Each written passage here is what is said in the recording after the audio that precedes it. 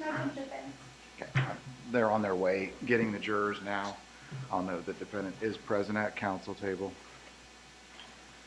So State, can you just kind of give me a roadmap for the rest of the morning of what you intend to do? Yes, Your Honor. The state intends to call two witnesses. First, we'll call Officer Margaret Mute to the stand. She'll have a little bit more substantive testimony. Second, we'll call Sergeant Brian Smith to the stand. We anticipate his testimony to be relatively short. Okay. And just remember to announce yourself for the record. Yes, Emma Hershey, certified legal intern for the state. Okay.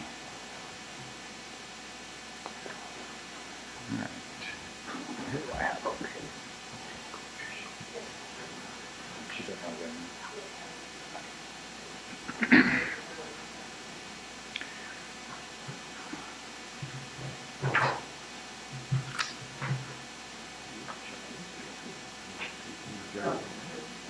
They're here? All right. We have the jurors. Let's bring them in.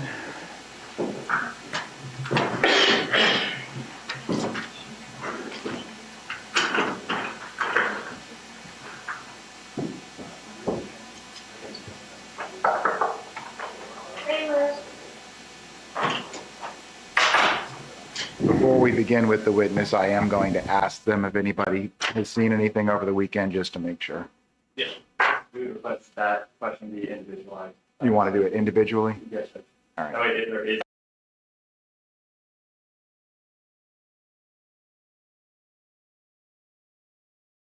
There is any yeses? Understood.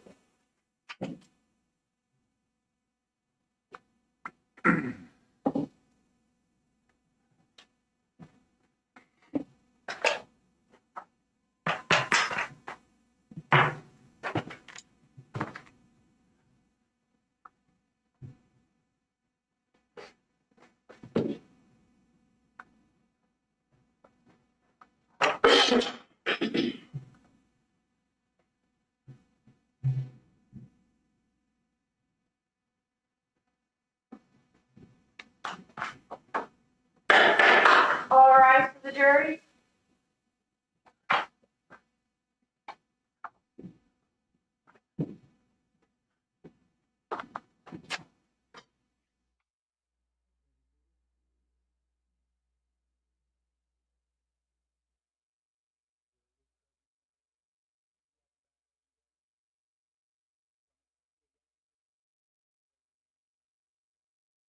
To have further discussion. Over the weekend, did any of you see anything or read anything about this case? No. Juror number one, juror number two, no.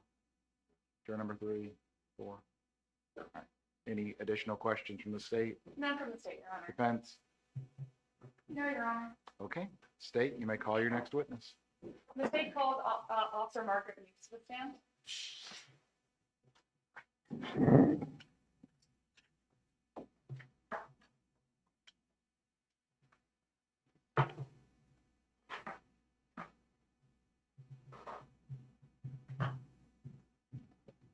And just so the record is clear, all the jurors either shook their heads no or said no.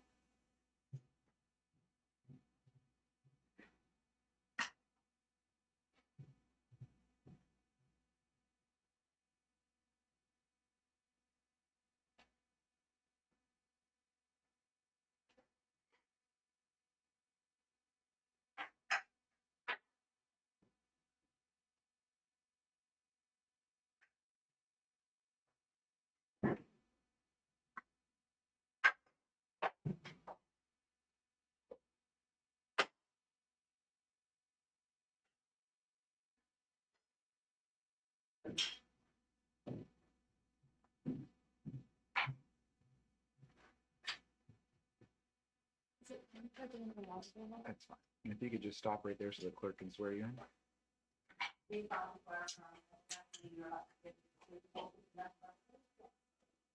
Have a seat.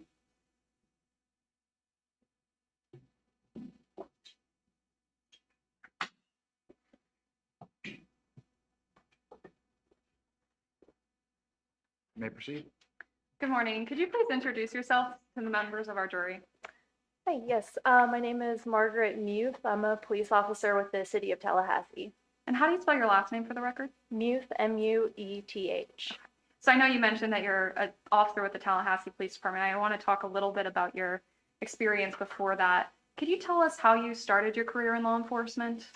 Yes, so I used to live out in Oregon, and I was a police officer in Oregon for about 3 years. What type of things did you do over in Oregon? I was a patrol officer, and working on patrol, I worked a handful of DUI cases.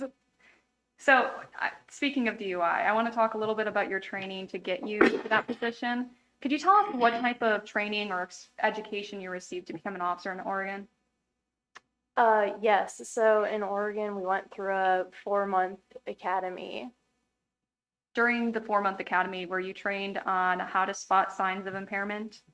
Yes, part of the 4-month academy was there was a week-long section just specifically for DUI investigations. Now I want to transition over into what you do here in Tallahassee. When did you join the Tallahassee Police Department? The summer of 2022. Before starting in the summer of 2022, did you receive any additional training? No. Did you go through any refresher courses? No. No? Okay.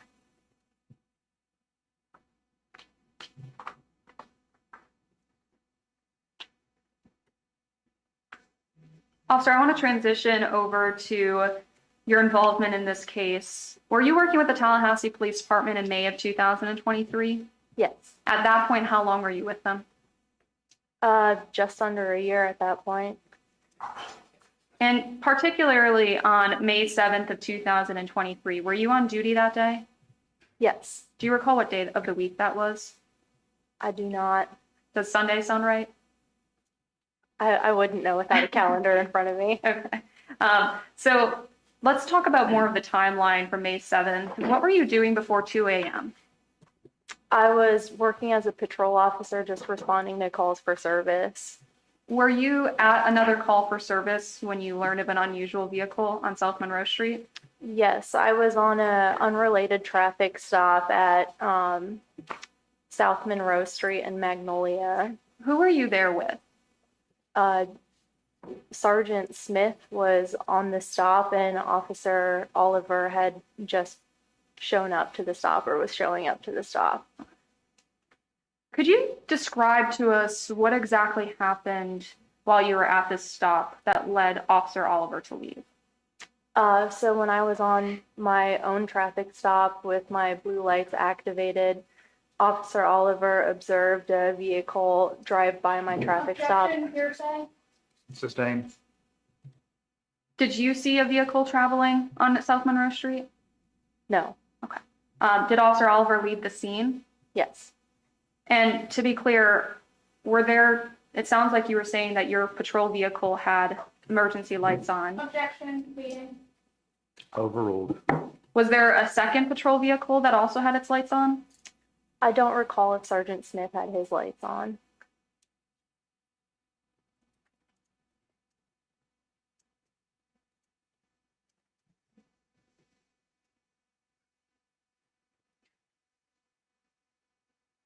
So you mentioned that Officer Oliver leaves the scene to pursue that vehicle. Were you eventually called to respond to the vehicle that she saw? Yes.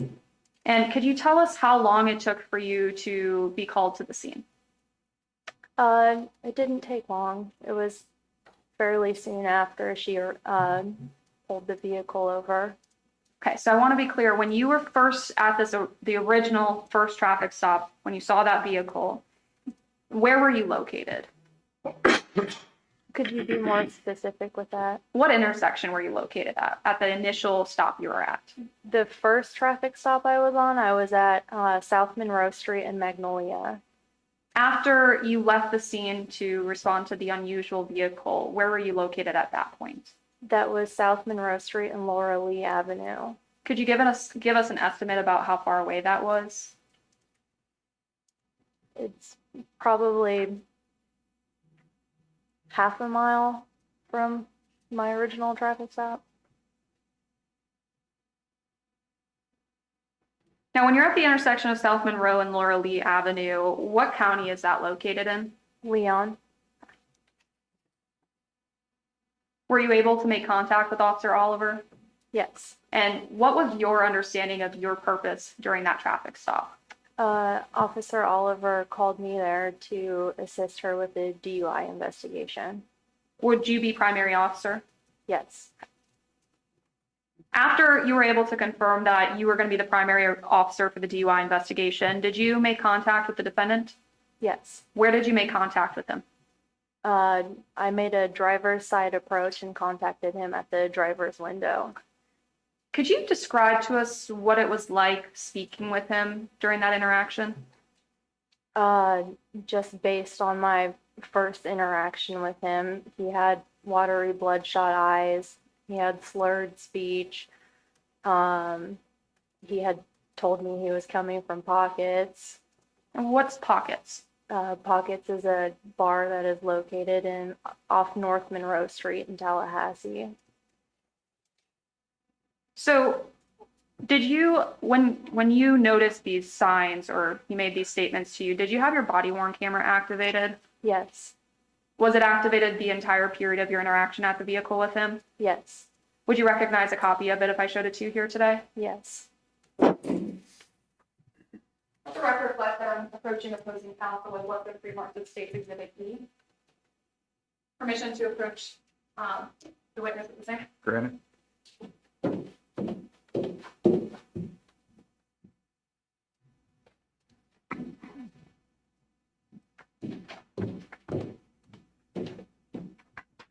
Officer, I've just handed you what's pre-marked as State's Exhibit E. Can you tell us what this is? It's a copy of my body worn camera. Did you have an opportunity to review the video footage on the disc before today? Yes. Is it the same video footage from when you were at the stop with the defendant? Yes.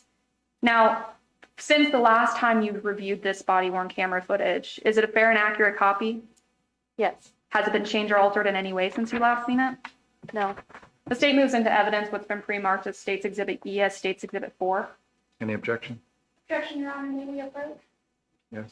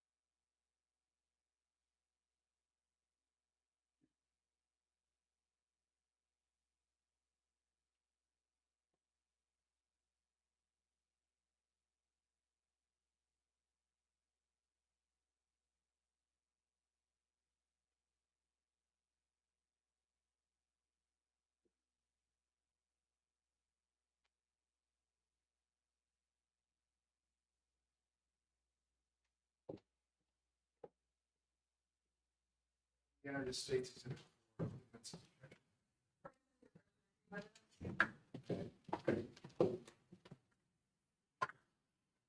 Permission to publish?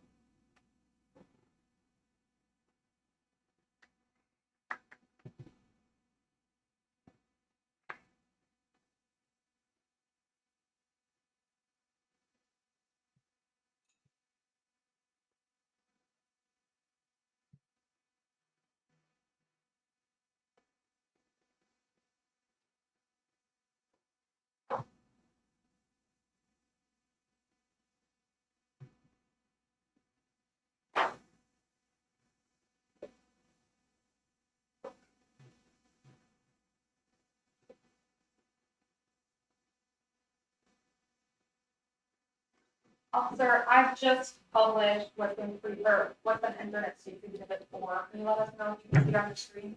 Yes, I can now.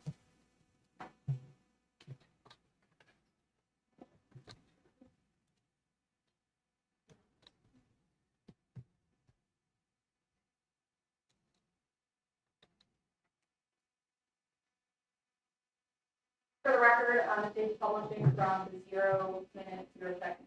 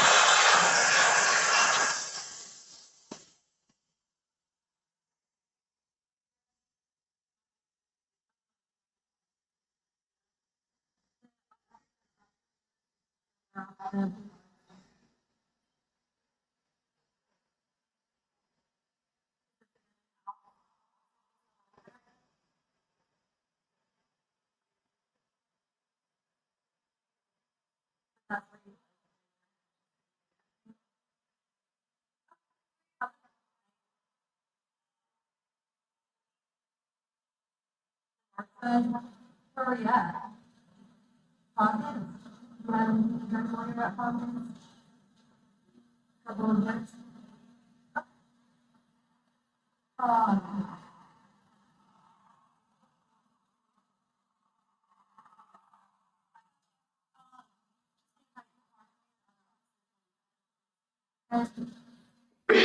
The record stopping at 1 minute 32 seconds. Officer, there's a few questions you asked. I want to break down those questions. Okay.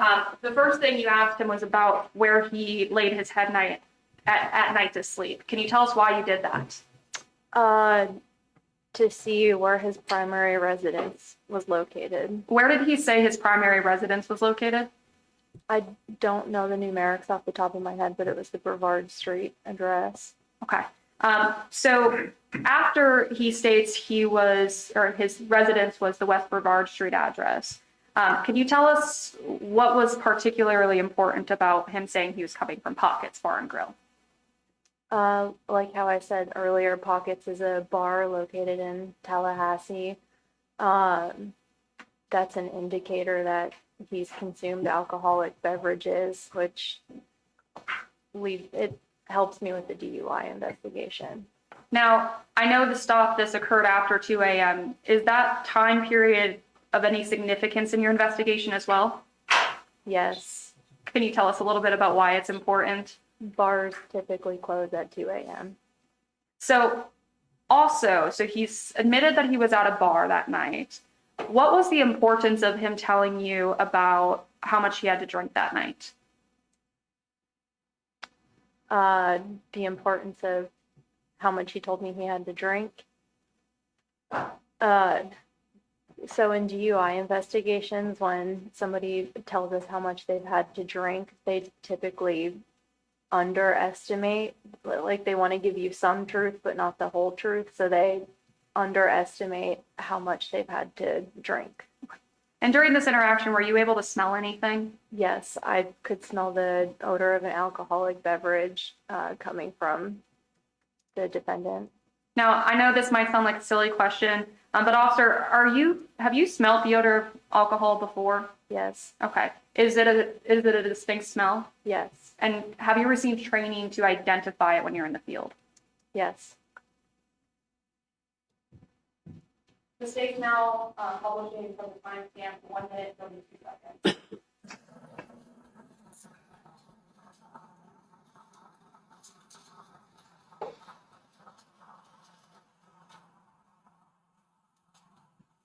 Yeah, he said he's coming from Pockets and he had, you heard that Pockets? Oh, you didn't tell me that? Everyone says in Marble and kind of similar out on like kind of use the Pockets. He told me he's from Brevard Street.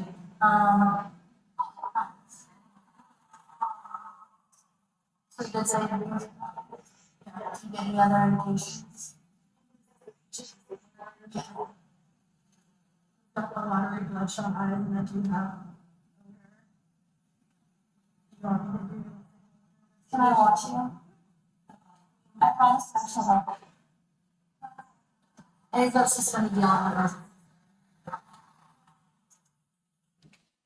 And for the record, I'm stopping at 2 minutes and 26 seconds. Digital is asked, when you announce the times that you do it near a microphone.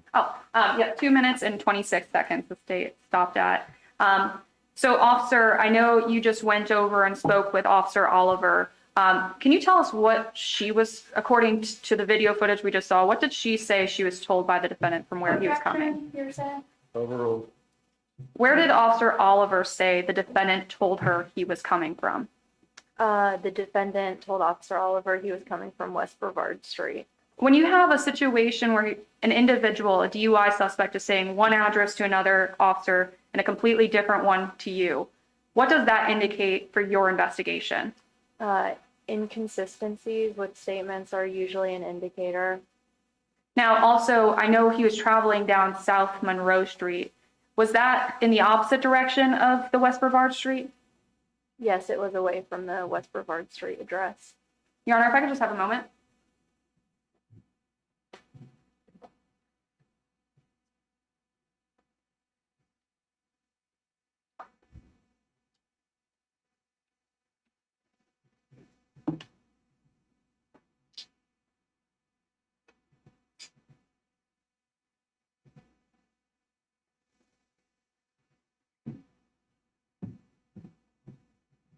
Officer, if you saw the two locations, the pockets and the West Brevard address on a map, would you be able to recognize where they were located? Yes, If I showed it to you on a map, would you be able to pinpoint his direction of the route he was taking? yes.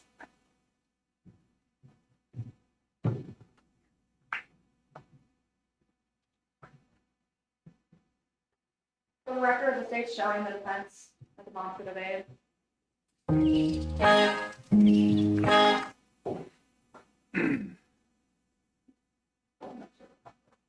Permission to approach? Granted.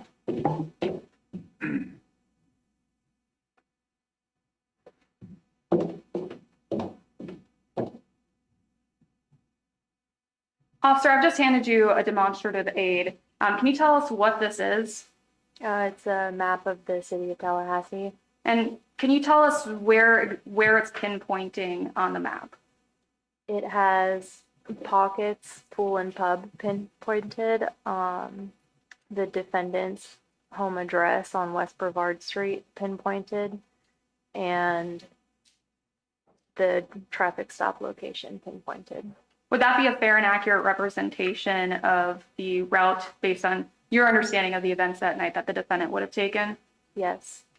Your Honor, permission to publish the demonstrative aid? Any objection? Objection, Your Honor, includes hearsay. Overruled. Permission to approach? Granted.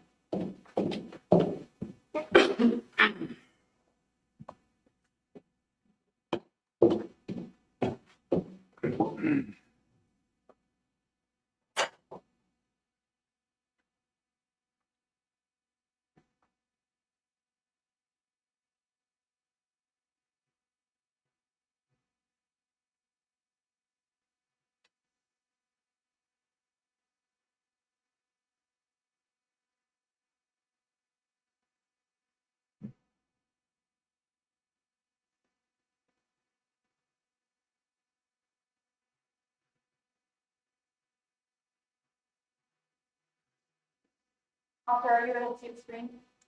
Yes, I think the map needs to slide up just a little more. That's good.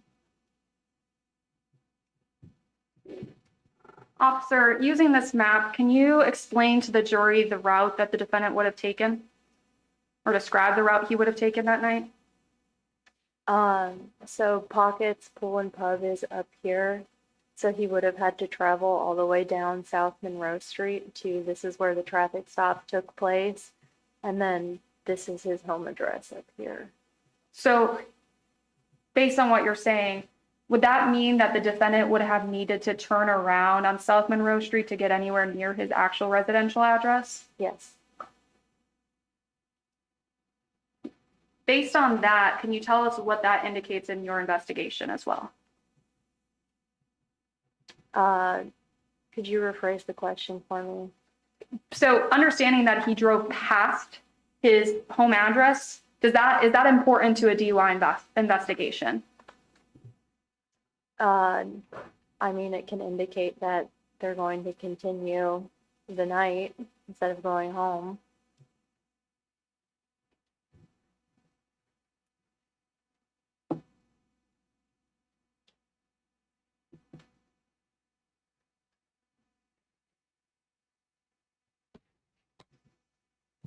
Is this,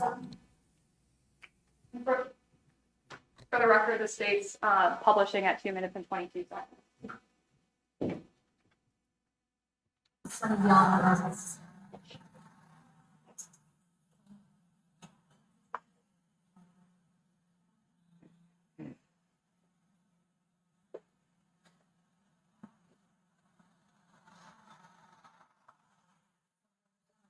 Provide background, so that there was out of the owner, and you also said that his driver's license is suspended. Correct?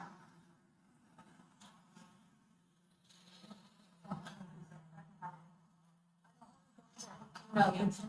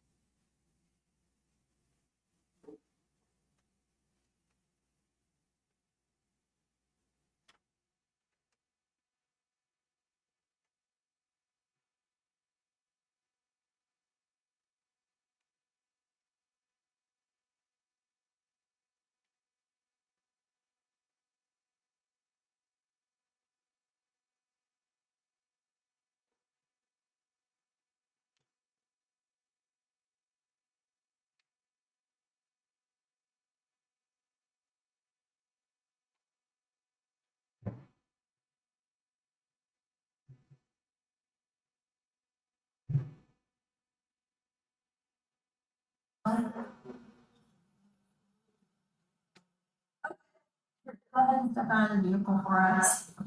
For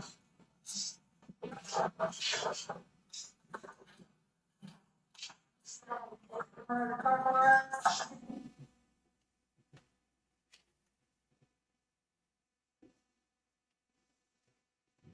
For the record, I've stopped at 4 minutes and 9 seconds. Officer, in the video on screen as we see it right now, can you see a wristband on the defendant's wrist? It looks like a blue wristband, yes. Can you tell the jury what a wristband indicates during a DUI investigation? Wristbands are given out at bars.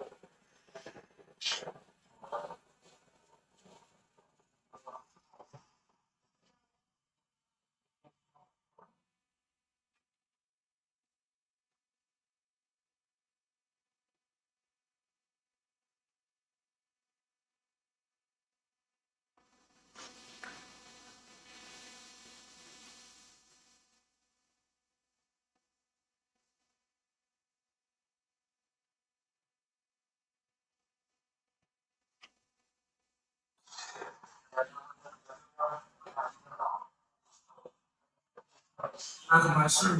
Look at you. I show you I'm a ball. You understand what I'm saying? So, to me, you smell marijuana, you a lot. So, I'm gonna show you something.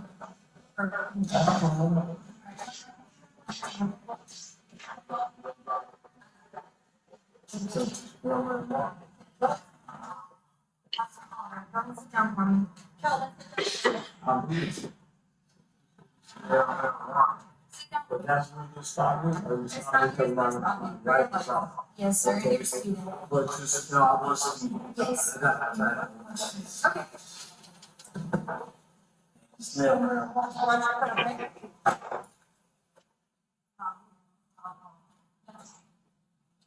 Um, is there enough, like, before that?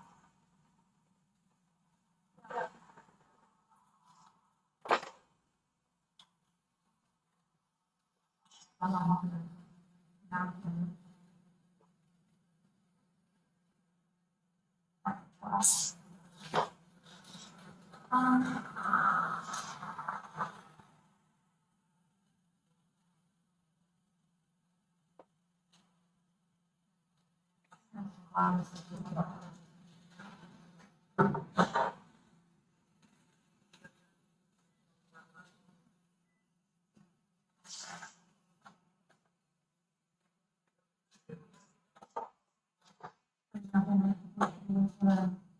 on one portion of it, because you refused.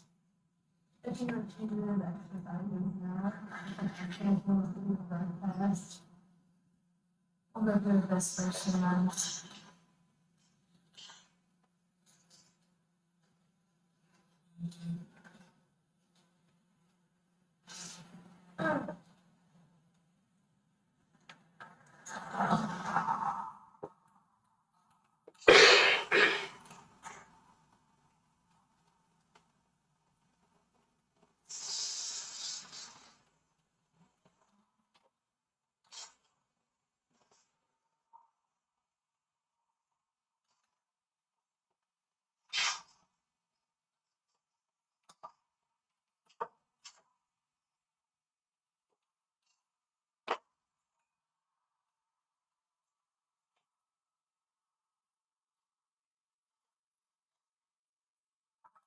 I don't know.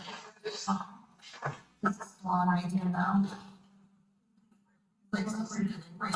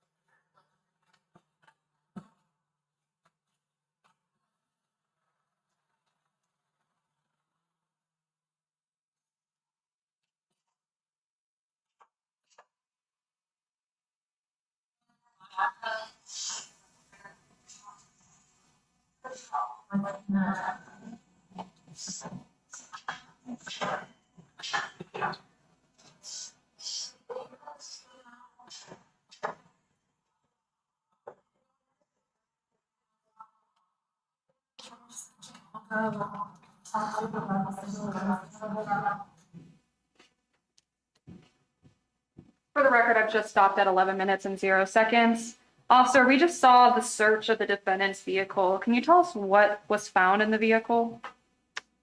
So there was an open a Tervis that contained an alcoholic beverage located in the cup holder of the center console.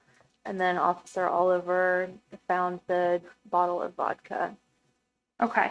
Did Officer Oliver ever tell you that the bottle was opened or closed? Objection called for hearsay. Overruled, it's already been discussed at length with Officer Oliver. I'll ask the question again, officer. Did Officer Oliver ever say anything to you about the bottle of alcohol being opened or closed? No, Okay. Did this bottle, open or not, come into your decision to arrest the defendant for driving under the influence? no. Okay.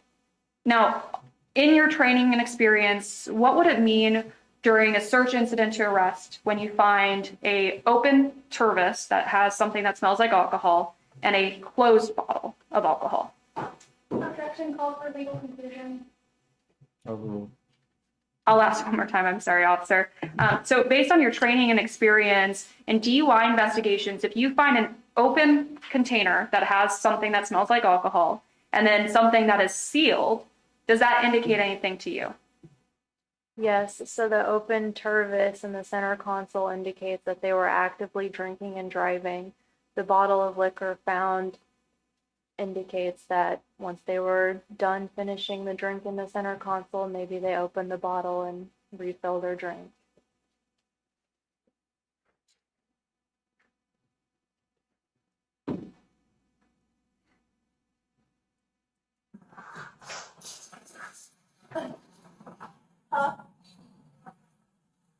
Is your car locked?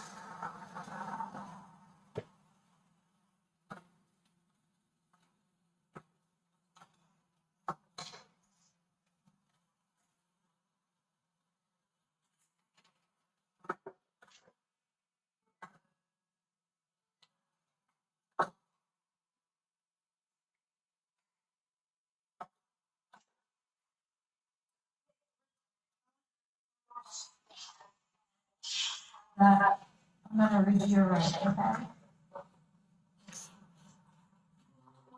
When we met, take like this. You stopped me, you said that my light was on. I'm not going to stop.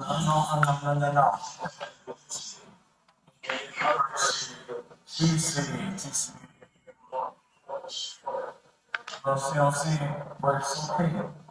I'm gonna do what you wanna do. And then For the record, the state stopped at 12 minutes and 5 seconds. Officer, we just heard you speaking with the defendant. Can you tell us what he was telling you about the headlights being off? I'm sorry, could we play it back again? You want me to play the? Yes, I can please. definitely do that.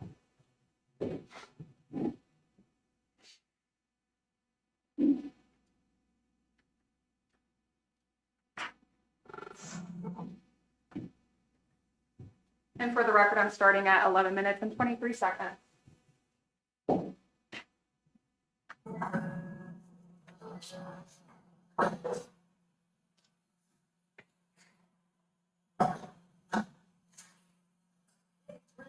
I want to ask you one question about Shannon, okay? That's the part of that. I'm gonna read your right, okay?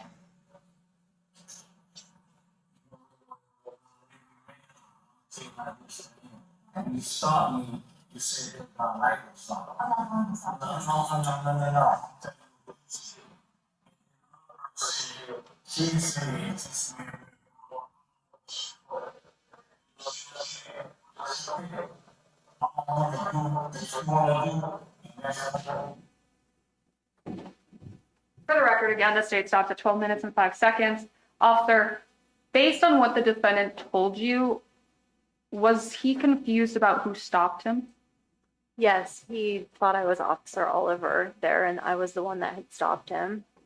Can you tell us why signs of confusion might indicate impairment? I'm not sure I understand that question. Can confusion or seeing signs of confusion in a suspect indicate that they might be under the influence of alcohol? Yes. Objection, leading. Sustained. Officer, can you tell us what confusion means in a DUI investigation? It just means that they're Objection, leading. That's not leading overruled. I'll ask one more time. What does signs of confusion indicate in a DUI suspect? that their wits are not with them. It drinking affects memory, how you talk to people, how you interact with people. Now I'm going to return back to the video. For the record, the state's starting at 12 minutes and 5 seconds.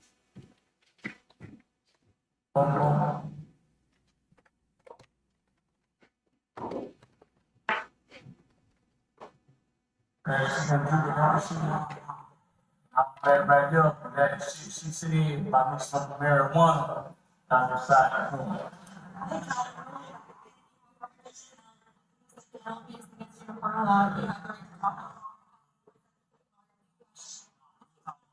Talking about marijuana. Ain't nobody no alcohol. You said you stopped me, my life is off. Because he said she stopped me for smelling marijuana. That's so alcohol. One is I told you had to be. She over there saying one thing about she smell marijuana. You smell marijuana, but you both blocks away from me, and then you say you stopped me from my life is off. Okay, cool. No problem. We'll deal with this later. We're done. Can I speak, Calvin? You can say what you want. I said, I said it. It is what it is. Hey, man. Hey. Say what you want. You can decide at any time to exercise your rights and not have to. Say what you want. Say what you want. Say what you want. Say what you want. I asked you to get my phone. So I'm gonna make a phone call to my people. You know what's going on. You see me get my phone. No, I said, asked you, can you get my phone so I can call you? And you said you would. So I'm sitting here, and she said she smelled marijuana. You said you stopped me because my life is on. That's a good story. So it's all good. It's all good. It's all good, man. Just get my phone so I can call my people. So they'll know. Don't get open there and you made a bad deal. That's how I go. And you say you smell marijuana, you're a silly person. You're a silly person. Don't even smoke. Don't even smoke. You're a silly person. You use that same technique God is good that they used in the old days. You don't smell no marijuana on me, you're a lie. You ain't smell no marijuana, you're a lie. You're a lie. You don't even be no police officer, you're a lie. You use that for an excuse. You use that for an excuse to do what you wanna do and serve. You ain't serve shit because nobody you ain't got nothing. Cause I don't smoke weed, I don't do no drugs. You're a lie. You say you smell marijuana, why you record that? I don't give a fuck about my phone, give me my phone and call my lady. So she come, that's right. Cause you're a lie. You're a lie. You say you smell marijuana, you're a lie. She said she stopped me to my life, so I understand that. And she had my own quiet total out was not properly down the road. But she said,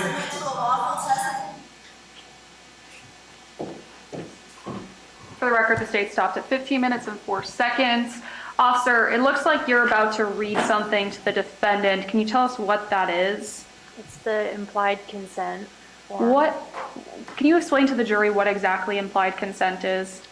So when you get a license in Florida, you sign a bunch of paperwork. Implied consent is one of them, that if a police officer ever requests that you take a breath test, it's implied that you do. When you completed the implied consent warning in this case for the defendant, did you complete any paperwork? Yes, If I showed you that paperwork, would you recognize it? yes. For the record, I'm showing defense counsel with them pre-marked as State's Exhibit F. Permission to approach the witness with the same? Yes.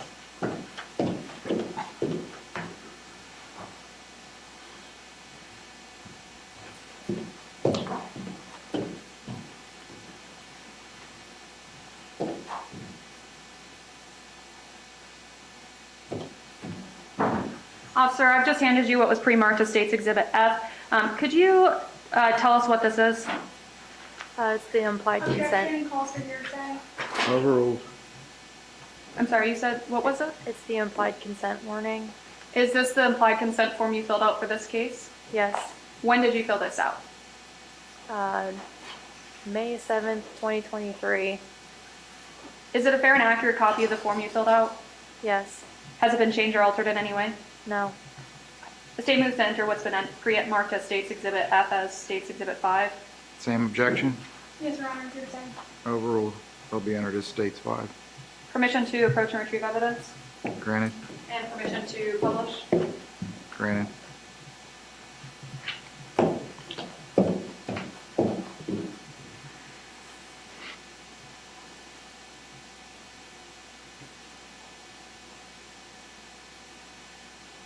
Officer, can you just let me know if you can see it? My computer screen is not working right now. Okay, it's working now. Okay. Can you see the top portion right here? Yes. Okay. Officer, can you walk us through what that form says and what you tell DUI suspects? So the very first line, I'm now requesting that you submit to a lawful test of your breath for the purpose of determining its alcohol. Objection, hearsay. Overruled. It's in evidence. Your Honor, just standing objection. Okay. I'm sorry, you can start over with what you were saying just now. So the first line, I'm now requesting that you submit to a lawful test of your breath for the purpose of determining its alcohol content. Will you take the test? That is the general question that we ask when we want somebody to perform the breathalyzer to determine their blood alcohol content. And officer, when you asked the defendant initially if he would take a breath test, what did he do? He just started yelling at me. Okay. So once he starts yelling at you, what do you read next? So then you read the refusal portion of it, basically just explaining the repercussions for refusing the breath test. Can you read to us exactly the consequences that you informed the defendant of? Do you want me to read just the whole paragraph? You can read the first part of it. Okay, if you refuse to take the test I have requested of you, your driving privilege will be suspended for a period of 1 year for a first refusal, or 18 months if your driving privilege has been previously suspended, or if you have been previously fined under statute 327.35215 for refusing to submit to a lawful test of your breath, urine, or blood. Thank you. So when you read this consequence of losing his driving privileges for up to a year, how did the defendant react to that? He continued to yell at me. How many times did you ask him to take a breath test? I read the implied consent warning at least twice to him. Okay. So for both times you attempted to read the implied consent form, did he continue to yell at you for each time? Yes. Okay. For the record, the state's going to republish State's Exhibit 4 of the body.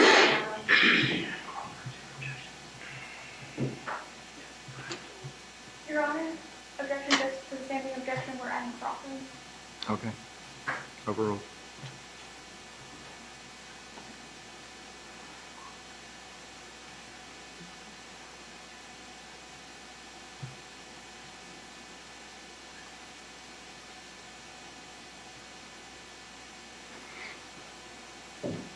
And for the record, the state's publishing at 15 minutes, 4 seconds. Can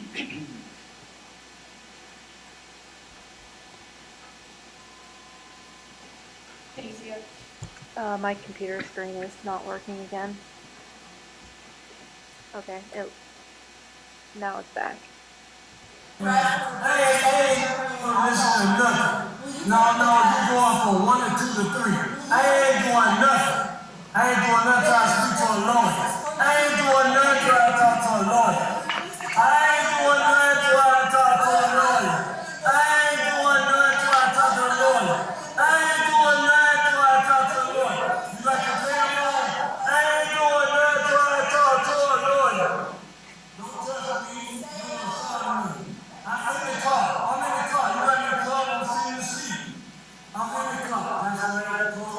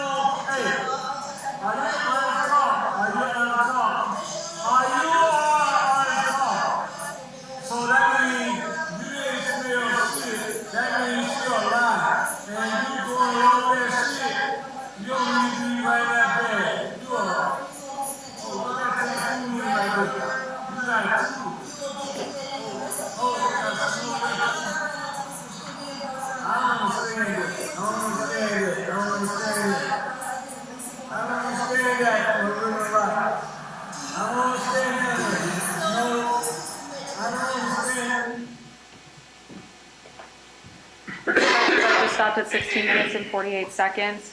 Officer, as you're reading the implied consent, did the defendant ask you about Miranda rights? Did he ask me about Miranda? Did he think that you were reading Miranda rights instead of applied consent form? Objection, Your Honor. Calls for comment of right to remain silent as Miranda. Overruled. Officer, when we watched that body-worn camera, do you recall the defendant saying something to you about reading Miranda rights rather than implied consent form? He kept saying, I'm not saying anything until I talk to a lawyer. Okay.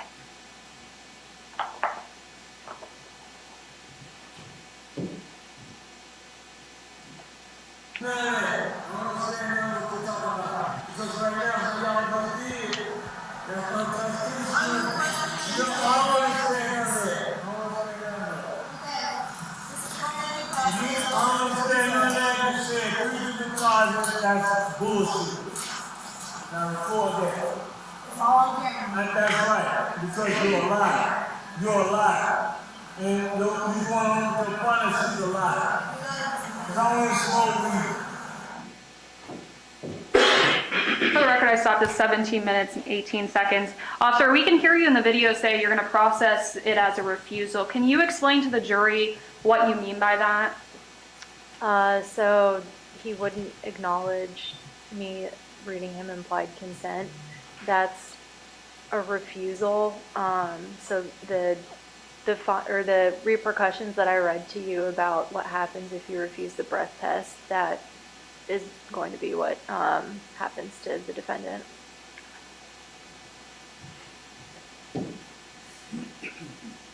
I don't smoke no drugs, I don't do no drugs, none of that. I tell you where I'm coming from, I travel going, and she said she smelled weed. She a liar. You're a liar. You're a liar. You're a liar. I can't tell them about my hand, though. I can't tell them about my hand. I can't tell them about my hand.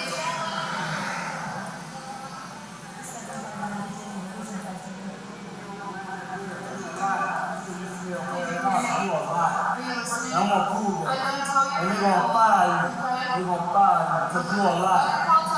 You're a liar. I don't want you to record me because you're a liar. You say you're a bad woman. That's right. That's right. You do what you gotta do. You're messing with the wrong person. You're messing with the wrong person. Run until the time you messing with the wrong person. You're more certain.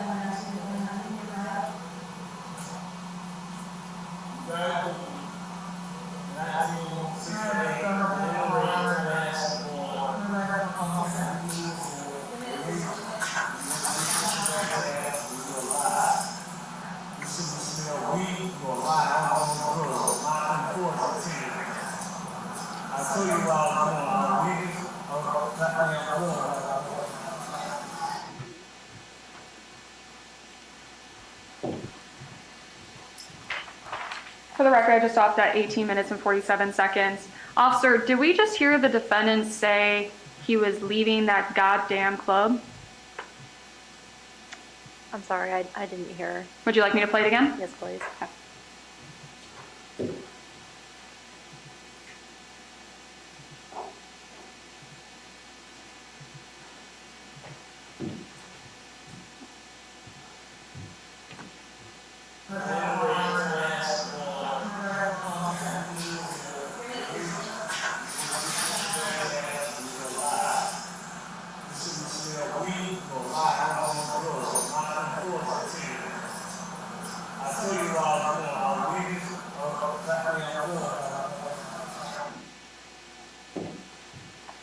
I'll ask it again, officer.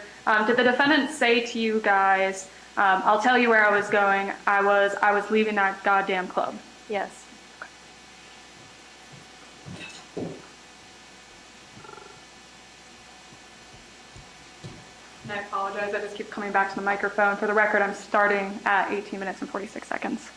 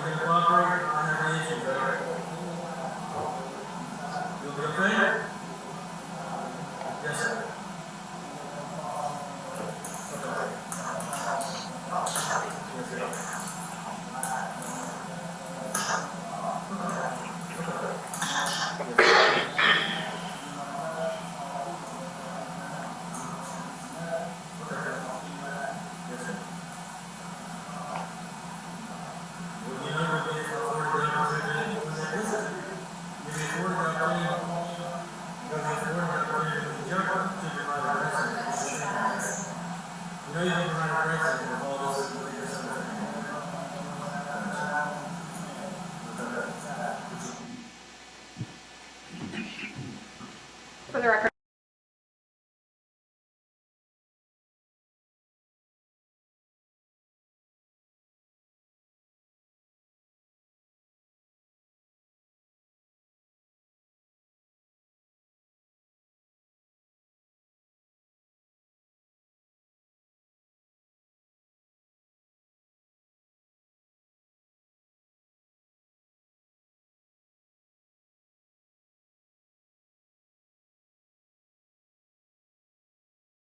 that question.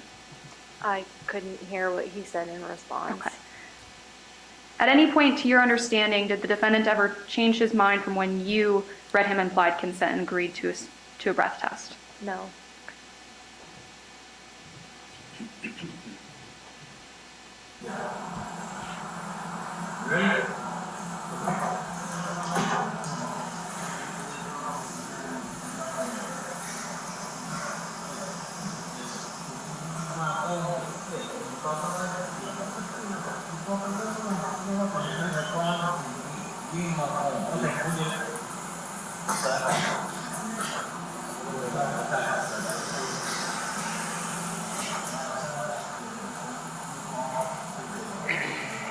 Please vote.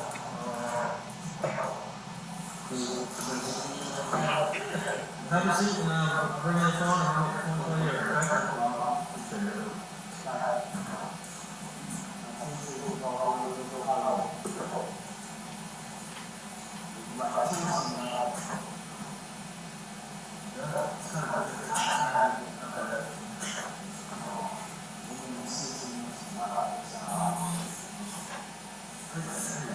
Can't take it, I'll get your phone off the phone.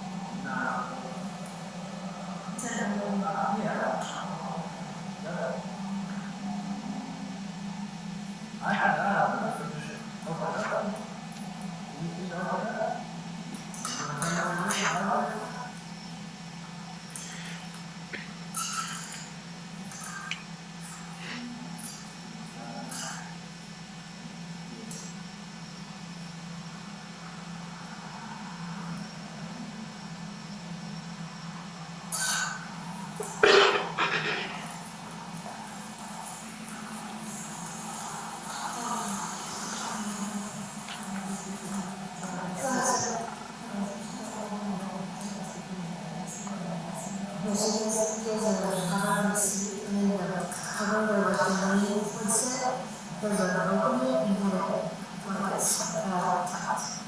And then the one is also.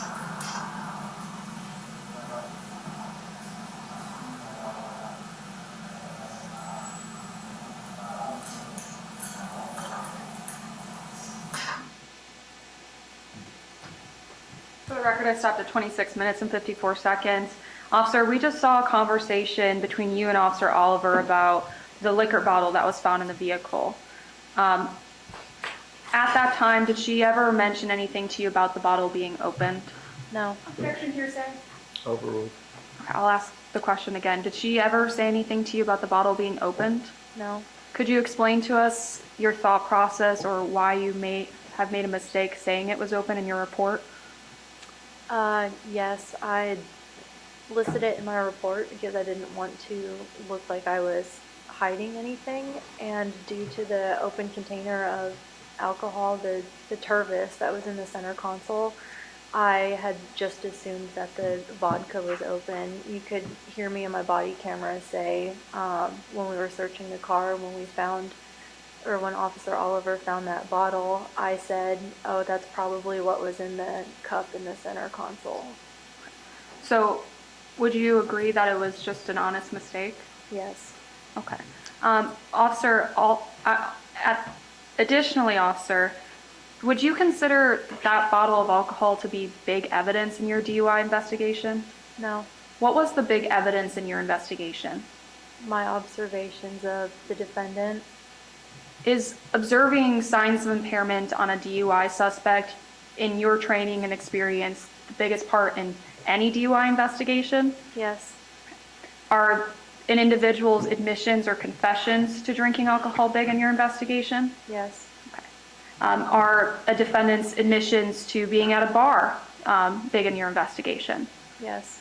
So, to summarize then, would you agree that the signs of impairment, admissions to drinking alcohol, and admissions to being at a bar, those are your main points of deciding whether to arrest someone? Objection, leading.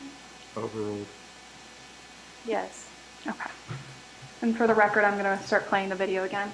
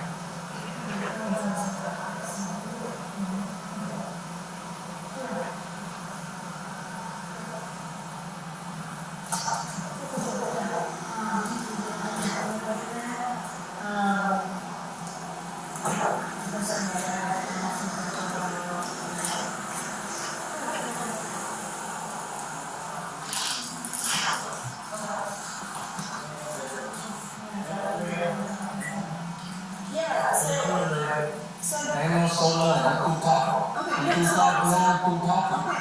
I'm through talking. You gotta bring me up. I'm through talking. I'm through talking, man. I'm through talking. I am through talking. No, you can't remember me. I don't want to say nothing. For the record, I stopped at 28 minutes and 34 seconds. Officer, can you tell us what you're reading at this point? I'm reading the implied consent warning again. You mentioned to the defendant that you have to read that. Can you explain to the jury why you have to read that? It's part of the DUI. DUIs are very procedural. It's just one of the procedural things that we have to read during them. Okay. And for the record, I'm starting the video again. I don't want to say nothing to you. I don't want to say nothing to you because you know three different scenarios that y'all make this y'all stop me. I want to talk talk to you about nothing. Nothing. I don't want to talk about lawyer. I don't want to talk to you about nothing. I don't want to do close the door, sir. Close the door, sir. I'm asking you, please close the door. Are you recording this? Are you recording this? Well, I don't want to talk to you about nothing. I don't want to talk to you about nothing. I don't want to talk to you about nothing. I don't want to talk to you about nothing. You're trying to sugarcoat it. There's no previous nothing. I want them telling you this. I don't want to talk to you about nothing, but what you said to me is that you stopped me because your lights is off. And then she says she stopped me because she smelled weed. So therefore, y'all both are liars. I don't want to talk to neither one of y'all. I don't care about none of that. You can say whatever you want to say. I don't understand none of what you're saying. I don't want to know what you're saying. And I am co-handed with what you're saying. I have no lie to what you're saying. And you guys are a liar. Because on the smoke, on the no drugs, and what you said that you stopped me because you smell weed. My name is Jonathan Valentino. I'm born and raised in Tallahassee, Florida. No, because you don't go now. I'm born and raised the other day in Tallahassee, Florida, 55 years old, and you are a liar. And you guys are trying to cover for your part. And also for Aaron Sanders, don't want to go. You just talk. I'm trying to talk to me until I just right here. That's not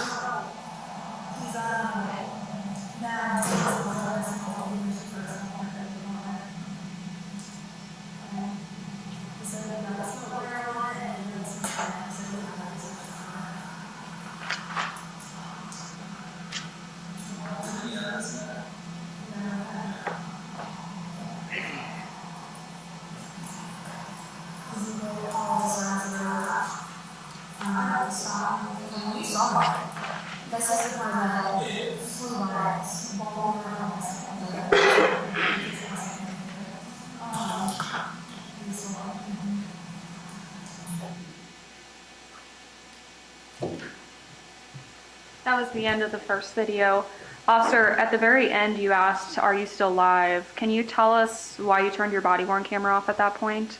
Yes, so if we're ever discussing like tactics or the case, we'll sometimes shut our body cameras off to have those discussions. Is that pursuant to department policy? Yes, Okay. When are you required to have your body-worn camera off or on? during the course of an investigation. Would that include like primarily interacting with somebody? Yes, At that point, was your investigation over? yes,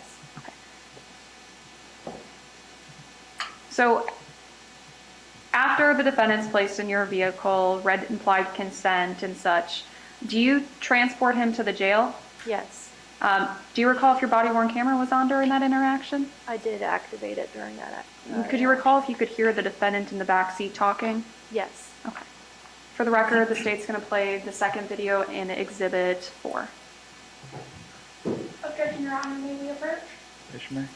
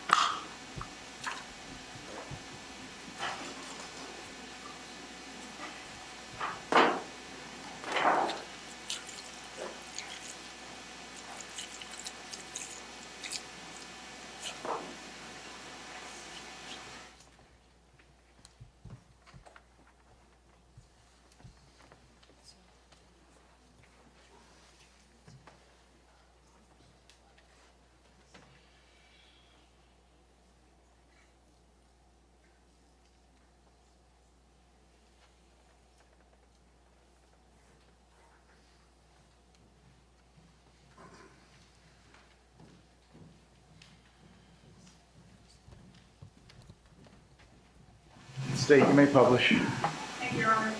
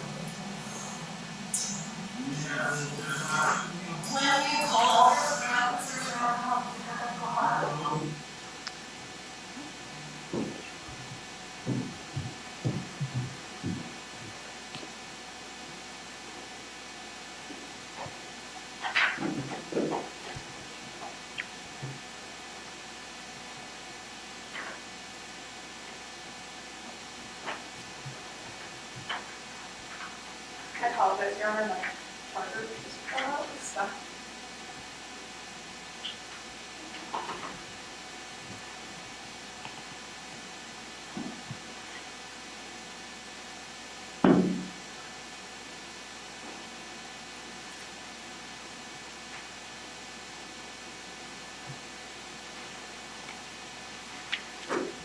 We've been at it for a couple hours. I think this might be a good time to take a comfort break. So let's take a 15-minute break and we will be back at 10 after 10.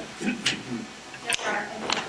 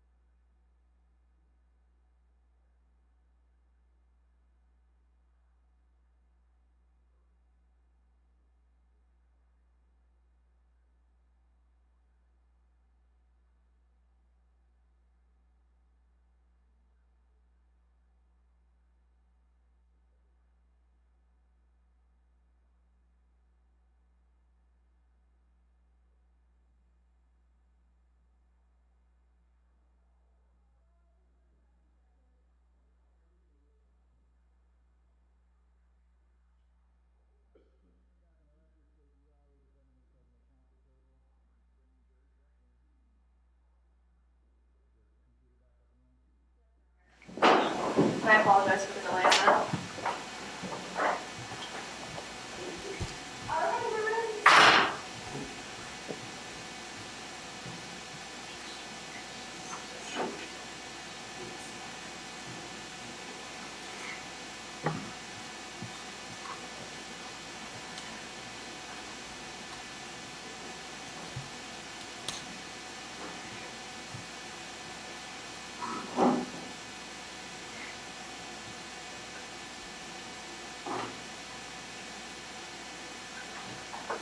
All right, you're entering the courtroom.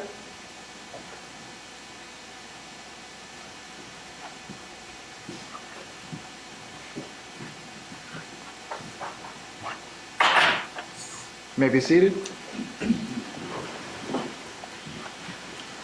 Jury is present in the courtroom. State you may proceed. Thank you, Your Honor.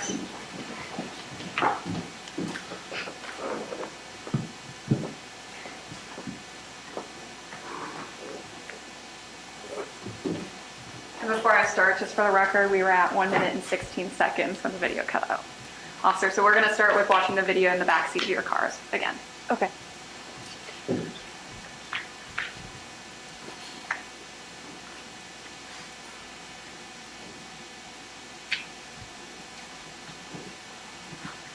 Officer does. So the tow truck needs the actual car. Okay. 75 miles an hour and still have his keys.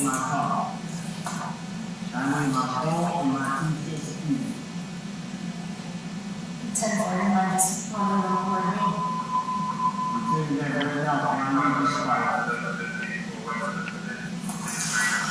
Give me one and I'll be driving.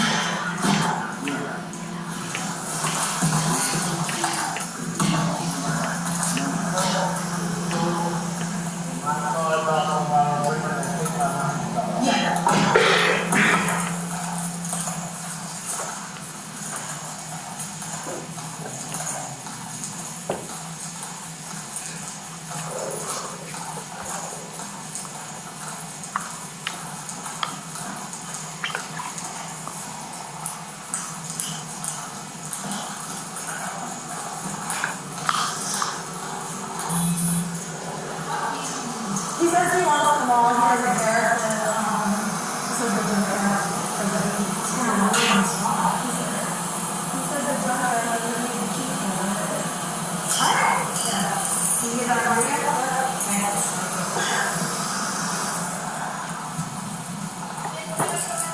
you.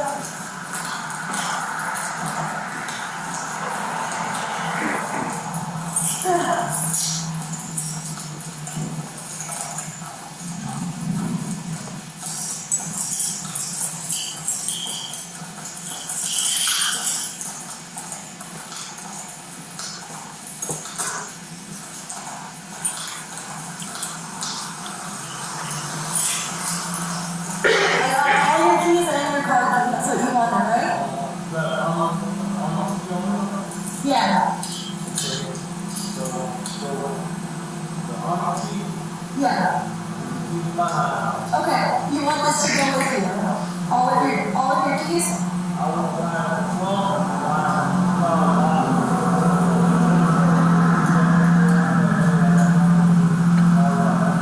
Okay, your car is all down. Okay.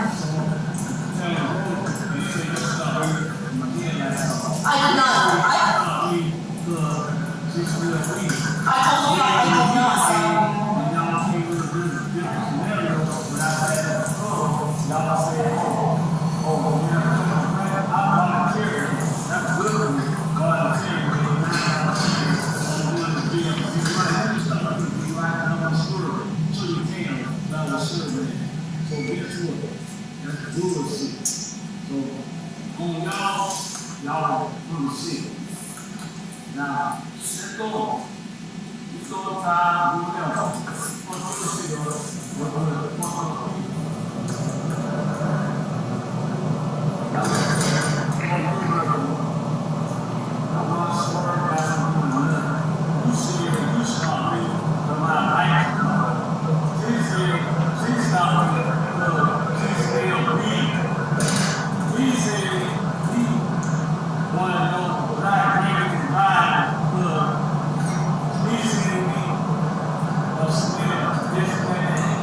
Shit.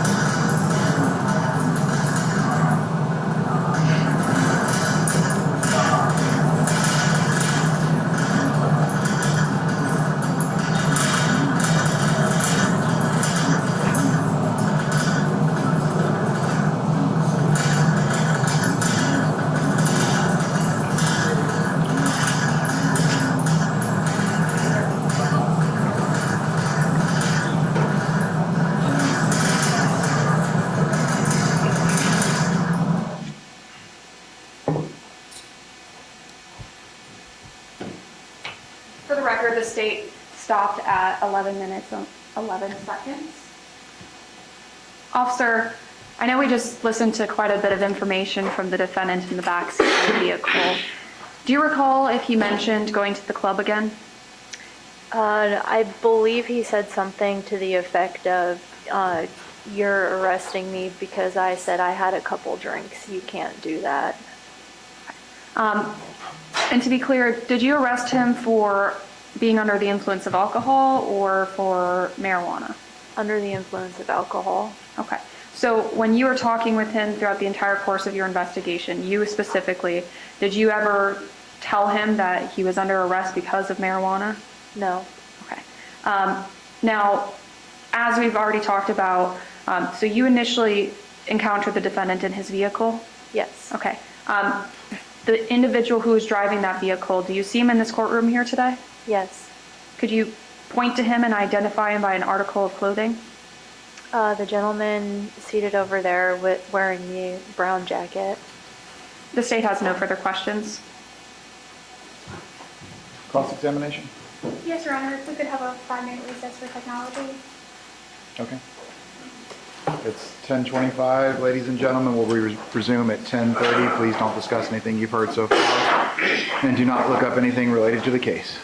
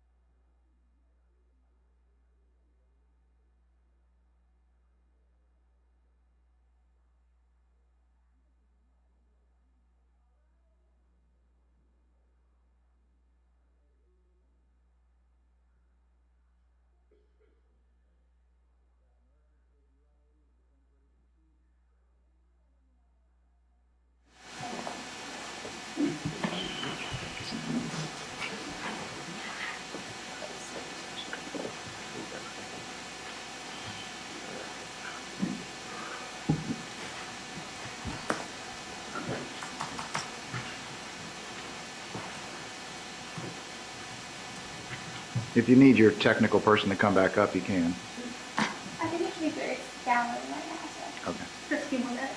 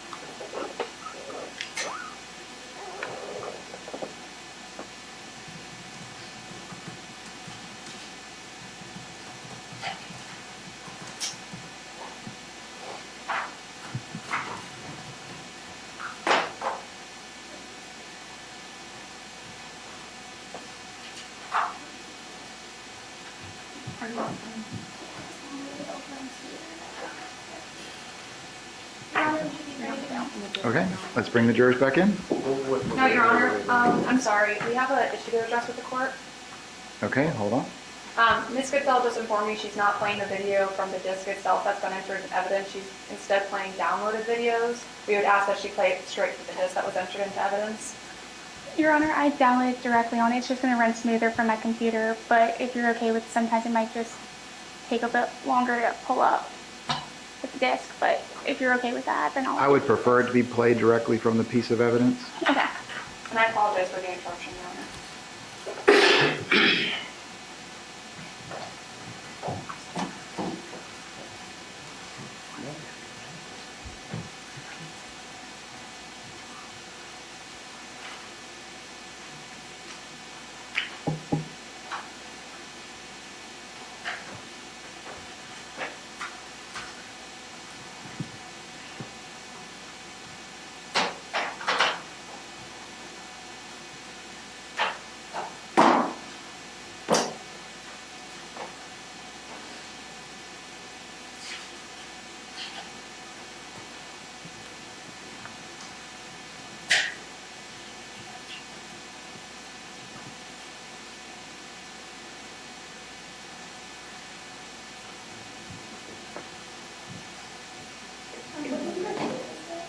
Which disc is it?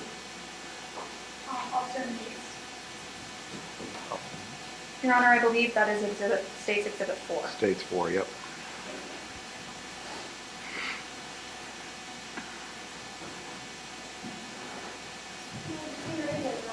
Okay, let's bring him in.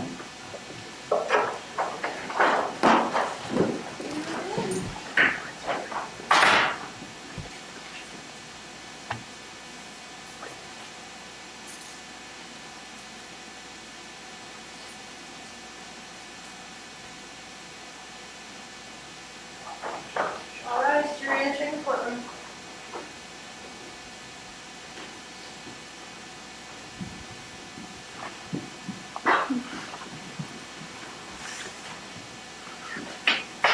You may be seated.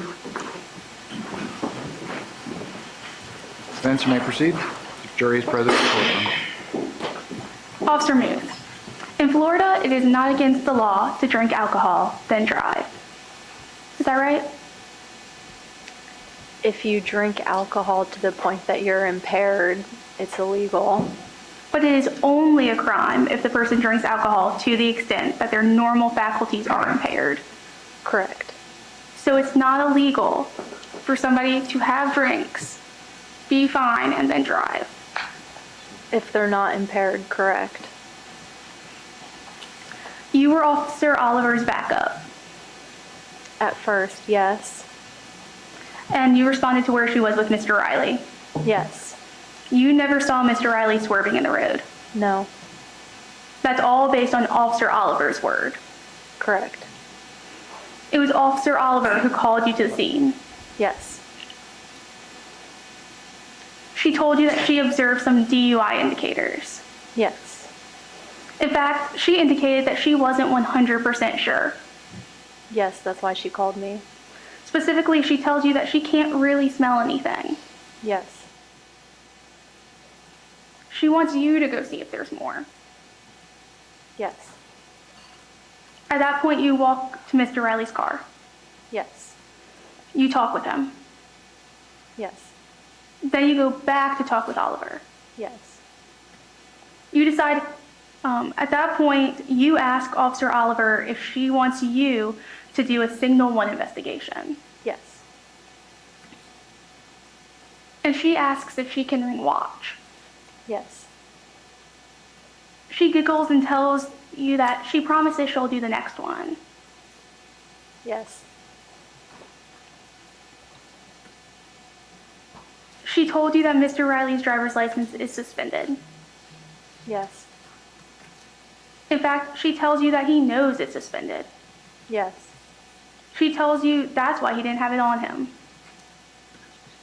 I can't recall if she said that. Would you like to see your body worn camera? Okay.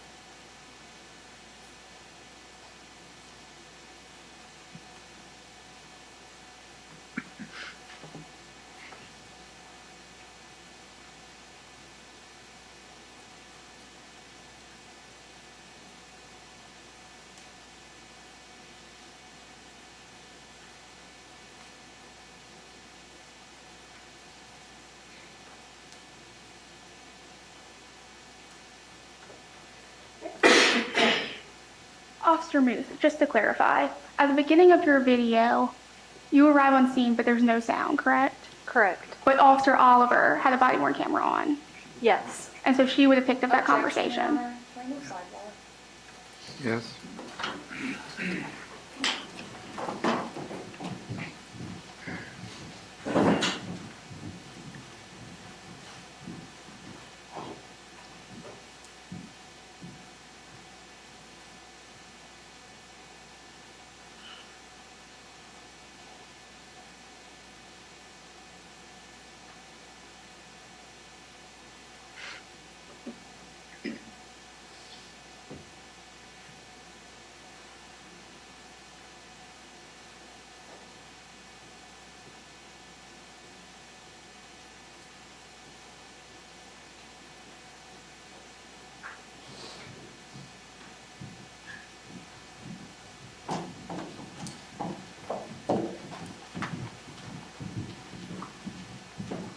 All right, you may proceed.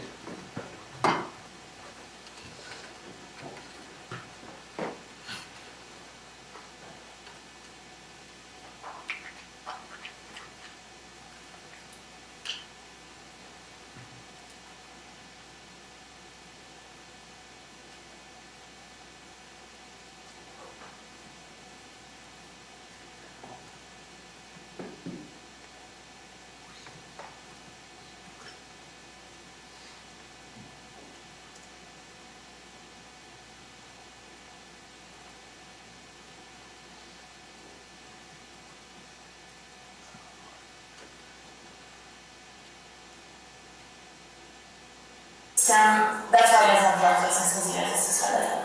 So.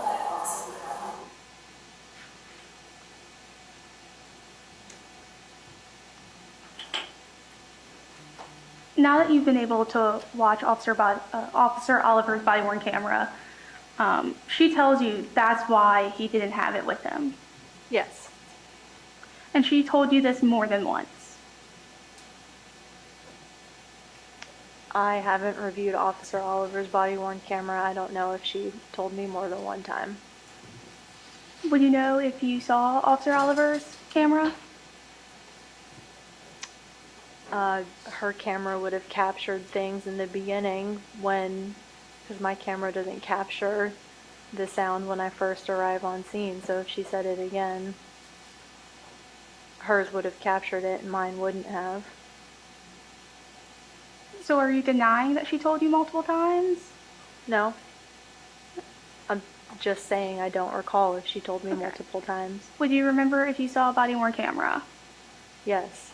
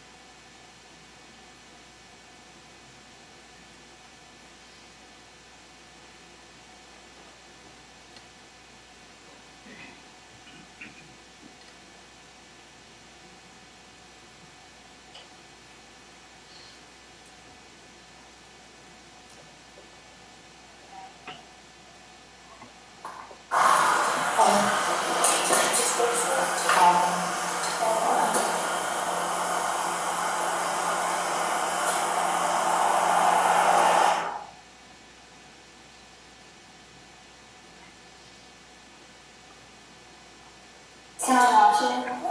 Okay. I promise not to hold it. Go ahead, sir. Exit system diagrams.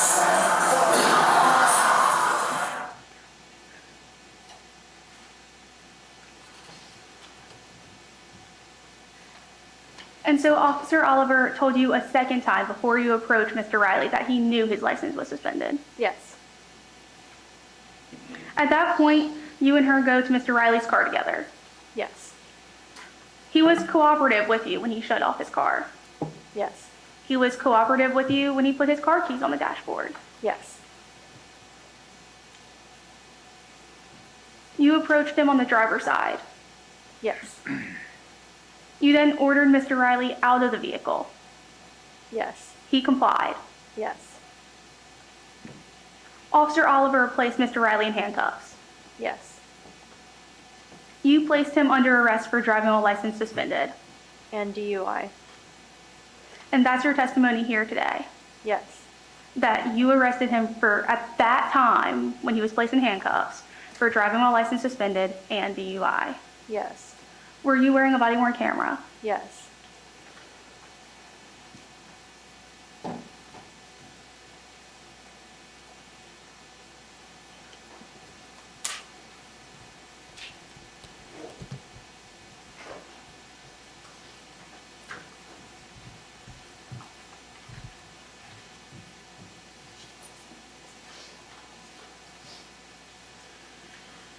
Your Honor, Yeah, okay.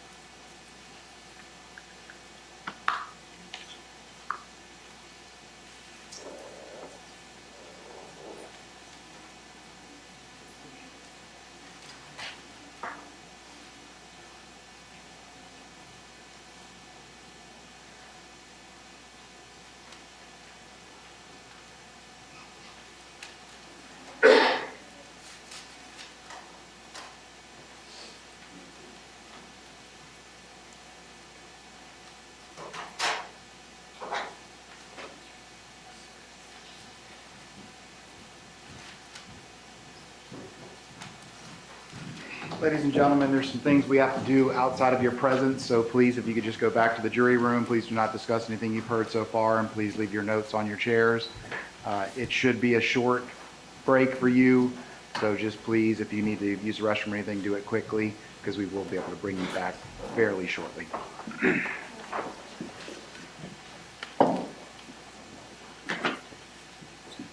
please leave your notes. Thank you.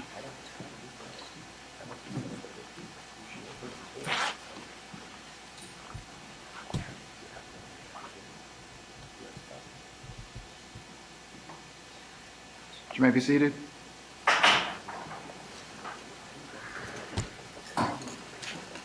Jury is not present in the courtroom. Ms. Goodfellow, you may proceed. Officer Oliver, is your testimony here today that you arrested Mr. Riley at that point when he was placed in handcuffs for driving while license suspended and DUI? I'm Officer Muth, not Oh. Officer Oliver. My apologies, Officer Oliver. Officer Muth, that's your testimony here today, correct? Yes. And both you and Officer Oliver were wearing body worn cameras. Yes.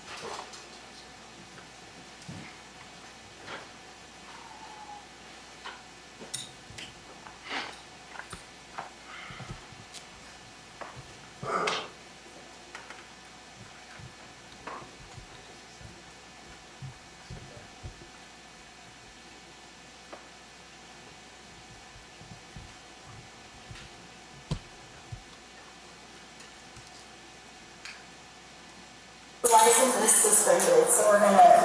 No problem. Oh, should I call somebody? Your Honor, if I may, based on the court's previous ruling and the rule of completeness, we believe that Ms. Goodfellow needs to play the portion before he was placed under arrest too that was previously suppressed, because it does go into why she arrested him. And the defense is currently suggesting that he was only placed under arrest for driving with a suspended license, but that's simply not true. He was asked to do field sobriety exercises, and then he was placed under arrest after he refused, so that goes directly into why he was arrested, and we request that it's fully played. Well, at this point, you haven't even asked her a question. You're just playing the video. So if you want to do that and state if you want to come back in your redirect, then we can. Your Honor, just for clarification, are you saying that we're allowed to discuss that? We'll have to issue do now? that outside of the presence of the jury, but if you want to talk about it, to refresh your recollection and then ask her a question, we can do that with the jury present after you've refreshed your recollection with the video. Your Honor, based on the situation, the state does not have a unredacted version of that. We would ask if we can use the defense's unredacted version that we are unaware of. For brevity, can you just back it up a little bit and let her hear the whole interaction, please? The jury's not present. Yes, Your Honor. What the record book is, you're ordering me to go backwards, but that doesn't supersede your previous order, so it's not opening the door, correct? Correct.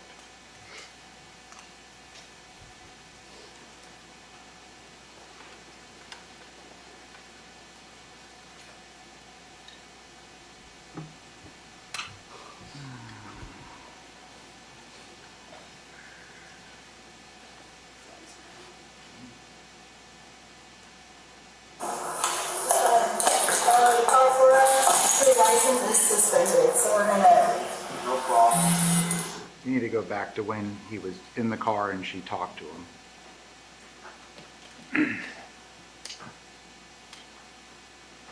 Is that what's correct, Your Honor? I believe so. I don't know what's being said right now. Your Honor, if the state would ask for 10 seconds, the skip back, I believe there might be a little bit more, I'm just not sure. Do you know what the frame. time frame, the time stamp is? I don't, I just know it's immediately upon the approaching the car, so I can't tell based on this time frame whether or not that's immediately when they first approached. All right, if you can just go back to when she approaches the car and bends down. I believe this is when she's leaving, Okay.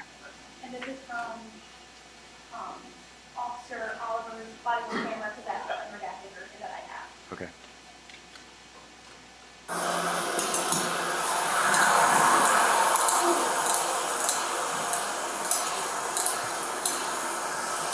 So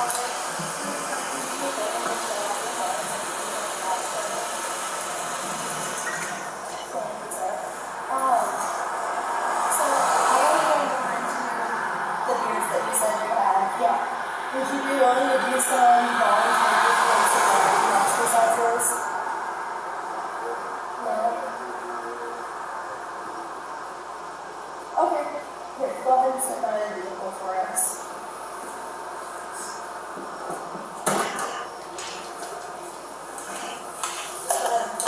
The car for us, your license is suspended, so we're gonna. No problem. Would you like to see more? Your Honor? That's all you want to play for, that's fine.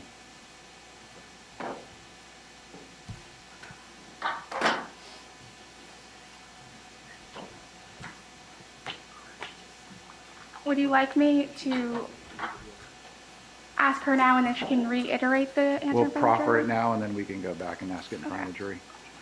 Officer Muth, now that you've watched your body, or Officer Oliver's body-worn camera of that interaction, Yes.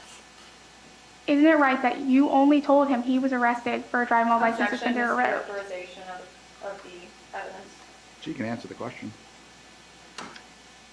Sure, I said that. I'm not required to list out all of the charges he's under arrest for, and he had just refused the field sobriety exercises, so I thought he would infer that he was also under arrest for DUI in addition to the DWLSR. Your Honor, would you like me to continue with the proffer? Nope, let's bring the jury back in, and you can re-ask the question. Your Honor, if I may, just before we continue, just putting on the record that the state believes this opens the door as to the reason for the arrest. Well, she can ask the question, and whatever answer she gets, she has to live with, so. I'm just putting that on the record. She so just heard the counsel's answer to aware. the question. If she wants to ask it again, then we'll see where we go.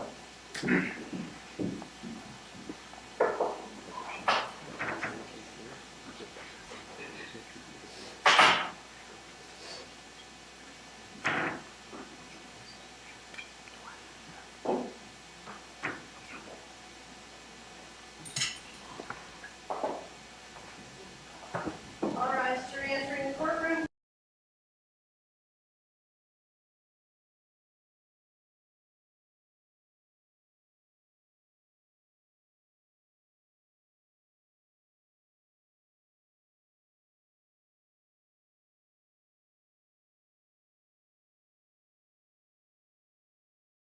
Officer Muth, now that you just had a chance to watch Officer Oliver's body-worn camera of the interaction you had with Mr. Riley, isn't it true that you only informed him that he was arrested for driving while license suspended and not DUI?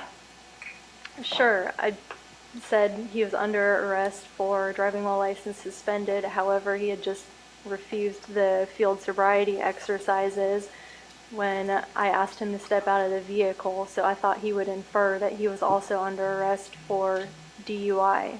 We're not required to list out all of the defendant's charges when they're placed under arrest.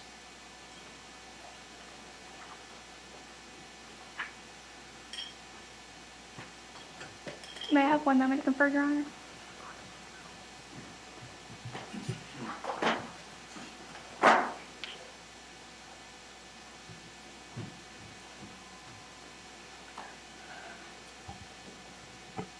I want to talk to you about the search of Mr. Riley's car. You searched this car with Officer Oliver. Correct. The first thing you notice is the air freshener. Yes, it was like he had sprayed cologne or air freshener. And Officer Oliver indicated that it was a very strong odor. Yes, And you did find cologne in his car. yes. I believe there was a bottle. But, and like you said, you assumed he must have sprayed it right before. I don't know if I said that or if Officer Oliver said that. But it was an assumption raised. Yes. But you have no evidence of that happening in this case. No. As you're searching on the passenger side, you indicate that you now have enough for a Signal 1 investigation. I said If she wanted to keep searching the car, I'll go ask him the signal 1 questions.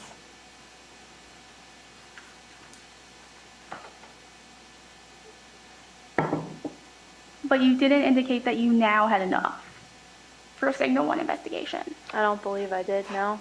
And that's your testimony here today. Yes. And you had a body worn camera on. Yes.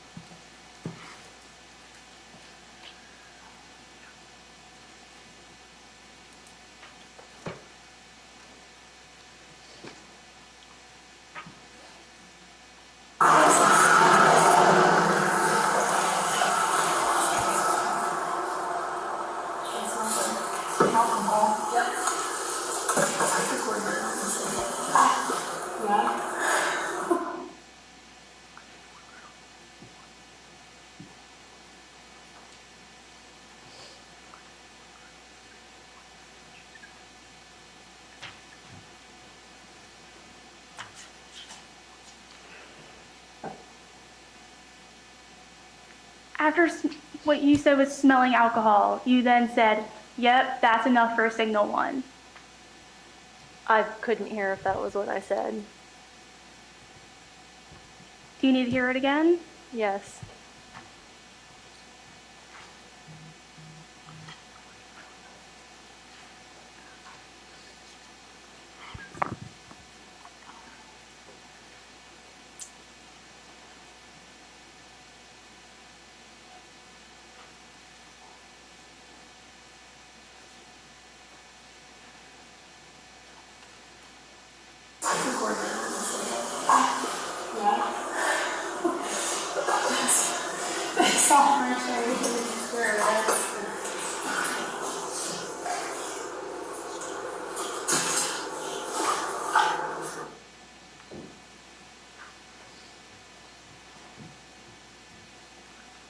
Officer Muth, it was right at the beginning of that video. Did you hear it that time? I'm sorry, no, I can't hear what I'm saying.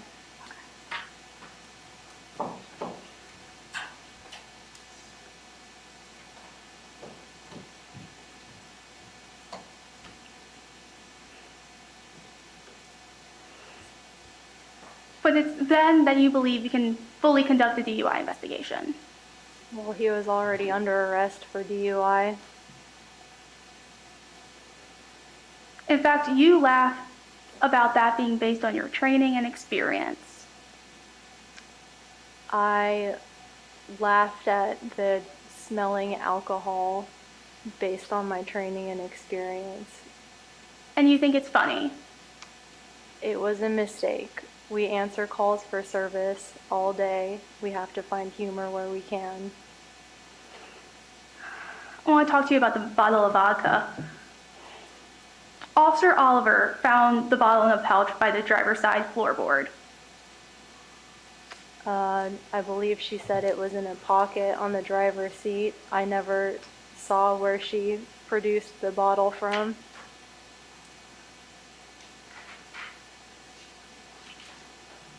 You were not present when she found the bottle? I was in the vehicle, also searching the passenger side. I did not see where she got the bottle from. But you automatically assumed that that's what was in the Tervis mug. Yes. And you did use the vodka bottle as evidence. like how I stated previously, we found it in the vehicle, so I listed it in my report because I didn't want to look like I was hiding anything. But you used it as evidence. The vodka bottle? Yes. No. That's your testimony here today, that you did not use the vodka bottle as evidence. Correct.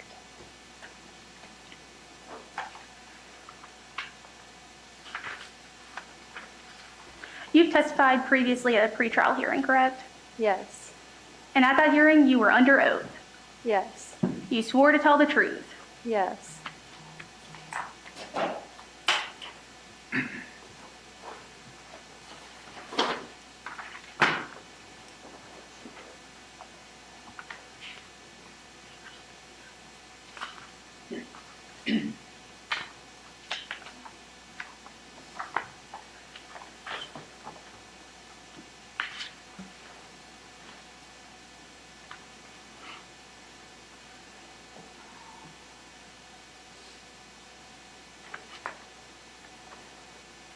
Your Honor, may I approach her with your deposition? Yes.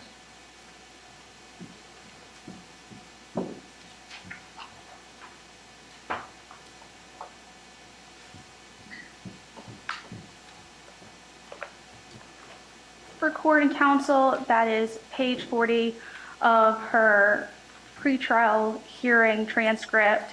Page 40, line 27 through 28, continues on to page 41, lines 1 through 3. Your Honor, the state would ask to see a copy of this.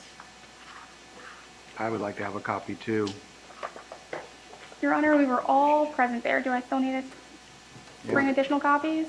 A pretrial order says if you're going to impeach anyone with their prior statements, you need to provide copies to everyone, including the court. Do Then, you Your have Honor, copies? may we have a 5-minute recess so I can print off copies for everyone? Yes, we'll take a 5-minute recess. Ladies and gentlemen, please don't discuss anything you've heard so far. Please leave your notes on your chairs.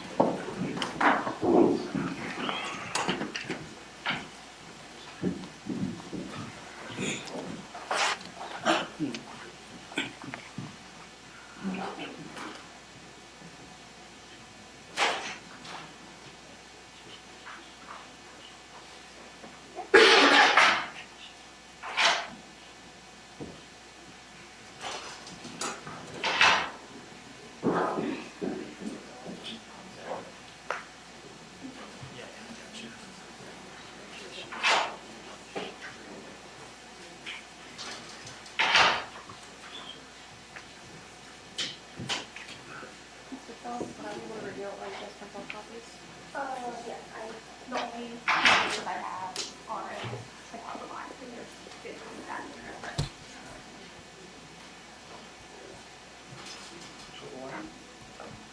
So it starts on page 40, line 25 to 28, and then on page 41, line 23.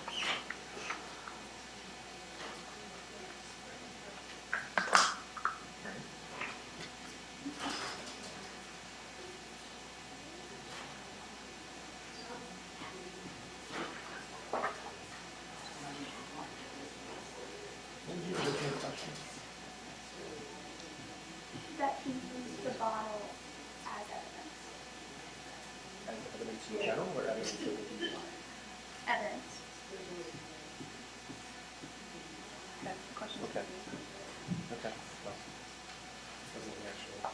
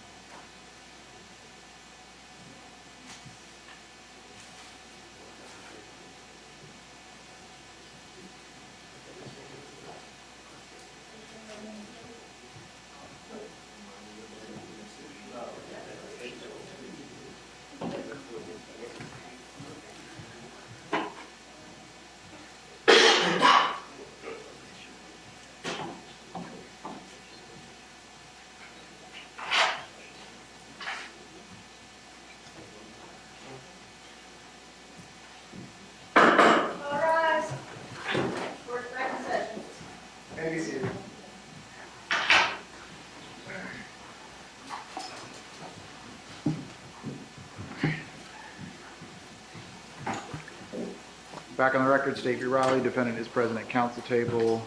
Looks like I've got a copy. The state, you have a copy of the Yes, Your Honor. deposition or the pretrial hearing? Yes, Your Honor. You ready to proceed?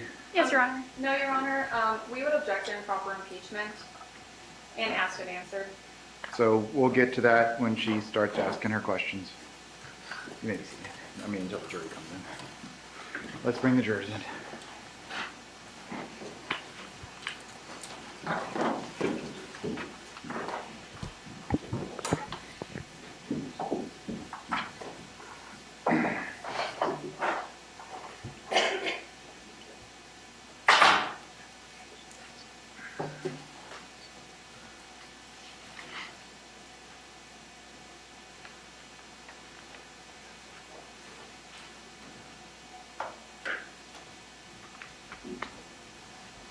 All rise, re-entering the courtroom.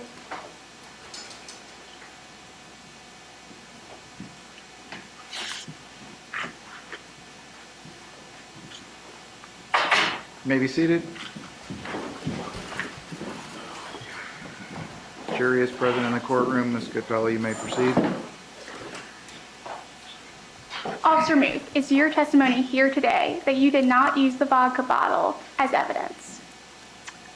Are you asking if I used it as evidence to arrest him? I am asking you if you used it as evidence. It was discovery after he was already placed under arrest.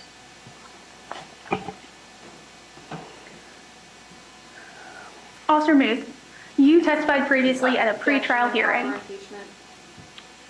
She's got to get her information out. Overruled at this time. You testified previously at a pretrial hearing. Yes, You were under oath at that hearing. yes, You swore to tell the truth. yes, There you were asked, and counsel in court, it's page 40, lines 27 through 28, continuing on to page 41, lines 1 through 3. Question. And in that report, you mentioned that a vodka bottle was found in a pouch on the driver's seat. Is that correct? Answer. Correct. Question. And you mentioned that because it was evidence. Answer. Yes. That's inconsistent with your testimony today. okay. You asked me about the vodka bottle, and I thought you meant it played into his evidence at the point the vodka bottle was found.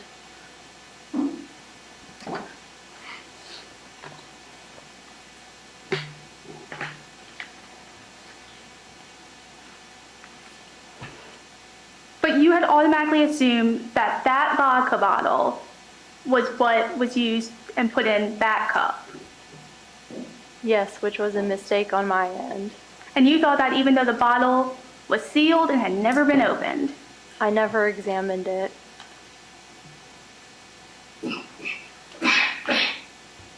And again, you confirmed that he's only under arrest for driving while license suspended. That's what I told him. I thought he would infer that he was also under arrest for DUI because he had just refused the field sobriety exercises. At that point, you were only charging him with driving while license suspended. No, he was placed under arrest for DWLSR and DUI. That's your testimony here today. Yes. You had a body worn camera on. Objection, asked and answered. Sustained. We've been through this. No, Your Honor, it's a different point in time. Okay, go for it. Overruled.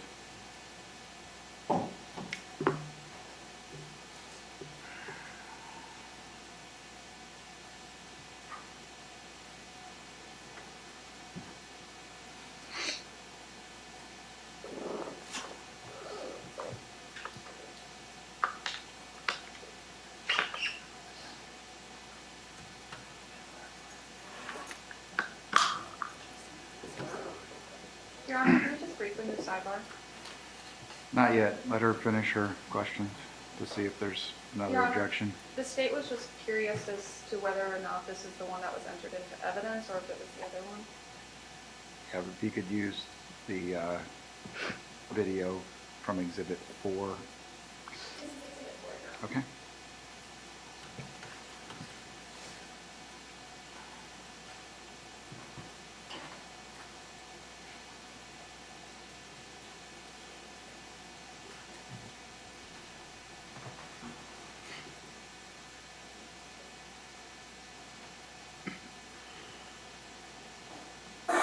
If you wanted to, if you wanted to start telling me that it's on, if you wanted to finish searching all the.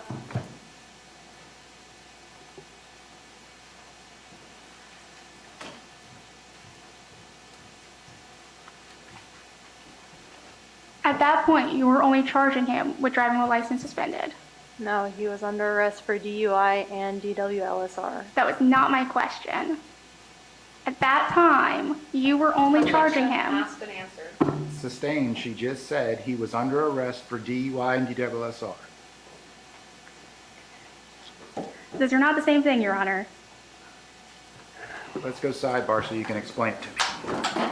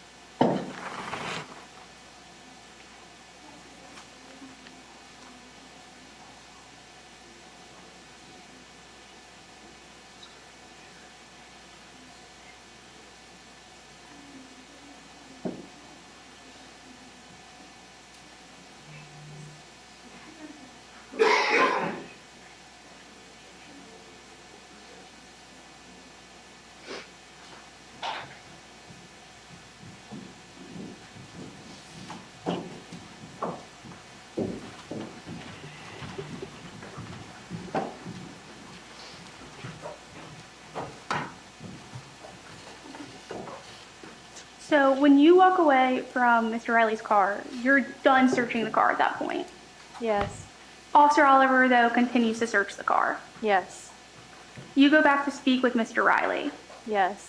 He's upset that you claim to smell marijuana.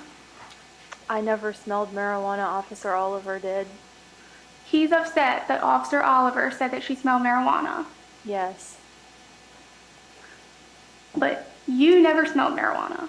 correct, You never found any evidence of marijuana. correct. You described him as extremely irate and belligerent. Yes. You indicate in your report that he attempted to exit your car. While I was reading implied consent, yes. He never moves his feet. He leaned forward towards me. He leans into your body-worn camera. He leans his body towards my body. I don't know what he's going to do. He wasn't trying to escape. I can't speak to that. Again, at this point, you have only told him that he is under arrest for driving while license suspended. And then Sergeant Smith comes on the scene. There's a point where you're discussing what to do with his car. Yes. Officer Oliver suggests moving it to the parking lot, Yes. but you disagree. Yes, I said we should tow it. And you want to tow it because to you, he'd done nothing to meet you all in the middle. Yes, that's what I said. When Sergeant Smith is there, you discuss the search. Yes. And when he first asks you if there's anything in there, you indicate no. I thought he had meant the marijuana. Then you say, well, okay, so he had a bunch of alcohol stashed in there. Yes. He specifically asks you nothing open or anything. Yes. And you say, yes, it was opened. Yes. That there was a mixed drink in the center console. Yes. You're explaining to Sergeant Smith that he was mad, as in Mr. Riley was mad, that Officer Oliver smelt marijuana. Yes. That is why you searched the car. We searched the car for her plain smell of marijuana and then the search for the DUI. Sergeant Smith asks if you're still alive. I can't speak to what Sergeant Smith said. I believe he said he was still alive.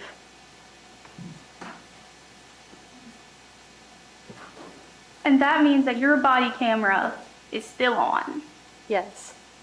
Specifically, he asks you, did you find any evidence of marijuana? Yes. And you say no. Yes. And this is when Officer Oliver walks up. Yes. She asks you if you got all the same indicators she did. Yes. You are still discussing this arrest. Yes. You are still discussing this case. Yes. You are still investigating. We're discussing. And then you turn off your body-worn camera. Yes. But first you ask her if she still got her body-worn camera on. Yes. And she shakes her head no. I believe she did. And then yours cuts off and your next body-worn camera turns back on 3 minutes later. Yes. There are 3 minutes at this exact same time where you all have your body-worn cameras off. Yes. The first time you tell him he's going to jail for DUI is when he's already in the car on his way to jail. Yes. And that's after you've searched the car. Yes. A moment to confer, Your Honor. Yes.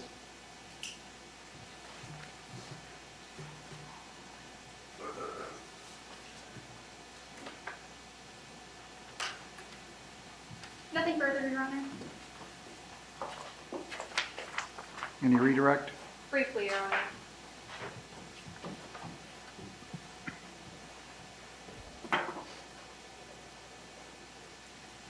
Officer, I want to start from the beginning of where Ms. Goodfellow asked you questions about. Why were you called to the scene? To investigate a DUI. Okay. Was that because you were helping Officer Oliver? So she had been on the squad for a little bit and she wanted to learn how to do DUIs. So I was helping teach her. So we talked about, or Ms. Goodfellow talked about a Signal 1 investigation. Can you tell the jury a little bit about what a Signal 1 investigation is? Signal 1 is just our code for DUI investigation. So does a Signal 1 or DUI investigation, does that start from the moment you make contact with the individual? Yes. Does it extend all the way until the very end of the investigation? Yes. So when you were conducting a search of the vehicle, were you still in a Signal 1 investigation? Yes. What about when you were reading implied consent? Yes. Okay. What about when you asked the defendant to do field sobriety exercises? Yes. Now, we also talked about field sobriety exercise. I believe Ms. Goodfellow actually brought up the fact that there was field sobriety exercise as request. Can you tell the jury what the defendant did when he was asked to do field sobriety Objection, Your Honor, exercises? sidebar. Your objection is sustained. Move on.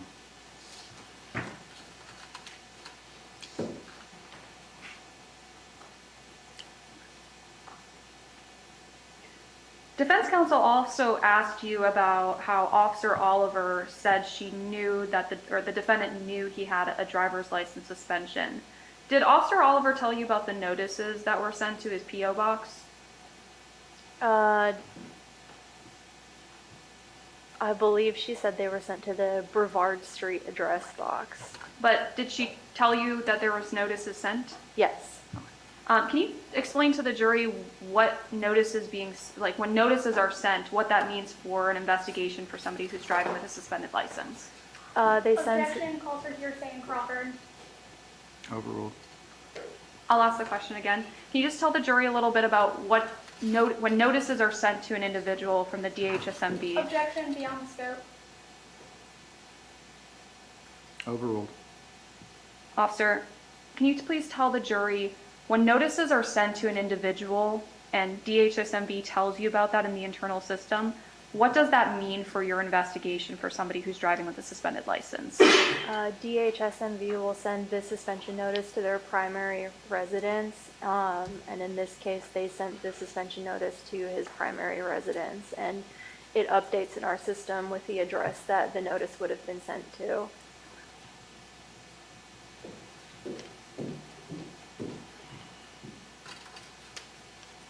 Your Honor, permission to publish State's Exhibit 1, what's already been entered? Yes.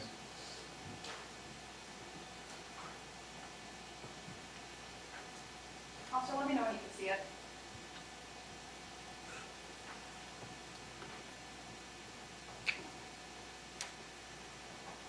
Okay, I can see it. Now, I'm directing your attention to right here where it says, right up here at the corner. Can you tell us where this document's from? It looks like the Florida DHSMV. Now I'm directing your attention to the subheader that says mailing address. Can you tell the members of the jury the mailing address for the defendant? You want me to read the address? Yes, please. P.O. Box 11184, Tallahassee, Florida 32302. Officer, if that was the address listed if that was the defendant's mailing address listed with the DHSMB, would that have been where his notices were sent? Objection, beyond scope. Sustained.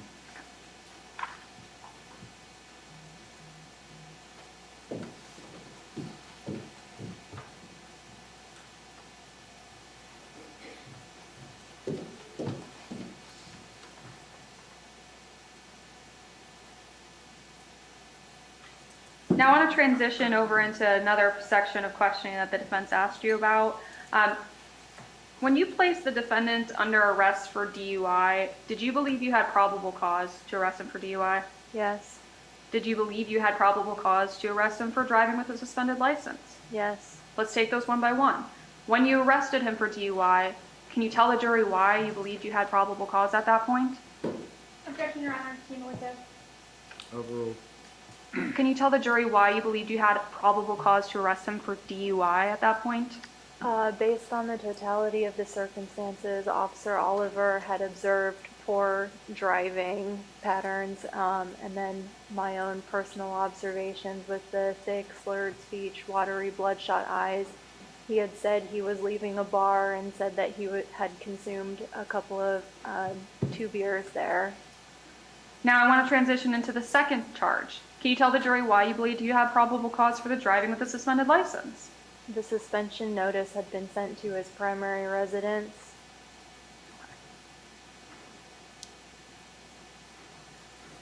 Officer, after you placed the defendant under arrest, did you also search his vehicle? Yes. Okay. So can you explain to the jury, when you search somebody's vehicle, or are you allowed to search somebody's vehicle automatically when you place them under arrest?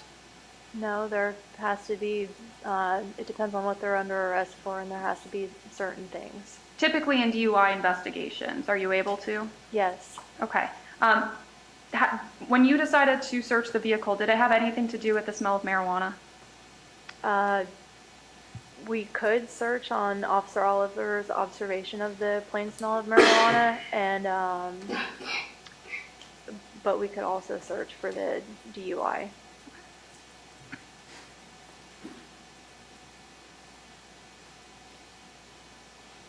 In DUI investigations, actually strike that. I want to be clear, was marijuana what you suspected the defendant to be under the influence of? No. Can you tell the jury what you suspected him to be under the influence of? Alcohol. Was alcohol your primary concern throughout your investigation? Yes.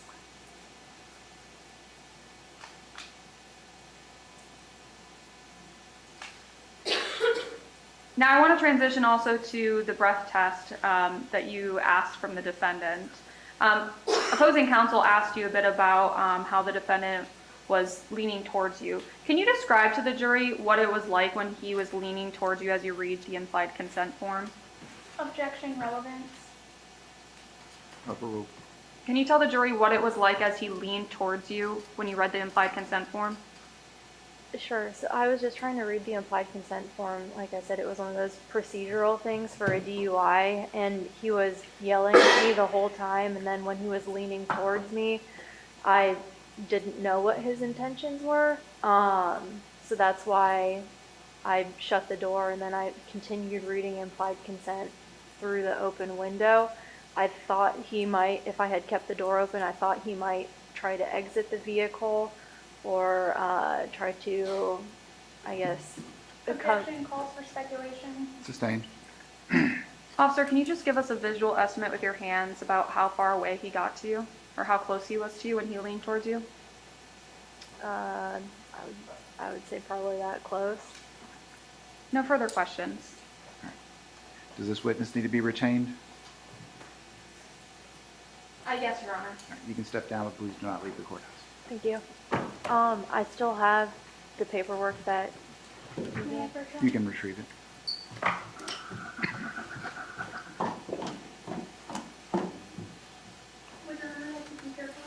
Yes.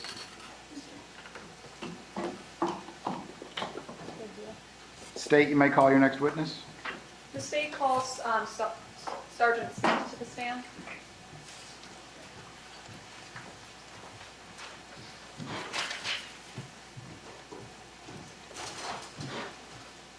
And if I could just have a moment to clear the law.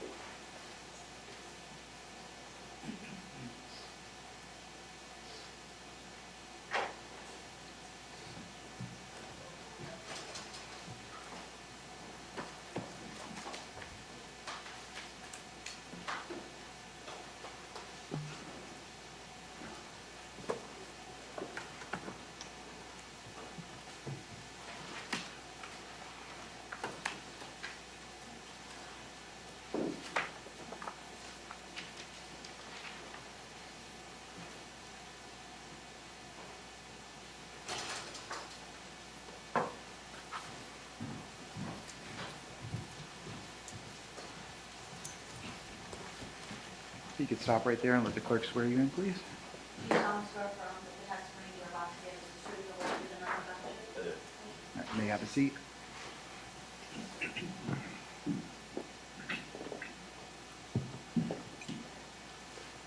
State, you may inquire. Thank you, Your Honor. Could you please introduce yourself to the members of our jury? Yes, my name is Brian Smith. I'm a sergeant with the City of Tallahassee Police Department. And for the record purposes, can you spell your last name? Yes, it's S-M-I-T-H. Sergeant Smith, I want to talk about your experience as an officer for starters. Yes, ma'am. Could you tell us, I know you said you work for the Tallahassee Police Department. When did you start working for them? In December of 2008. Okay. So for a total of how many years at this point? It's 15. So during the 15 years at Tallahassee Police Department, did you receive any training related to DUI investigations? I did not specifically, no, ma'am. Okay. Have you ever responded to DUI investigations? Yes, ma'am. Are you usually backup, or can you give us a little insight into what your involvement usually is? Typically, it's as a backup officer, so it would just be for, while the officer is conducting their investigation, I would just be there for safety purposes, or to assist with traffic control, just depending on the situation. Okay. So I want to transition over to this case. Yes, ma'am. Do you recall if you were on duty the early hours of May 7th, 2023? Yes, I was. Were you called to a scene of a traffic stop around 2 a.m.? Yes, ma'am, I was. Can you tell us what your understanding of your involvement was that morning? Initially, they just asked for me to respond. When I got there, I was informed that Mr. Riley had been combative, and they just needed assistance getting him from Officer Oliver's vehicle to Officer Muth's vehicle. Do you recall what time you arrived at? It was right around 2:25, 2:26-ish in the morning. So when you arrived at the scene, did you end up speaking with the defendant at all? Yes, ma'am, I did. Did you have your body-worn camera footage on? Yes, ma'am, I did. If I showed you a copy of that, would you recognize it? Yes, ma'am. Permission to approach? Yes. Let the record reflect to show opposing counsel was been pre-marked as State's Exhibit G. And I am now approaching the witness of the same.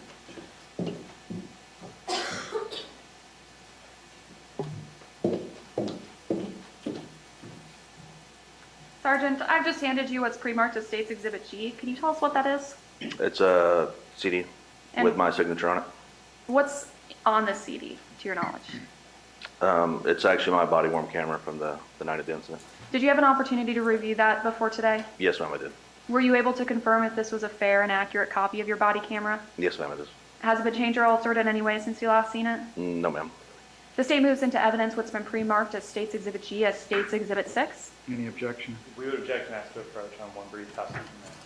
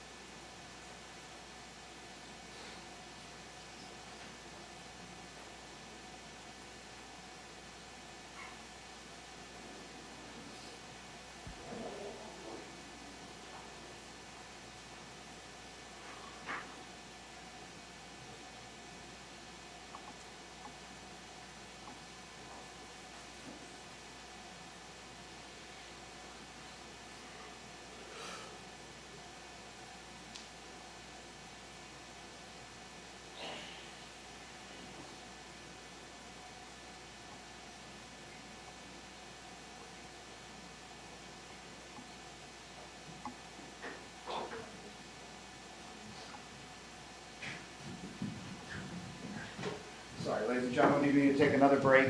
This is going to be a very short one. I just need to listen to something and rule on it outside of your presence. If you can please leave your notes on the chair and do not do any research or look up anything related to the case.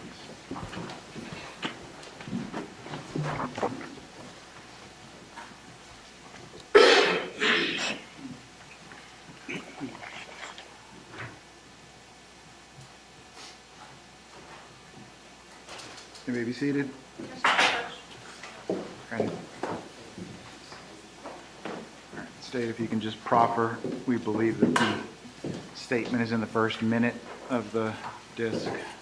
Judge, I believe it's exactly at 1 minute, At so 1 a minute. couple seconds before it, and then I think it goes for about 5 seconds. It was my memory from this morning. Okay.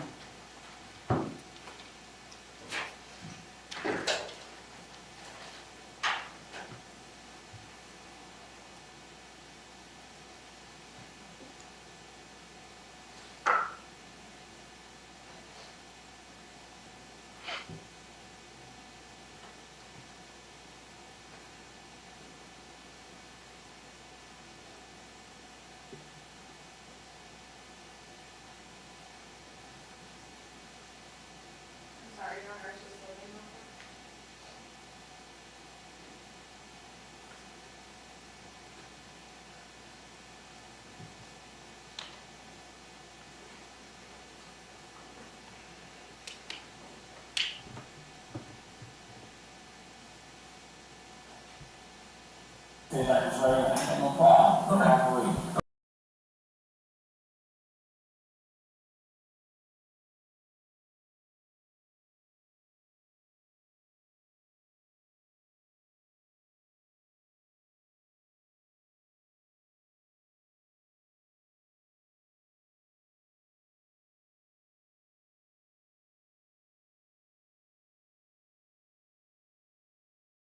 This video is cumulative. I understand that you want to get a better hearing of what he said, but we've seen, I think, 2 different videos of his interactions with Sergeant Smith.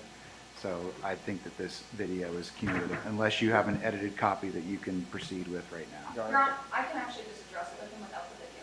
Okay. Your Honor, if I may, we tend, if they're planning on, we're not objecting to the introduction of the video, I think that portion can be muted. We intend to play the video to show him maneuvering his hands, which isn't captured in the other 2 angles. The problem with them muting it is that that disc is in evidence, and so whatever's on it's in evidence. That's a good point. Perhaps we could continue, have it muted while they're here, and then have them make a copy so that way everyone's waiting on the redaction is one idea. I'll defer to the court. Are you fine with, I mean, as long as the defense is okay with that, I'm okay. We're okay to just mute it. The state wanted, right?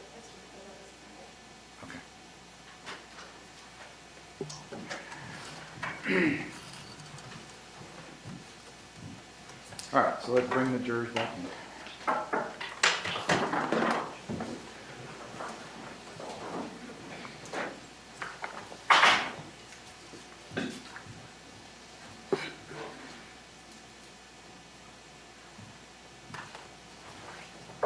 All rise to enter the courtroom.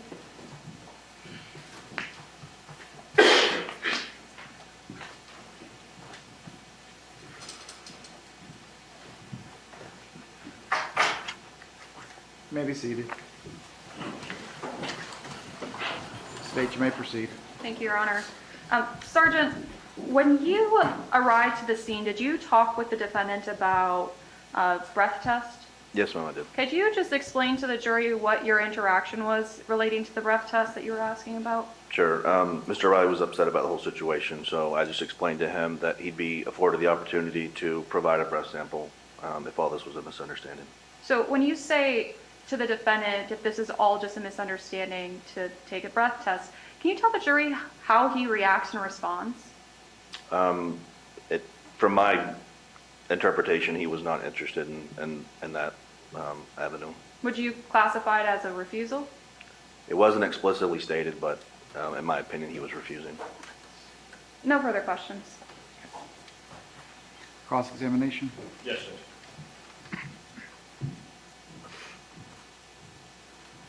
Good morning. Good morning. So you showed up after the fact, Yes, sir. kind of there to keep everything level-headed. Yes, sir, to move him from one vehicle to the other. And so by the time you showed up, he had already been arrested. Yes, sir, he had. And he was in Officer Oliver's car when you arrived? Yes, sir, he was. And then he was subsequently transferred to Officer Muth's car. Correct, yes, sir. He was cooperative when you transferred him. Yes, sir. He was able to walk on his own to the car, Yes, sir. didn't trip, I don't Objection recall. outside the scope. Overruled. he didn't fall, No, sir, he did not. he didn't stumble. No, sir. He was able to get in the vehicle with no issues. Yes, sir. You helped Mr. Riley make a call after that point Yes, sir, I did. while he was in the vehicle. Yes, sir. Objection outside the scope. Overruled. He was able to call someone and explain what was happening. Yes, sir. And he was cooperative while you were helping him do that. Yes, sir, he was. His hands were cuffed behind his back. Yes, sir. He's seated. Yes, sir, he's seated. He maneuvers his handcuffs kind of over to the side, Yes, sir. opens his phone, Yes, sir. and then types the numbers, Correct, yes, calls sir. his family. And he was cooperative with you up until Officer Muth and Officer Oliver returned. Yes, sir, he was. Okay. And after that point, he declined any further communication. Correct, he did not want to speak. Okay. He stated several times he was not talking to you guys. Yes, sir. And after ending the conversation with Mr. Riley, you spoke with Officer Muth about the search of Mr. Riley's car. Yes, sir, I did. You asked her if she found anything. Yes, sir. She says she had a bunch of alcohol stashed in there. Objection outside the scope. Overruled. Yes, sir. So, she did say she had a bunch of alcohol stashed in there, correct? Yes, sir, she did.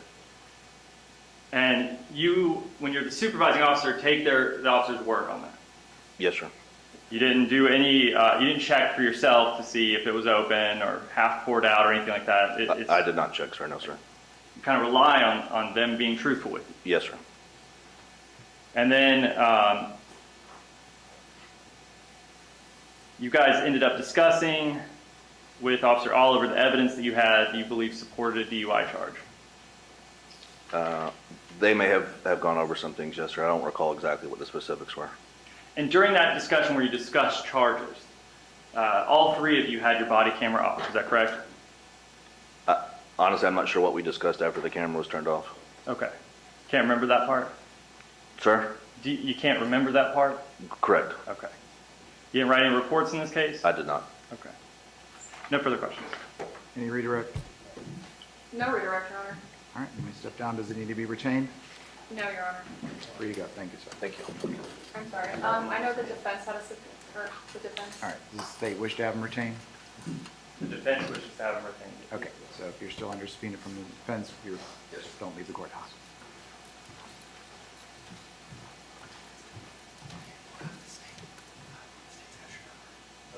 State, you may call your next witness. The state rests our case in chief. All right, ladies and gentlemen, so this is time and we're going to take a longer break, and it's the perfect time to take a lunch break. So it is 11:50 right now. Please be back at the courthouse at 1 o'clock, and we'll start as soon after that as possible. Please do not discuss anything you've heard so far. Do not look up anything related to the case, and please leave your notes on your chairs. And please meet the clerk where you met him this morning. And please leave your notes, sir.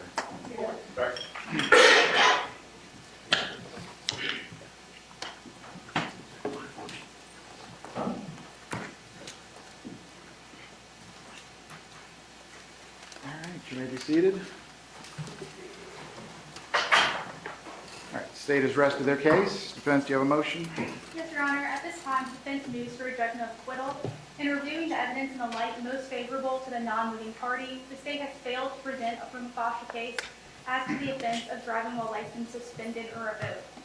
To prove the offense of driving while license suspended or revoked, the state must prove three elements. One, that Mr. Riley drove a motor vehicle upon a highway in the state.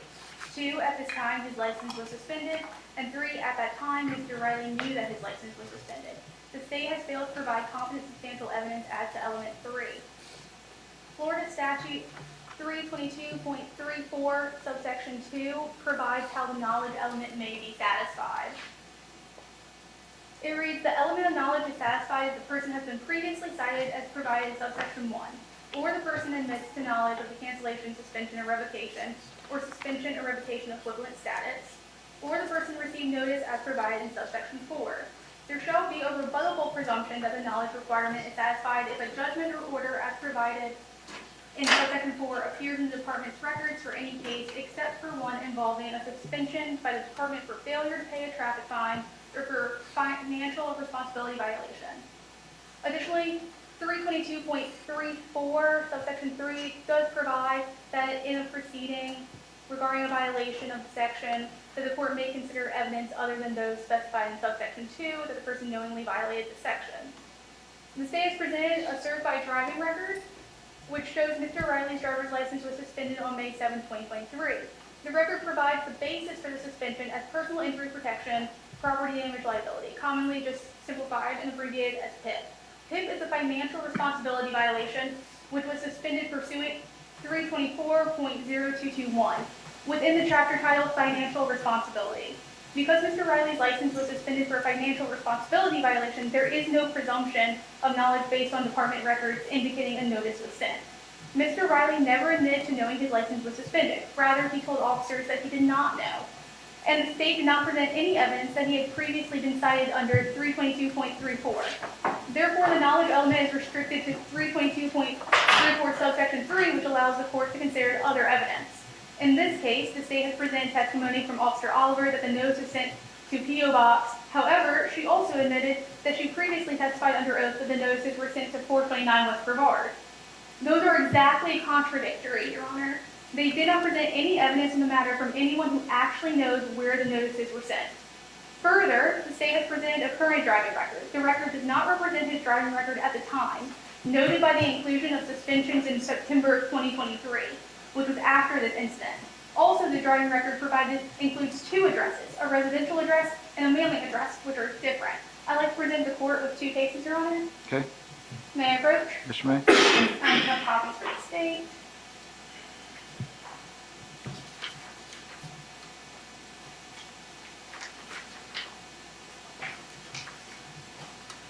And may I approach? Mr. May?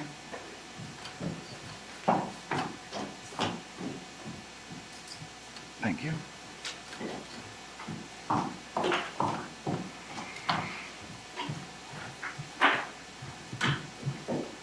First, I would like to direct your attention to Robinson v. State, 348 Southern 3rd, 1146, that filed the Florida 4th PCA in 2022. In Robinson v. State, the defendant was charged with driving while license suspended or revoked. The state presented evidence of a driving record from 2020, which included the suspension of issue from the case, which was from 2012. However, the 4th PCA held that the address on the 2020 record was insufficient to establish a last known address in 2012. The PCA held that it was improper for the trial court to deny defense's JOA on the matter. Now I'd like to direct your attention to Anderson v. State, 87 Southern 3rd, 774, from the Florida Supreme Court in 2012. In Anderson v. State, the Florida Supreme Court ruled that the state had established the element of knowledge to driving while license suspended or revoked when the state entered a driving record with a mailing address and the defendant testified to residing at that address at the time it was sent. Your Honor, while they have entered a current driving record, they have not presented a driving record that pertains to the address he had at the time of this incident. The officers have directly contradicted their own testimony about which address it went to. Additionally, he has never testified regarding that being his address. While they're saying that that's what he says is his address, if you look at the videos and you listen to it, he never says that 429 West Brevard is his address. He never tells them his address. So the state has failed to prove knowledge element. Okay. State, your response? Judge, I don't necessarily, I'd have to take some more time to look at Anderson, but I don't necessarily believe that Anderson stands for that proposition. I don't deny what counsel's saying, but if it does, it actually would say that it looks to be that when the defendant testified that he had received notice, that that was good enough. But looking at Robinson, I think if the court takes a look at the second page on the right-hand column towards the top, the court says, regarding notice, the state is required to prove that BHSMB mailed the notice to the last known mailing address. The next paragraph goes on to say, here, appellant denied having knowledge of the 2012 suspension and denied receiving notice of the suspension. That's obviously coming after this point in our case here. If the defendant were to get up and testify to that, that might be a different story on the defense's second motion at the closing of their case. But with regards to the notice that was sent, Judge, the state has entered into evidence a certified driving record from the Florida Department of Highway Safety and Motor Vehicles. On it lists two addresses, the 429 West Brevard Street, where the defendant stated to the officers he was going to, which was his residence, and a mailing address of P.O. Box 11184, Tallahassee, Florida 32302, which, shown by the close-up photo that the state entered into evidence, was one of the documents that the defendant handed Officer Oliver to prove what his address was when she first made contact to him.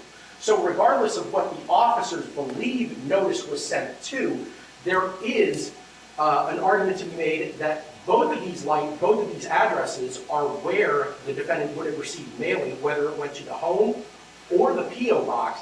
And also, Judge, I remind the court that on page 2 of 7 of the driving record, it states that notices are mailed to the last address provided to the agency pursuant to 322-251, and in most cases, notice is mailed 20 days before the sanction begins. However, there may be certain exceptions, and it lists those exceptions. In either way, Judge, the state has proven with regards to DWS that notice was mailed, notice was sent to at least one of the two addresses that are on file that the defendant stated was his or showed was his. So for that reason, Judge, I would ask that you deny the defendant's motion as it pertains to the DWLS charge. Response, and Madam Clerk, can I see the driving record?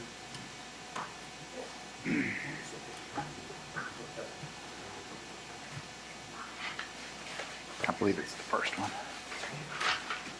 So, Your Honor, you will see on that, which is a current driving record, that's not his driving record specifically from the day of this incident. Like I said, it has information post this incident.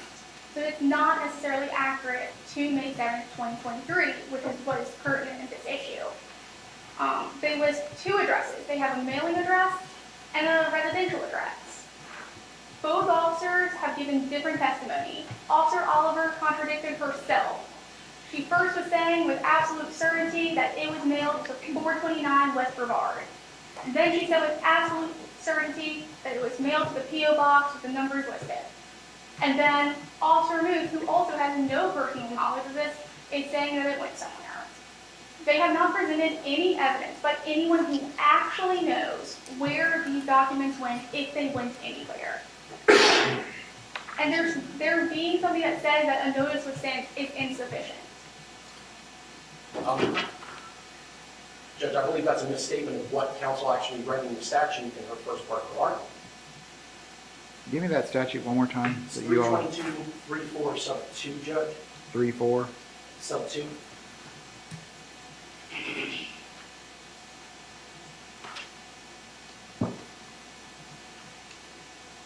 Your Honor, it's actually subsection 3. Subsection 3 is in any proceeding for a violation of this section, the court may consider evidence other than that specified in sub 2 that the person knowingly violated the section. Sub 2 actually states, and I believe it is after subsection 2C, the element of knowledge is satisfied if the person has been previously cited as provided in subsection 1, or the person admits to the knowledge of a cancellation, suspension, or revocation, or suspension or revocation equivalent status, or the person received notice as provided in subsection 4. And subsection 4 states any judgment or order rendered by a court or adjudicatory body or any uniform traffic citation that cancels, suspends, or revokes the person's driver's license or places the person under suspension or revocation equivalent status must contain a provision notifying the person that his or her driver's license has been canceled, suspended, or revoked of such suspension or revocation equivalent status.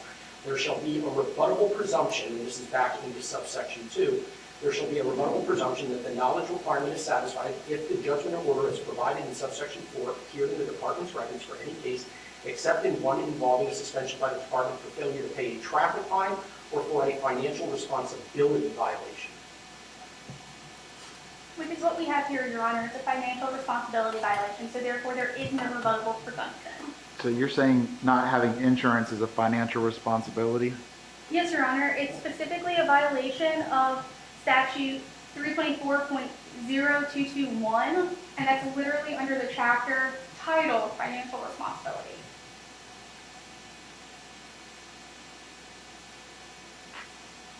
I'm sorry, 324. 324.0221.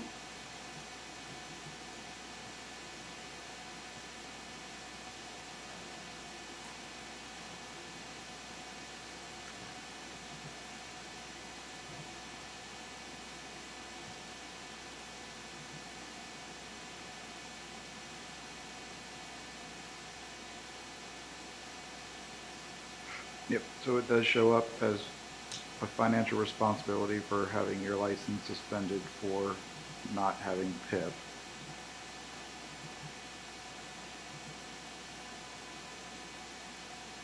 So does that change the state's argument? Just a moment, Your Honor.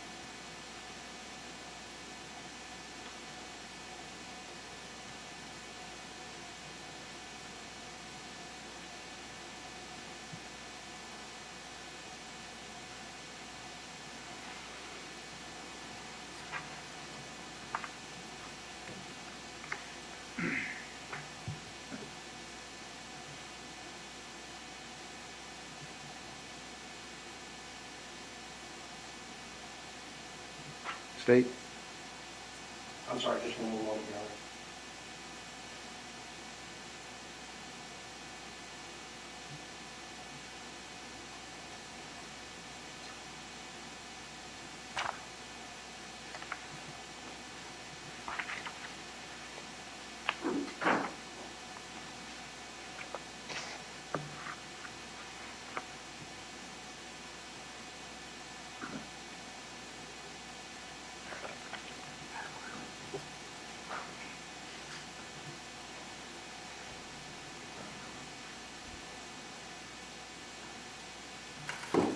So, Your Honor, I would agree with counsel's argument. However, I would say that at least the state could have still proven under 32203, that as the lesser of the DWLS, the defendant's license was not valid at the time, and therefore we should still be able to go forward on at least that charge. On a no valid driver's license charge? Correct. I'm going to grant the judgment of acquittal based on the statutory provisions and the fact that this was a suspension for a financial responsibility. I'll grant the JOA as to count 2. Thank you, Your Honor. So we take a break for lunch. Defense, do you want to do a colloquy now of the defendant? First thing, just for clarification, has been brought down to a no valid driver's license, or is there? It's JOA, the count's JOA. Okay, thank you, Your Honor. Could we have the colloquy after lunch, please? Sure. Thank you.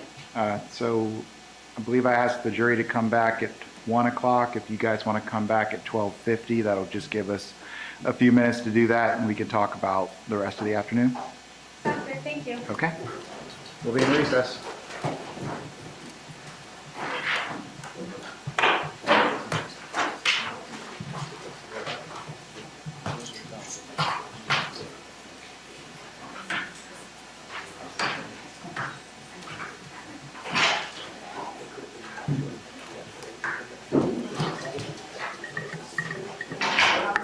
Do you want your partner? Yeah.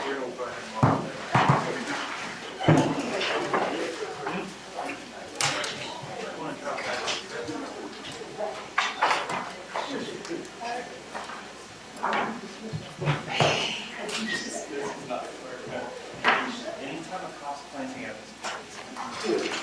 Really? Okay. We see.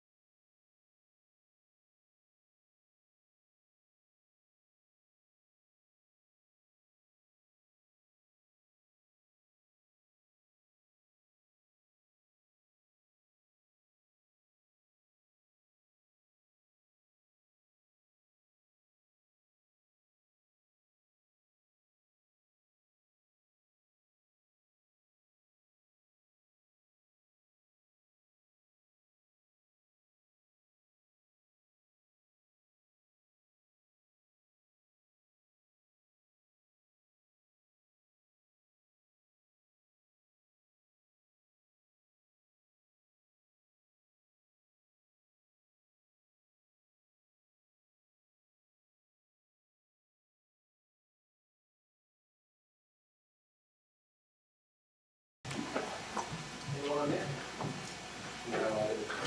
Yeah. Shoot it I'm down. okay, thank you. Just rush that. What's your name? Oh, no.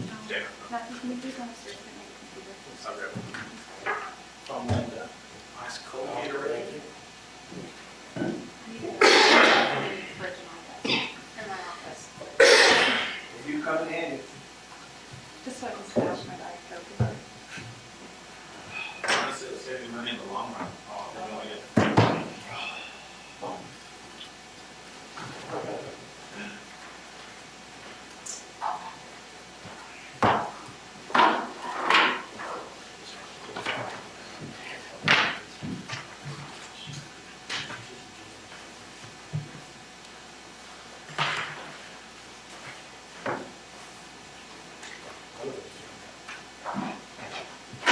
Yeah, I know that. Yeah.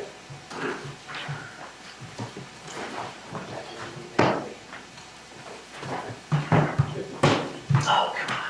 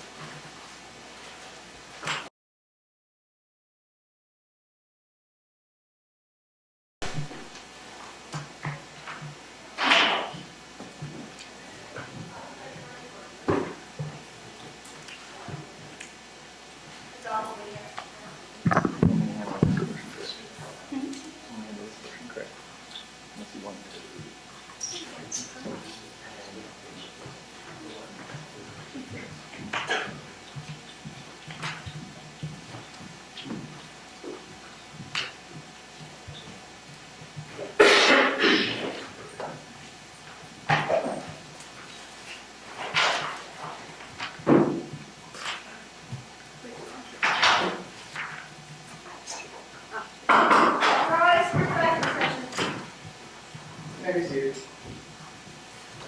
All right, we're back on the record. State v. Riley, defendant is present at counsel table.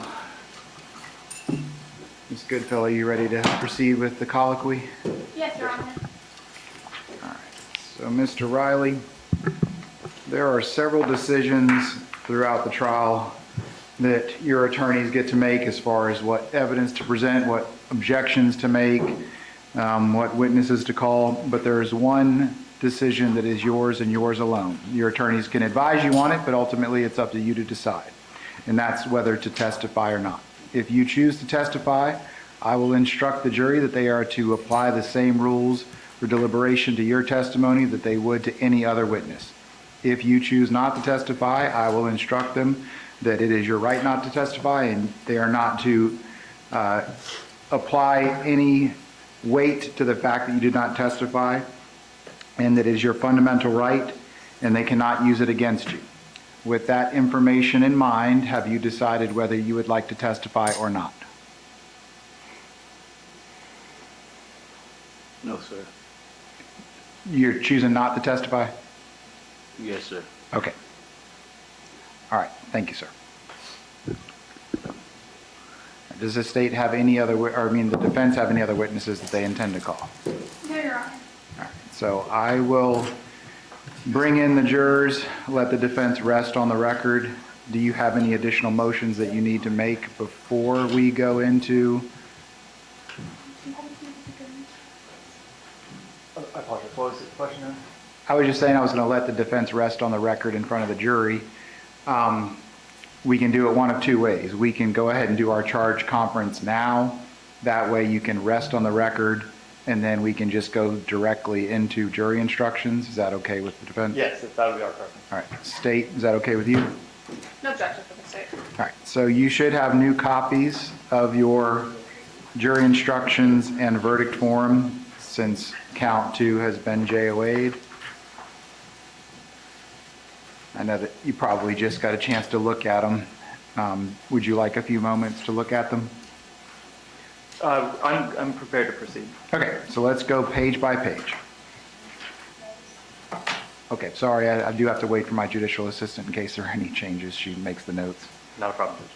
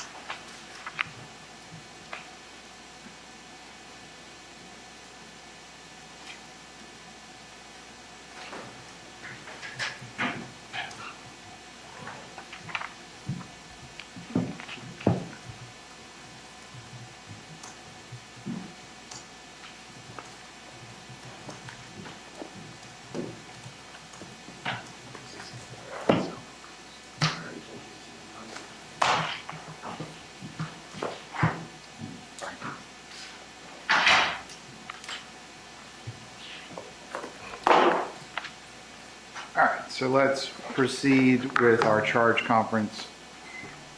Are there any changes to page 1 of the jury instructions from the state, None from the state. from the defense? None from the defense. Going on to page 2, I believe we could remove B since there is no breath sample in this case. I agree. Judge, there is a case out of the Fifth District Court of Appeal, Cunningham versus State. It's 739, 7 second, 1200, where the .08 instruction can be given to give context to the refusal, meaning that why the defendant would have refused the breath test would be because he didn't want to show that his BAC would have been above a .08. And in that case, the DCA talks about the practice that the court can explain that even though no evidence of a breath alcohol level was presented, the jury can still base its determination on whether the state sufficiently showed that the defendant, while driving, was under the influence of alcohol to the extent his normal faculties were impaired, and thus allowing the state to argue the context and the meaning for the consciousness of guilt in the refusal. What's the cite to that case? 739, 7 second, 1200. It's from 5th DCA, 1999.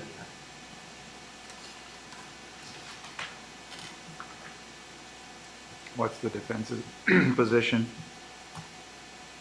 I was going off of the standard instructions as give 2A, 2B, or both as applicable, but if I could have a moment to review that case. Okay.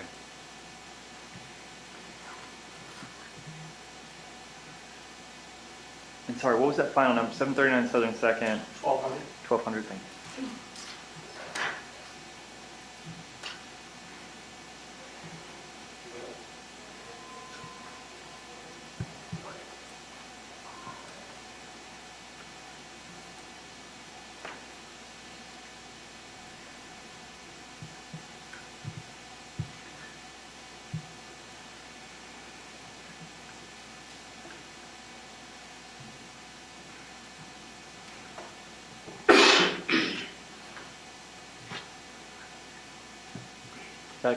Judge, I'm prepared to respond. Okay. That case specifically says that it is preferable to not do what they did in that case, but that it is not. So I'm looking at page 1201. It would have been preferable for the trial judge to have then explained because no evidence of BAL was presented, the jury should base its determination of whether the appellant violated DUI law solely on the first factor. So that's our request. It's mirrored in the standard instructions. We think just 2A should go and 2B should come out. I don't dispute that the state can make arguments surrounding that. That's our position. All right, I'm going to remove B. So 2 will just read, while driving or in actual physical control of the vehicle, Calvin Riley was under the influence of alcoholic beverages to the extent his normal faculties were impaired. So it'll just make that one paragraph, one sentence. All right, so any issues with the remainder of page 2, and we can talk about count 2 The only other thing that doesn't seem to apply to this case, there's no evidence or argument towards inoperability. And looking at the standard instructions, it seems to be that is defense of inoperability, give if applicable. I don't think that's what the defense that we're running, and there's no evidence towards that. Any objection from No the state? objection, Judge. All right, we'll remove the paragraph on inoperability. Last paragraph. So this, the count two instruction, that is how I've worded it in the past when I've granted a JOA on a particular count. Is the state okay with that? Yes, Your Honor. Defense? No objection. So that brings us to plea of not guilty, reasonable doubt, and burden of proof. Appear to be standard. Yep, those should all be standard. On page 4, we have weighing the evidence. I believe 7 and 8 should be removed. The state would be in agreement. Agree.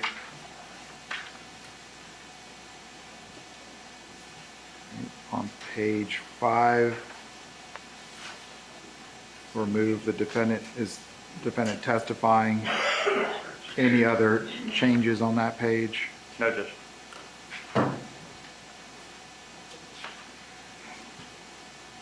On page 6, remove number 7. Agree. But everything else should stay in. Any issues with the state? I'm sorry, Judge, I couldn't hear. We remove number 7 on page 6, rules for deliberation. That has to do with jurors asking questions, and we didn't do that. That's fine, Judge. Page 7 also should be standard. We've already, I believe, addressed any issues with there being more than one count or any lessers, but just please double check that under verdict.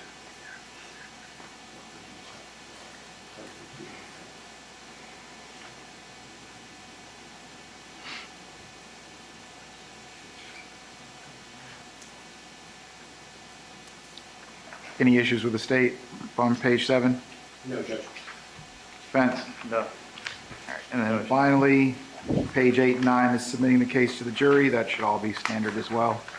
That appears to be standard. The defense is requesting one additional instruction. Okay? That is standard civil instruction 301.11. It's failure to maintain evidence, specifically in relation to the Tervis cup, which they're stating claimed alcohol in it. Give me that instruction number and place one more time. 301.11. And you said that's a civil Yes. jury instruction?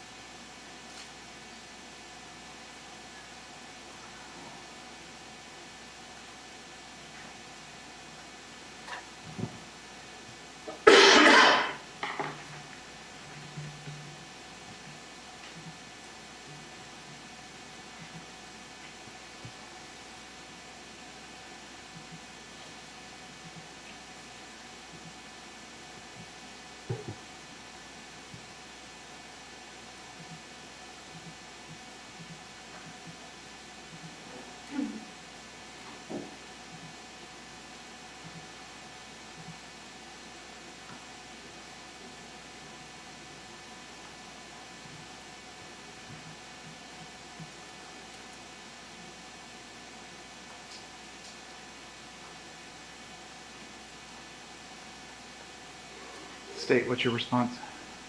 I would argue that this instruction is not pertinent to what's happening here. This is clearly a civil instruction meant for civil cases. And in fact, they haven't, this is the first time that we're mentioning, that council has mentioned anything about failure to secure the alcohol in the Tervis tumbler. We've heard a lot of discussion about the bottle and what was found and how it was found and how they didn't secure the bottle.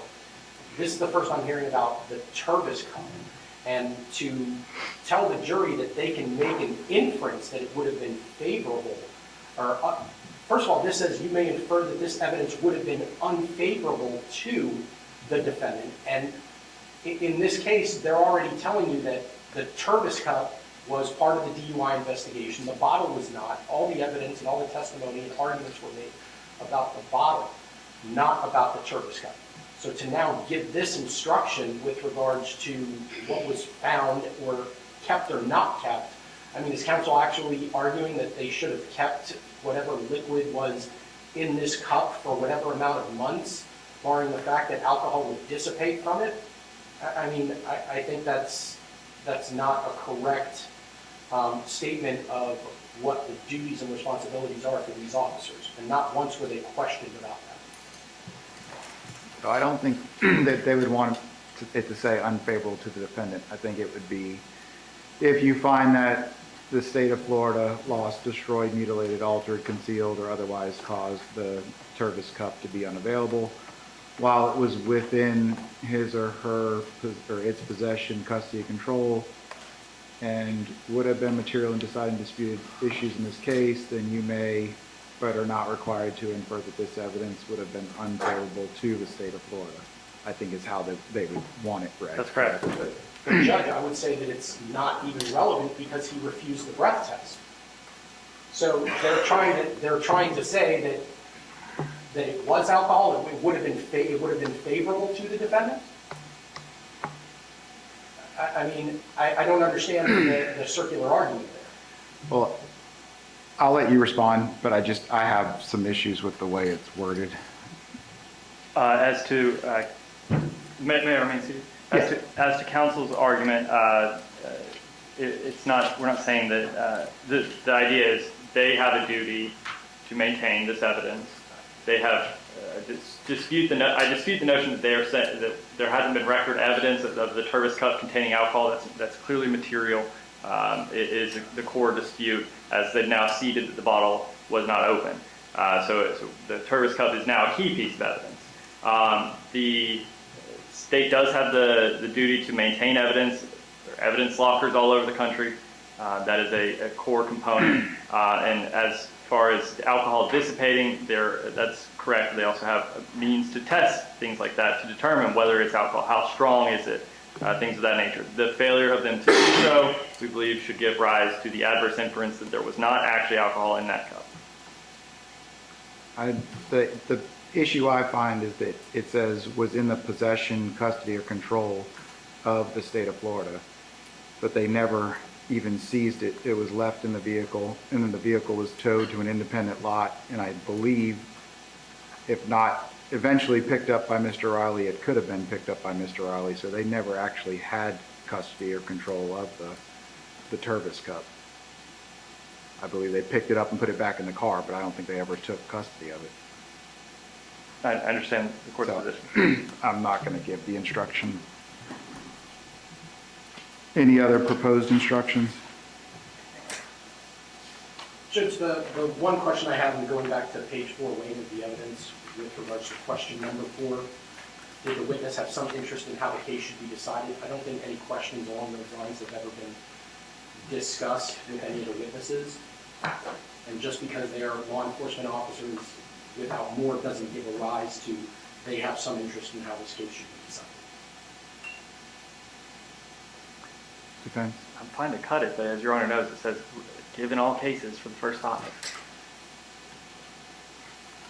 Right, isn't it just 6, 7, and 8 that is give if applicable?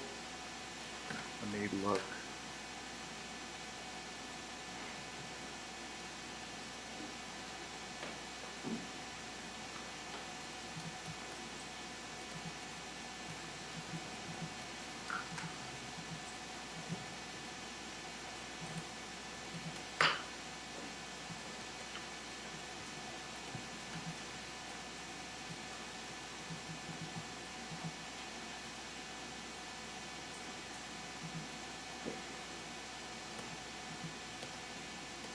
Actually, let me modify my previous statement. We are not going to, I said I'm fine to cut it. We're going to object to cutting it.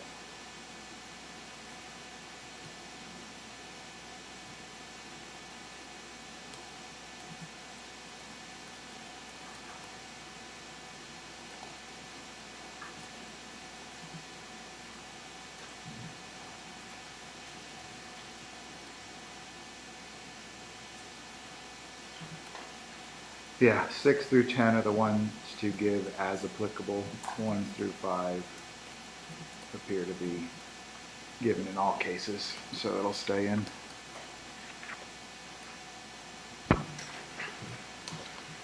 How about the verdict forms? Any objections from the state to the verdict form? No objection, Your Honor. Defense? No objection. So we will make those changes to the jury instructions. And have I'm Ms. sorry, Briss. one last thing on the last, on page 9, second to last sentence. And this is just how other courts I know have asked for it, is it says for over 2 centuries, but at this point I think it's for over 2 centuries. I didn't know if the court wanted that. The word over. Any objection? No objection as long as we capitalize Constitution if we're going to start nitpicking. It's only one, it's a proper noun, it should be capitalized. All right, so let's add over and capitalize Constitution. On page 9, we're going to add for over 2 centuries, we have to have 5B, and then we're going to capitalize Constitution.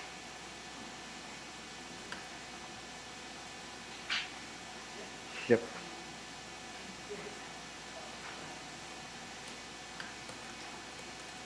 All right.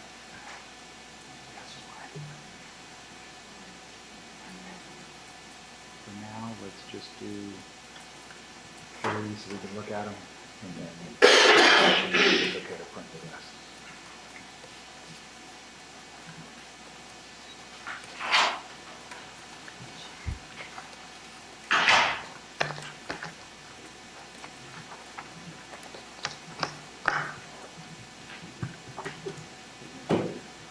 Your Honor, I just want to address something just to make sure I don't mess up anything.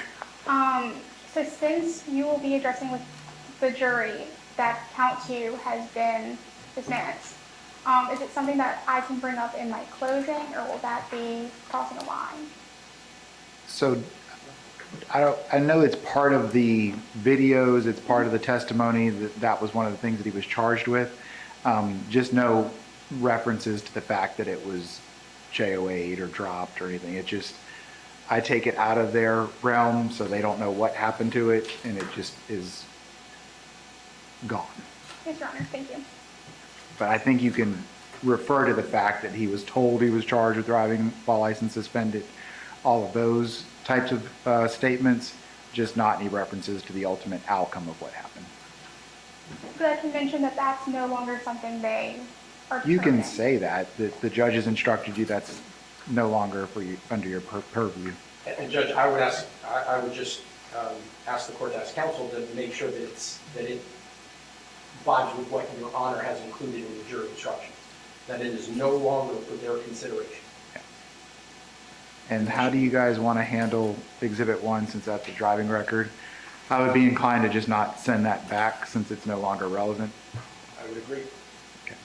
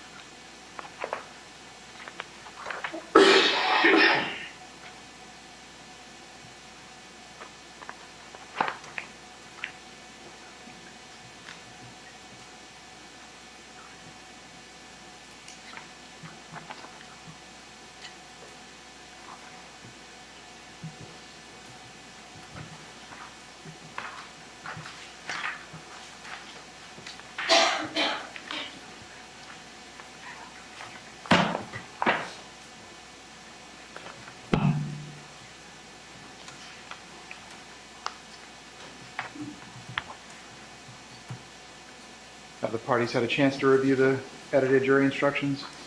Yes, Judge. Yes, Your Honor. Do they appear to have all the changes that we talked about? Yes. Defense? Yes, Judge.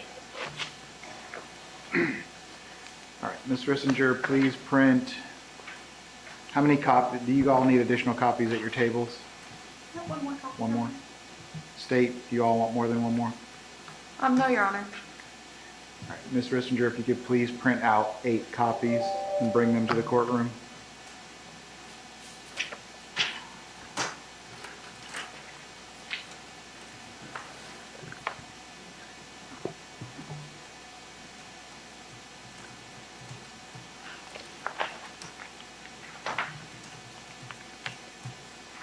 And while she's doing that, let's take a 5-minute recess before we come back to push through for the rest of the afternoon.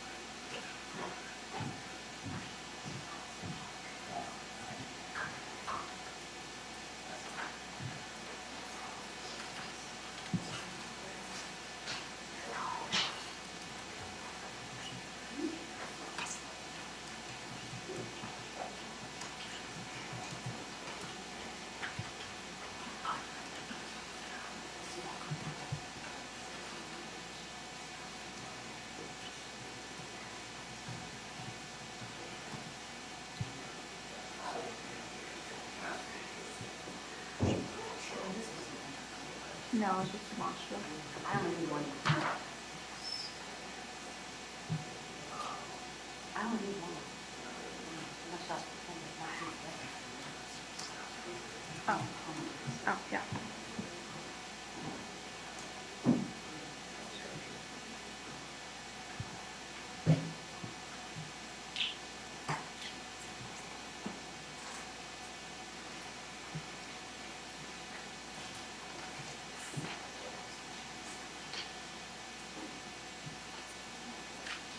There you go. You're welcome.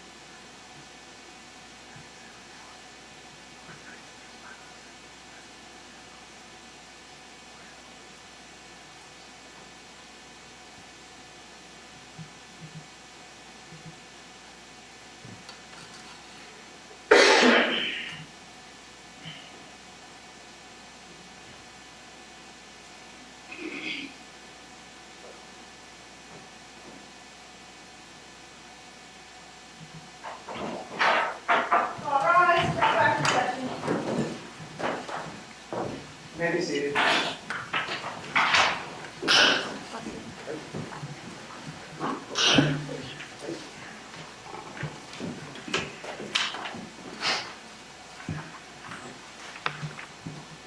All right, we're back on the record. State v. Riley, defendant is present at council table. Is the state ready to proceed? Yes, Your Honor, the state is ready to proceed. Defense ready to proceed? Yes, Your Honor. Okay, we'll bring him in. Defense will rest on the record, and then we will start with your instructions. Then you'll give your closing arguments, okay? All right.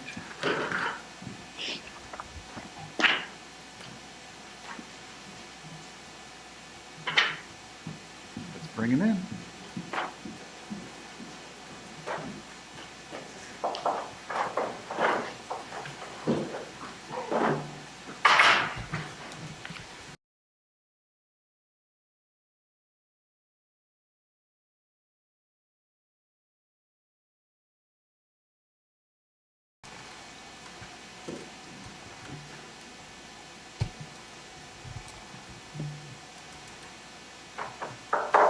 All rise, jury is ready to order.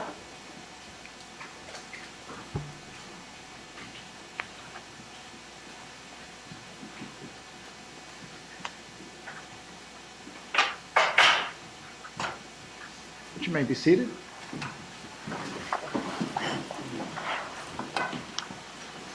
Defense, you may proceed.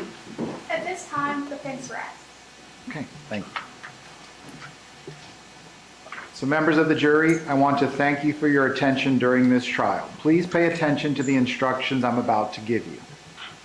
Calvin Riley, the defendant in this case, has been accused of the crime of driving under the influence. To prove the crime of driving under the influence, the state must prove the following two elements beyond a reasonable doubt. 1, Calvin Riley drove or was in actual physical control of a vehicle. 2, while driving or in actual physical control of the vehicle, Calvin Riley was under the influence of alcoholic beverages to the extent that his normal faculties were impaired. Vehicle is every device in, upon, or by which any person or property is or may be transported or drawn upon a highway. Normal faculties include, but are not limited to, the ability to see, hear, walk, talk, judge distances, drive an automobile, make judgments, act in emergencies, and in general, to normally perform the many mental and physical acts of our daily lives. Impaired means diminished in some material respect. Actual physical control of a vehicle means that the defendant must be physically in or on the vehicle and have the capability to operate the vehicle, regardless of whether he is actually operating the vehicle at the time. Alcoholic beverages are considered to be substances of any kind and description which contain alcohol. Count 2 has been removed from your consideration. It is no longer of concern to you. Plea of not guilty, reasonable doubt, and burden of proof. The defendant has entered a plea of not guilty. This means you must presume or believe that the defendant is innocent. The presumption stays with the defendant as to each material allegation in the information through each stage of the trial unless it has been overcome by the evidence to the exclusion of and beyond a reasonable doubt. To overcome the defendant's presumption of innocence, the state has the burden of proving the crime with which the defendant is charged was committed and the defendant is the person who committed the crime. The defendant is not required to present evidence or prove anything. Whenever the words reasonable doubt are used, you must consider the following. A reasonable doubt is not a mere possible doubt, a speculative, imaginary, or forced doubt. Such a doubt must not influence you to return a verdict of not guilty if you have an abiding conviction of guilt. On the other hand, if after carefully considering, comparing, and weighing all the evidence, there is not an abiding conviction of guilt, or if having a conviction that is not one which is stable but one which wavers and vacillates, then the charge is not proved beyond every reasonable doubt, and you must find the defendant not guilty because the doubt is reasonable. It is to the evidence introduced in this trial and to it alone that you are to look for that proof. A reasonable doubt as to the guilt of the defendant may arise from the evidence, conflict in the evidence, or the lack of evidence. If you have a reasonable doubt, you should find the defendant not guilty. If you have no reasonable doubt, you should find the defendant guilty. It is up to you to decide what evidence is reliable. You should use your common sense in deciding which is the best evidence and which evidence should not be relied upon in considering your verdict. You may find some of the evidence not reliable or less reliable than other evidence. You should consider how the witness acted as well as what they said. Some things you should consider are: did the witness seem to have an opportunity to see and know the things about which the witness testified? Did the witness seem to have an accurate memory? Was the witness honest and straightforward in answering the attorney's questions? Did the witness have some interest in how the case should be decided? Does the witness's testimony agree with the other testimony and other evidence in the case? Did the witness at some other time make a statement that is inconsistent with the testimony he or she gave in court? I can't remember if I skipped one. Did I skip one? No. Okay. Whether the state has met its burden of proof does not depend upon the number of witnesses it has called or upon the number of exhibits it has offered, but instead upon the nature and quality of the evidence presented. It is entirely proper for a lawyer to talk to a witness about what testimony the witness would give if called to the courtroom. The witness should not be discredited by talking to a lawyer about his or her testimony. You may rely upon your own conclusion about the credibility of any witness. A juror may believe or disbelieve all or any part of the evidence or the testimony of any witness. The fact that a witness is employed in law enforcement does not mean that his or her testimony deserves more or less consideration than that of any other witness. The Constitution, the Constitution requires the state to prove its accusations against the defendant. It is not necessary for the defendant to disprove anything, nor is the defendant required to prove his innocence. It is up to the state to prove the defendant's guilt by evidence. The defendant exercised a fundamental right by choosing not to be a witness in this case.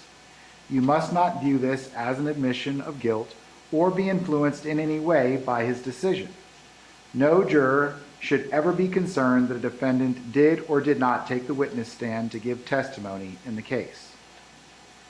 There are some general rules that apply to your discussion. You must follow these rules in order to return a lawful verdict. You must follow the law as it is set out in these instructions. If you fail to follow the law, your verdict will be a miscarriage of justice. There is no reason for failing to follow the law in this case. All of us are depending upon you to make a wise and legal decision in this matter. This case must be decided only upon the evidence that you have heard from the testimony of the witnesses, have seen in the form of the exhibits in evidence, and these instructions. This case must not be decided for or against anyone because you feel sorry for anyone or are angry at anyone. Remember that the lawyers are not on trial. Your feelings about them should not influence your decision in this case. Your duty is to determine if the defendant has been proven guilty or not in accord with the law. It is the judge's job to determine a proper sentence if the defendant is found guilty. Whatever verdict you render must be unanimous. That is, each juror must agree to the same verdict. Your verdict should not be influenced by feelings of prejudice, bias, or sympathy. Your verdict must be based on the evidence and on the law contained in these instructions. Deciding a verdict is exclusively your job. I cannot participate in that decision in any way. Please disregard anything I may have said or done that made you think I prefer one verdict over another. You may find the defendant guilty as charged in the information or not guilty. If you return a verdict of guilty, it should be for the highest offense which has been proven beyond a reasonable doubt. If you find that no offense has been proven beyond a reasonable doubt, then of course your verdict must be not guilty. The verdict form must be unanimous, that is, all of you must agree to the same verdict. Only one verdict may be returned as to each crime charged. The verdict form must be in writing, and for your convenience, the necessary verdict form has been prepared for you.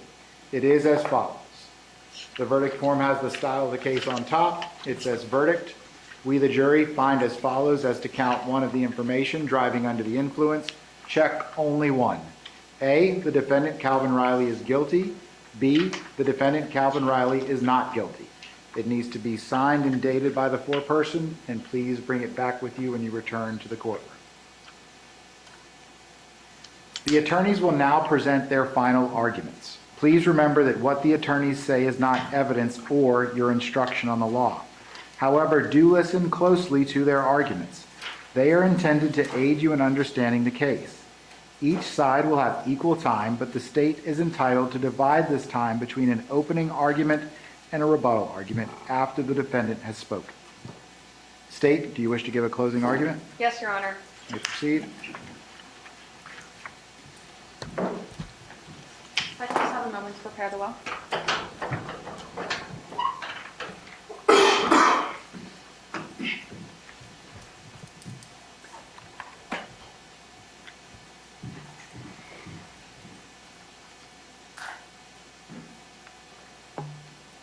Your Honor, if I may just turn this on briefly to make sure it's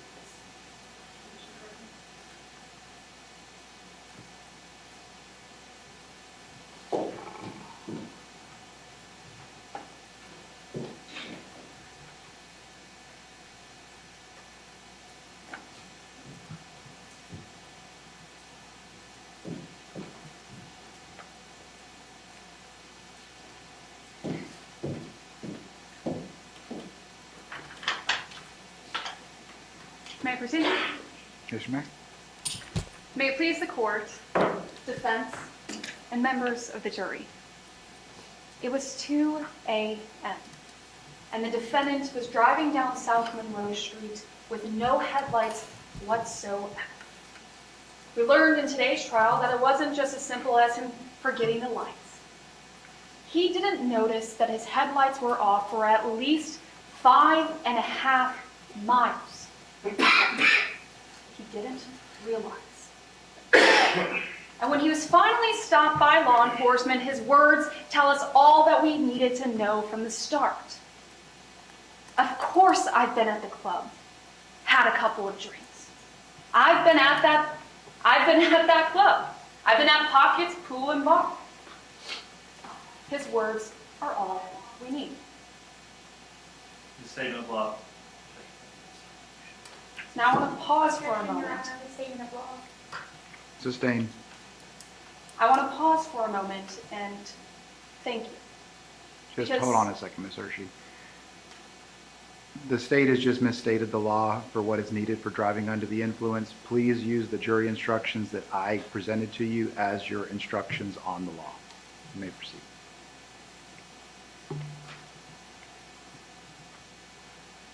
I wanted to pause for a moment and just say thank you to everyone for being here.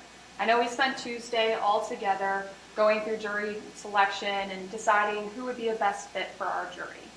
And throughout this process, you've all been great. We went through Friday, and of course there were some delays, and of course you also had to take time out of your day to day, which was not expected. And to say the least, we couldn't have gotten through this process without you. So I commend you all for that, and I'm beyond grateful for that. So what I wanted to talk about is what the law is in this case and what we have to look to see whether or not the state has met its burden. As the judge just instructed us, the defendant in this case, he's charged with driving under the influence. Now, driving under the influence has two individual elements that the state had to prove to you here today. First, the judge told us that the first element that the state needed to prove is that the defendant drove or he was in actual physical control of a vehicle. Now, members of the jury, I don't think this is something that's in dispute in this case. We've seen the body-worn camera. We've seen testimony from two officers who told us here today that when they first encountered the defendant, he was driving his vehicle down South Monroe Street. The body-worn camera footage that we saw on the televisions that are in front of you showed the defendant inside his white Mercedes when law enforcement approached him. They showed him in the driver's side seat behind the steering wheel, and he was the only person in that vehicle. So when we look at the evidence and the facts in this case, we know that the state has in fact established the first element, that he was driving a motor vehicle. So that brings us to the second element. And this is the second element that you really are here today to decide.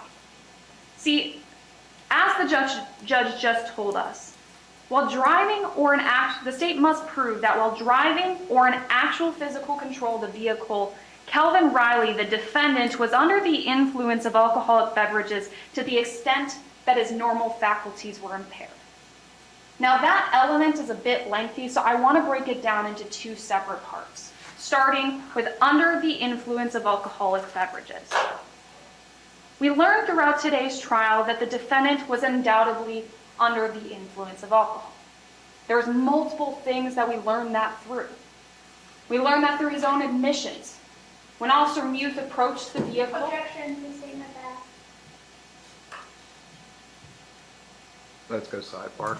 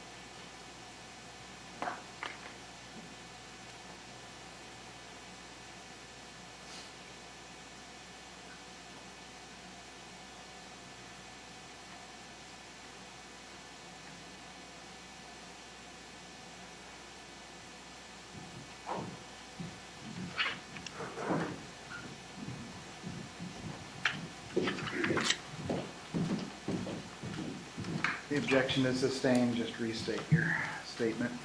So, as as I was previously stating, the first element, or the first part of this second element that we have to prove is that the defendant was under the influence of alcoholic beverages.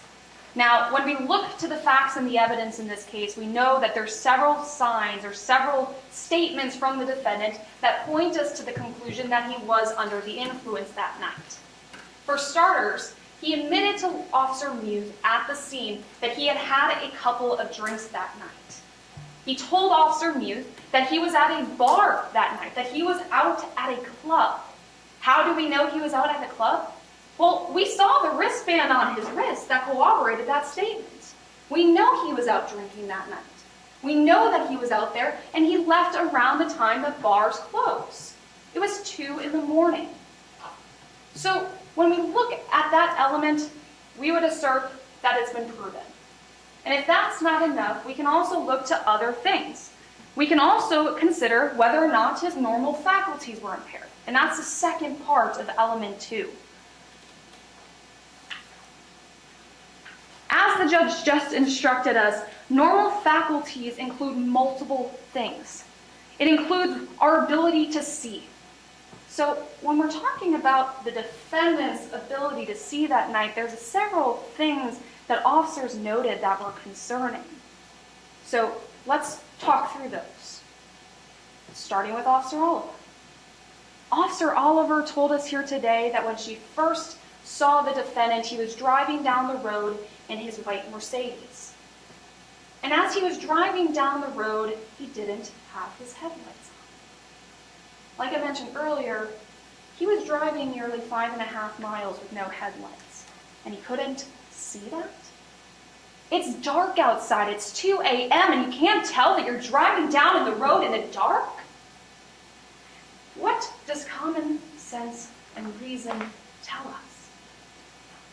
See, when we look at the jury instructions, we see that when somebody's normal faculties are impaired, it means that impairment means that those normal faculties are diminished in some material respect.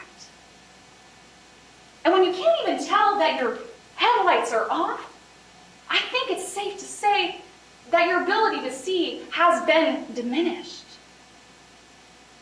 And if that's not enough, there's another part that we should talk about. Because when Officer Oliver tried to tell the defendant about his headlights being off, he didn't believe her. He asked her, "Are you sure about that?" I believe those were his words. "Are you sure about that?" It took Officer Oliver debating with the defendant about having his headlights off that she finally had to reach inside his vehicle and show him the turning knob to turn them on. He still didn't believe her until she finally clicked the knob to the right and showed him that they were off. And it wasn't until the lights on his headlights finally illuminated that he finally widened his eyes and then turned to Officer Oliver and still questioned her judgment and her ability to see that his headlights were, in fact, off. It's not reasonable. And the reason that we know that his sight was impaired was because of his admissions to drinking alcohol that night. So that brings us to another normal faculty that I wanted to discuss with you. We listened to the defendant talk about, or one of the additional normal faculties that we should consider during deliberations is the defendant's ability to talk that night. Now, don't get me wrong here. The video was sometimes a little hard to hear, but then other times we know he was clearer. He was shouting, he was yelling. Those times it was crystal clear. And when we watched those videos here in court today, it was clear that there were times that he was slurring his words. He was not making sense. For example, when Officer Oliver stopped him in his vehicle, he said, "Why you slow me down?" Is that a statement that makes sense? No. But that was what was running through his head at that time. Why you slow me down? So we have to look at his speech in those moments and whether or not we think based on his speech that it was diminished in some material respect. So let's talk about another one now. The defendant's ability to judge distances. Members of the jury, this is a big one. And I encourage you to remember the demonstrative that I showed during the testimony of Officer Muth. So I want to turn that on for you guys.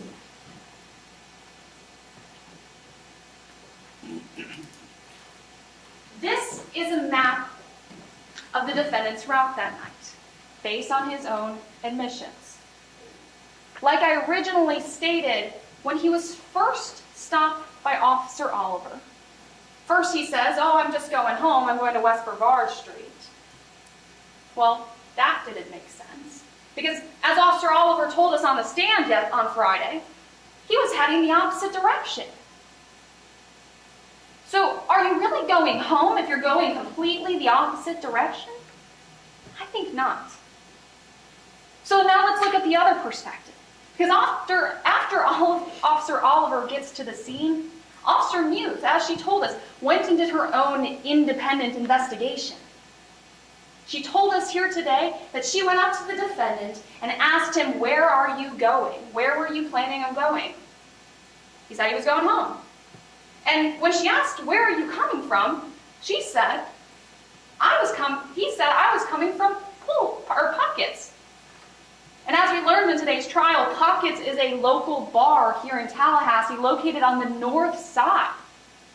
So when you look at that map that we showed you during today's trial, you can see that the route just doesn't make sense, and his ability to judge distances was materially diminished. Right here on this map, we see Pockets Pool and Pub. If we're taking the defendant's own words for what happened that night, that means he would have traveled south on South Monroe Street all the way down to the intersection of South Monroe Street and Laura Lee Avenue.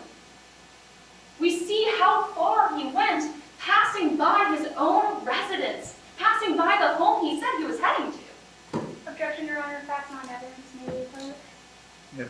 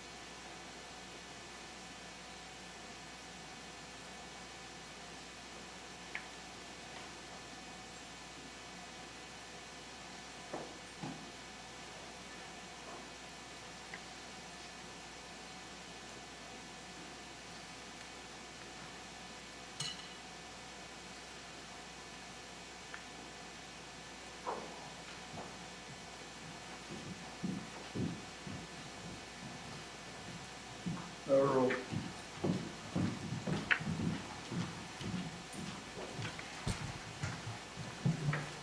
Now, I'm sorry for the pause in there, but I wanted to get back to what I was saying.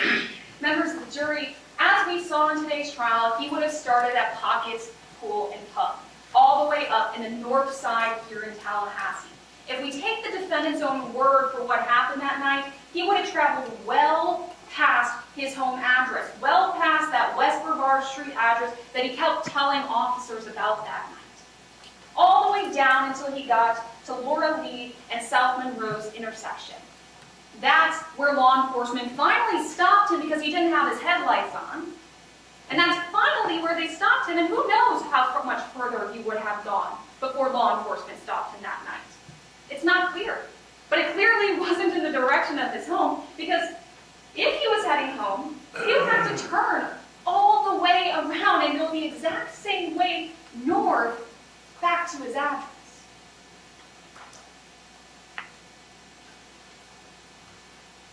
So, members of the jury, when we're talking about the defendant's ability to judge distances, we know that his ability to do so was diminished in some material respect.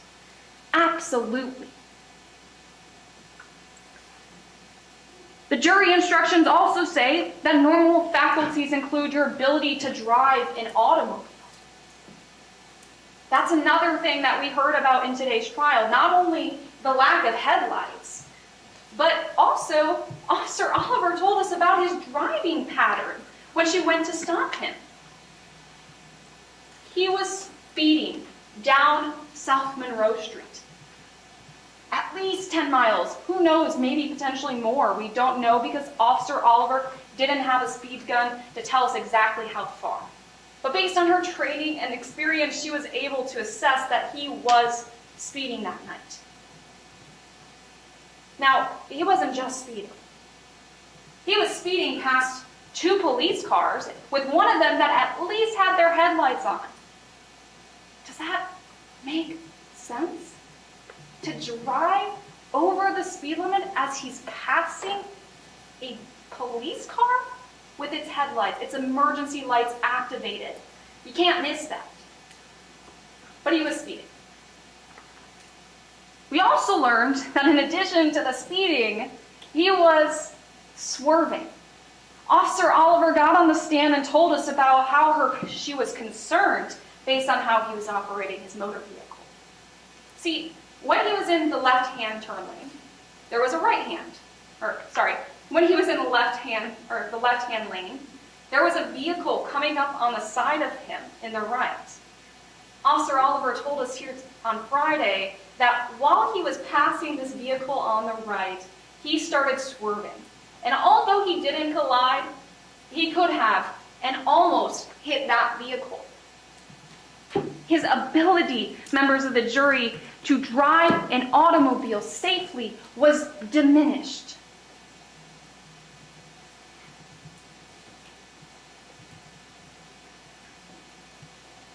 The next one talks about the ability to make judgments. And this is another thing that we've talked about in 2 different respects. First, when law enforcement asked the defendant to complete a breath test. Now, we learned about the consequences of refusal of a breath test here in Florida. Officer Mute read to us here today the exact same thing that she read to the defendant not once, but twice.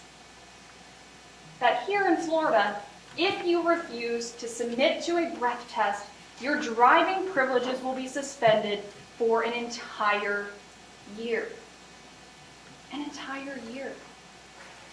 And Officer Mute, as she's telling the defendant, hey, your driving license privileges are going to be suspended for this long, he doesn't care. He doesn't say, sure, I know this is a big misunderstanding. Let me show you I'm not impaired. Let me show you that I'm not under the influence of alcohol. Objection, Your Honor, burden shifting. Sustained. Be careful. This is called consciousness of guilt. And we can think of it as something as simple as Thanksgiving dinner. See, at Thanksgiving, we go to our family's house. We eat all the food that we can, green beans, stuffing, turkey, mashed potatoes, gravy, the whole 9 yards. But if we go to the trainer the next day at the gym and they say, hey, can you get on that scale? Can you tell us how much you weigh? We're not going to do it because we know what that scale is going to say. We know that it's going to say we gained weight, and that's just the reality of it. We don't want to see that number. We don't want our personal trainer to see that number. Well, that's the same as it applies here in this case. He didn't want law enforcement. He didn't want us to see what his breath alcohol content was that night. And I can tell you that there's 6 reasons why. He didn't want us to see that his breath alcohol content was above the legal limit. He did not want us to know that he was under the influence. And that's because he knew he was guilty. He knew he was drinking alcohol that night. And that's the reality of it.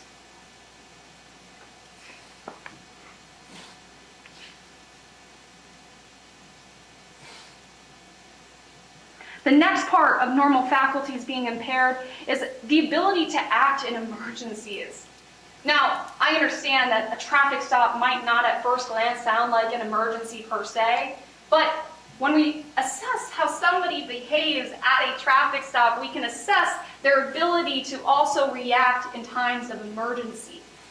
See, when we watched the body-worn camera in this trial, we saw that the defendant was very adamant about wanting his phone that night. In fact, Officer Muth, Officer Oliver, told us that this repeated statement can actually indicate impairment. But that's besides the point, because again, we're talking about his ability to act in an emergency. He wanted his phone that night to call his lady, according to him.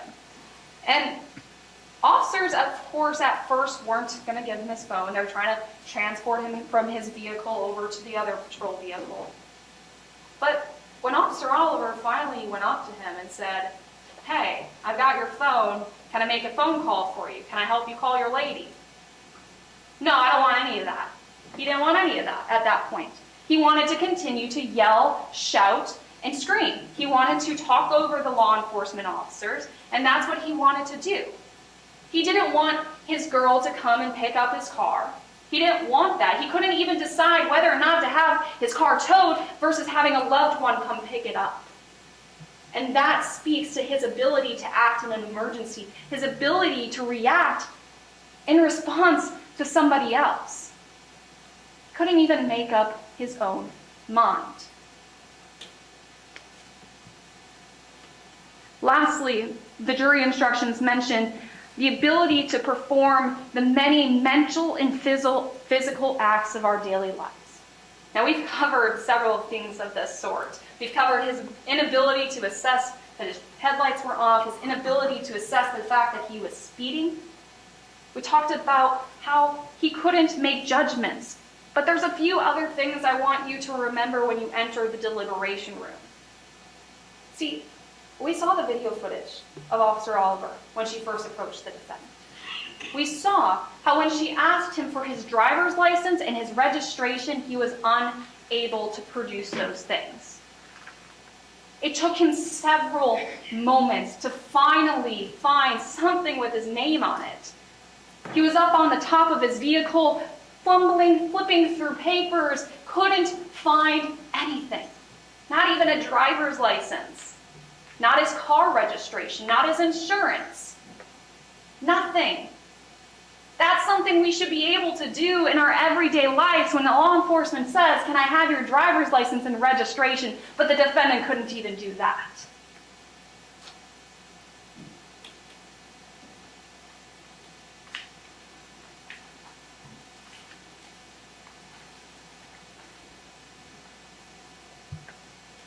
Members of the jury, I said during opening statements that the facts would guide you and the evidence would guide you throughout today's case. There's been a lot of distractions throughout this trial about an unsealed liquor bottle and things of that sort. But I want you to remember that in this case, that liquor bottle is not evidence in this DUI trial. In this trial, for determining whether or not the defendant was under the influence, the evidence is his signs of impairment. The evidence is his admissions to law enforcement, saying he was at the club that night at Pockets Pool and Pub, admitted to having a few drinks. And when we talk about his admission of having a few drinks that night, we also have to remember that's all he was willing to admit. Because like Officer Muth told us here today, it's not uncommon in a DUI investigation for a DUI suspect to underestimate to law enforcement how much they actually drank. The facts are simple. He was driving a motor vehicle. He was under the influence. He admitted to drinking alcohol. He admitted to being at a bar. And he couldn't find his documents. He couldn't operate his vehicle. He couldn't find that his headlights were out. And I cannot emphasize these facts enough, members of the jury, because it is clear. So when you go into the deliberation room, I ask you to do one thing. Don't get sidetracked by distractions. Go in there and look at the elements of this offense. And look at the evidence. Look at it with a close eye. Because when you do that, the facts are going to become crystal clear. You'll know the truth. You've seen the truth in this trial. And the truth is that the defendant is guilty. Thank you. Does the defense wish to make a closing argument? Yes, Your Honor.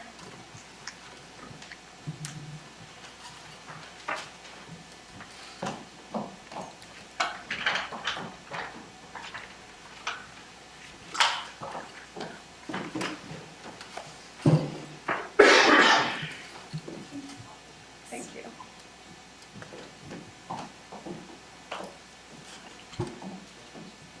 Calvin Riley is innocent. You have every reason to question every single thing these officers testified about. They are not credible. Officer Oliver lied to you under oath, and she lied over and over from the second she pulled Mr. Riley Objection, over. inflammatory, and misstatement of the law. Over and over from the second she pulled Mr. Riley over until the second she got off that witness stand. Officer Muth lied to you about what she placed Mr. Riley under arrest for, and she lied to her sergeant about what she found in the car. These officers are making things up. These officers are laughing. These officers are asking each other if their cameras are on. These officers are turning off their cameras. These officers are taking an oath to swear to tell the truth, and then these officers are lying. They did it right there in front of you. When you apply the law Judge Jones instructs you on, with the conflicts in the evidence and the complete lack of evidence, you have seen over these 2 days it is clear. Calvin Riley is not guilty. Officer Oliver opened a bottle of vodka, a bottle that had never been opened before. You hear her break the seal, pour it out, and then put it back in the car. Then she used that evidence against him. She and Officer Muth told their sergeant they found a bunch of alcohol stashed in his car, and that the bottle was open. This is simply not true. There is nothing in that cup, which if you watch the video closely, has a lid on it, and the vodka bottle that was opened by Oliver. Members of the jury, these officers want you to believe that they only turned off their cameras because they weren't investigating anymore. Yes, they were. The sergeant on scene asks if they're live. Officer Muth asks if they're live. Oliver shakes her head no. Sergeant turns his off, and Muth turns hers off. They are all still investigating. Your jury instructions tell you that you all get to decide what is reliable. Nothing that these officers testify to is reliable. Let's start from the very beginning. Oliver and Muth are at a completely different traffic stop.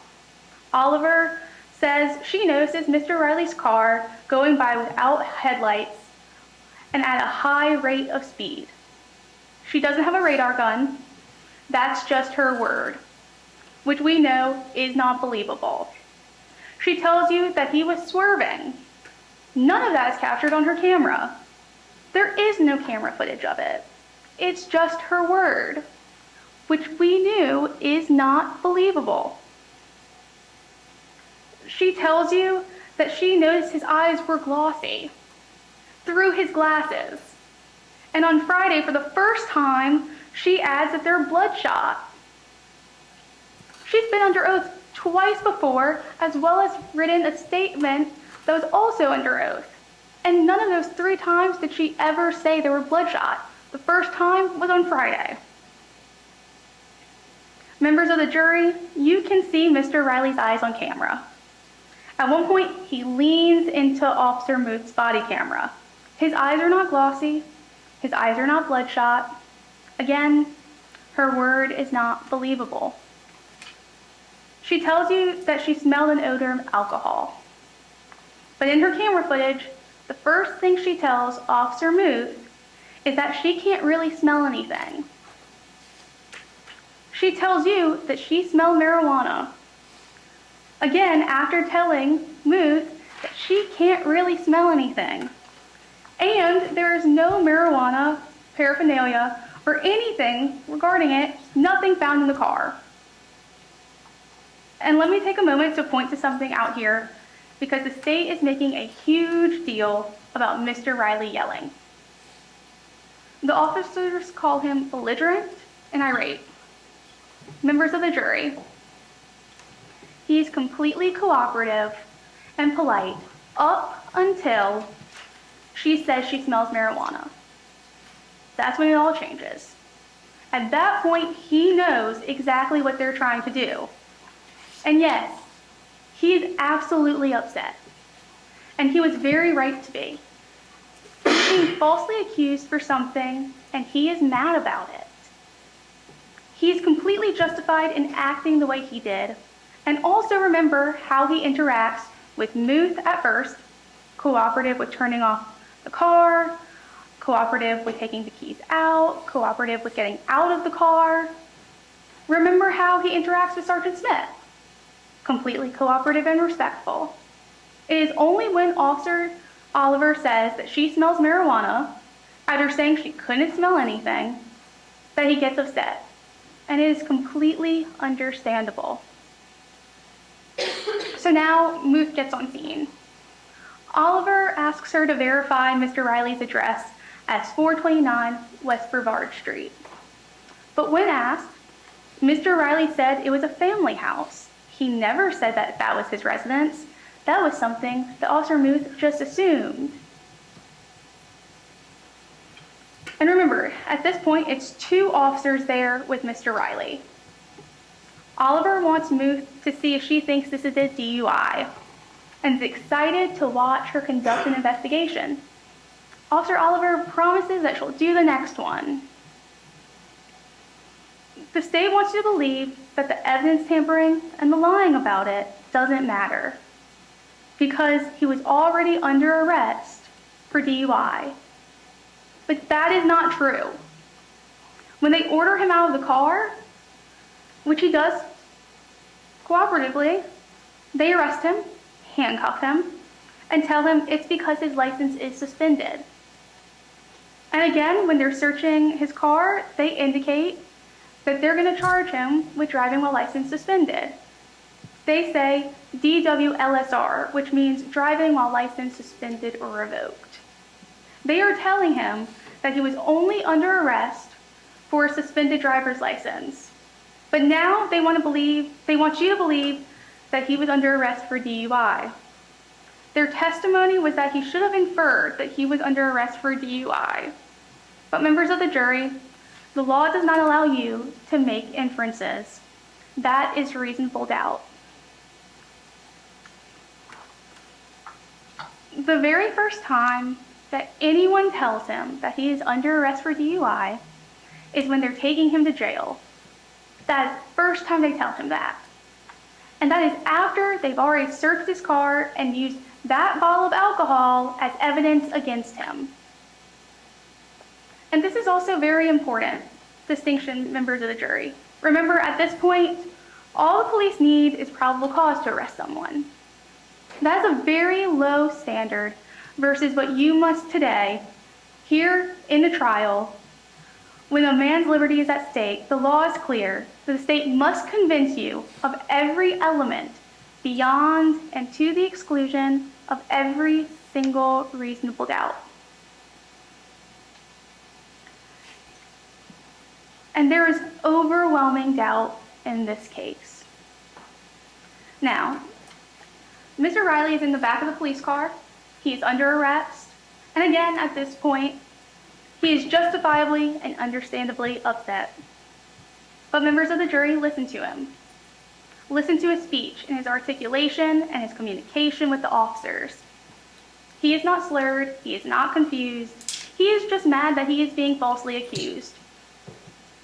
And now we get to the search, and I would encourage you to watch the search from both of the officers' angles, both Officer Muth and Officer Oliver, who both had body-worn cameras on.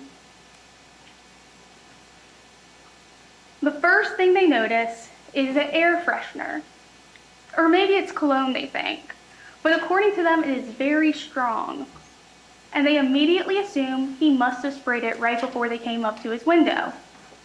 But they absolutely have no evidence of this. Then Oliver finds the bottle of vodka, and Muth immediately assumes that's what's in the cup. Members of the jury, this is a never been opened, completely sealed, closed bottle of vodka. But it doesn't matter, because Muth just knows, based on her training and experience, that it must have been what was in the empty cup. That empty cup that she later tells Sergeant Smith has a mixed drink in it. Again, with no evidence of either of those things, she is assuming things again, and the law does not allow you to assume. The jury instructions do not allow you to assume. And here, please pay close attention to what they say and how they say it. They are laughing. They are laughing, members of the jury, and they are using those magic words that as officers they use. It's based on my training and experience. And it's because they know that with those words, they can do whatever they want. Think about this too. Let's talk about the smell. You have so many inconsistent statements about the smell, which is a factor that Judge Jones tells you should consider in weighing credibility. At first, Oliver can't smell anything at all. Then Muth says there's an odor of alcohol. Then, when they get him out of the car, Oliver says she smells marijuana, which Muth testified that she didn't smell at all. But also, Oliver says he reeks of alcohol. Then, when they go back to search the car, using the smell of marijuana to do that, again, which Muth did not smell, they immediately smell air freshener. Then say, oh, it must be cologne, and it's a very strong odor of cologne. So which one is it? You have to have questions about all of that, and that is a reasonable doubt. And I know it was frustrating. I'm sorry that we had to get up and down and in and out during the testimonies. But it's because every time the officers were confronted with their own inconsistencies, they wanted to fight it. Remember the jury instruction. Was the witness honest and straightforward in answering the attorney's questions? No, they weren't. Remember Muth's words to you. According to her, when people give inconsistent statements, it means they're impaired.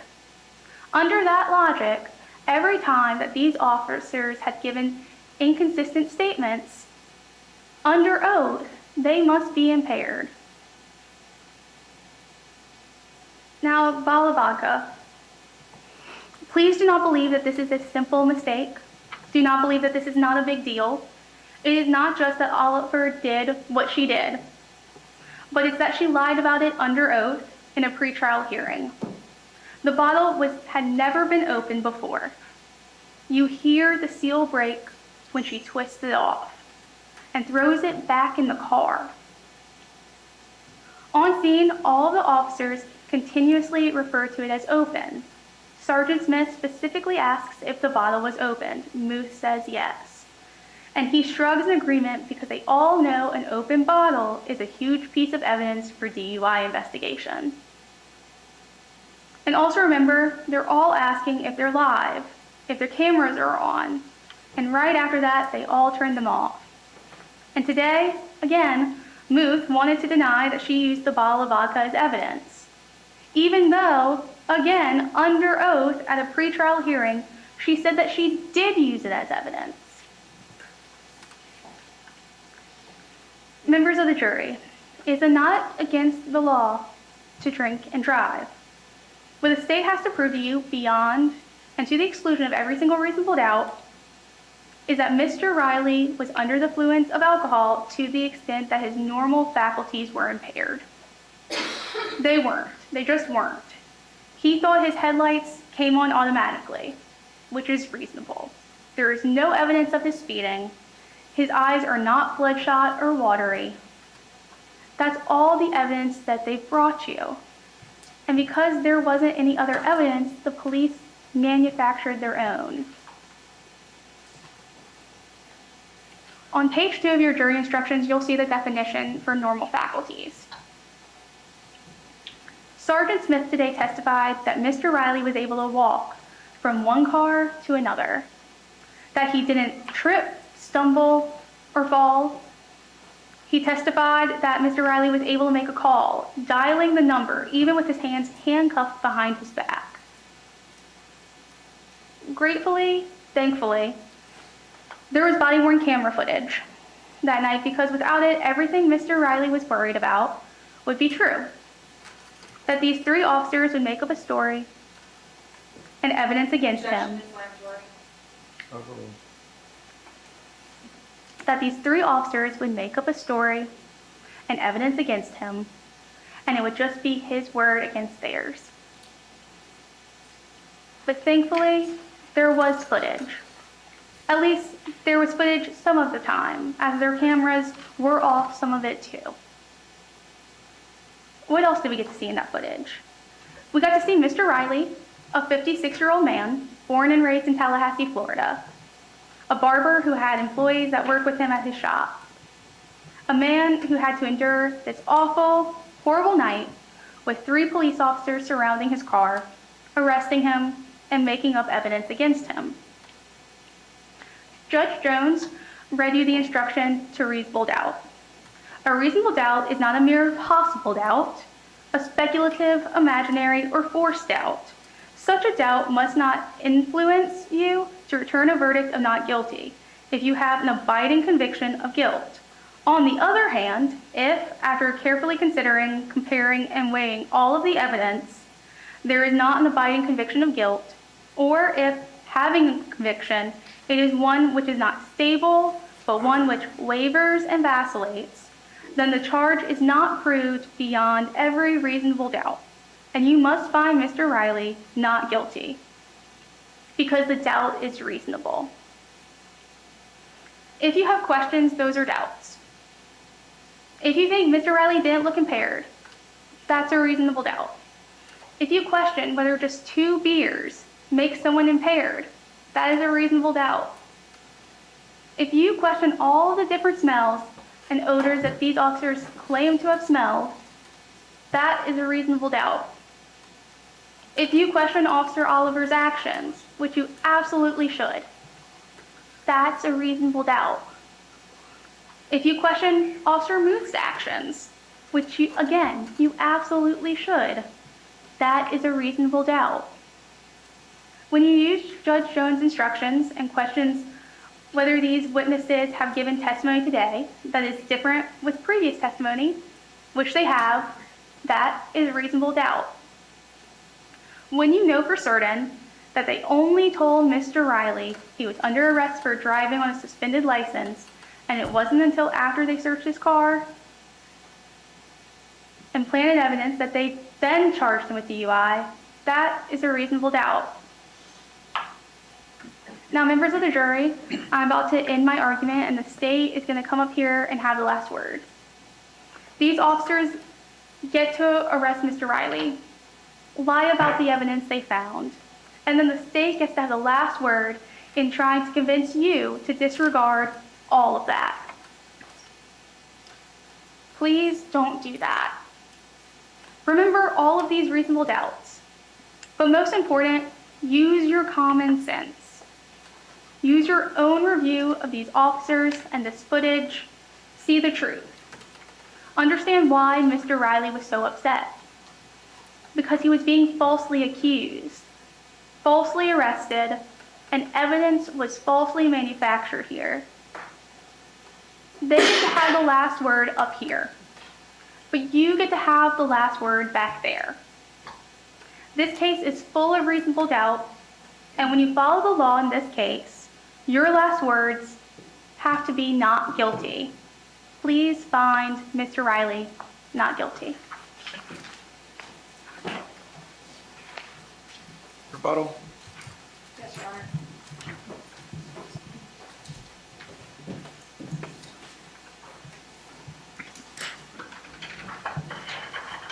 May I proceed? Sure may. The defense is right. The state has the last word right now. Because it simply boils down to the fact that this is a story that they have concocted to distract us from what actually happened. Inflammatory. Overruled. Like I was saying, this is just a story that the defense has concocted to distract us from the facts and the evidence at hand. Because when the facts are on your side, you argue the facts. When the law is on your side, you argue the law. Overruled. This is argument. When the law is on your side, you argue the law. But hey, when neither are on your side, you blame the police. Members of the jury, I want to direct your attention to page 3 in the jury instructions. Starting at the second paragraph. The judge has just instructed us that a reasonable doubt is not a mere possible doubt, a speculative, imaginary, or a forced doubt. That line is important to remember. Because what the defense is asking you to believe in this trial is that all of these officers who have never met the defendant before a day in their life decided to get together and connive a plan to frame him in this crime. Is that reasonable? No, it's not. It's just simply not reasonable. It's a theory that's been pulled out of thin air to distract us, and I can't emphasize that enough. Grounds.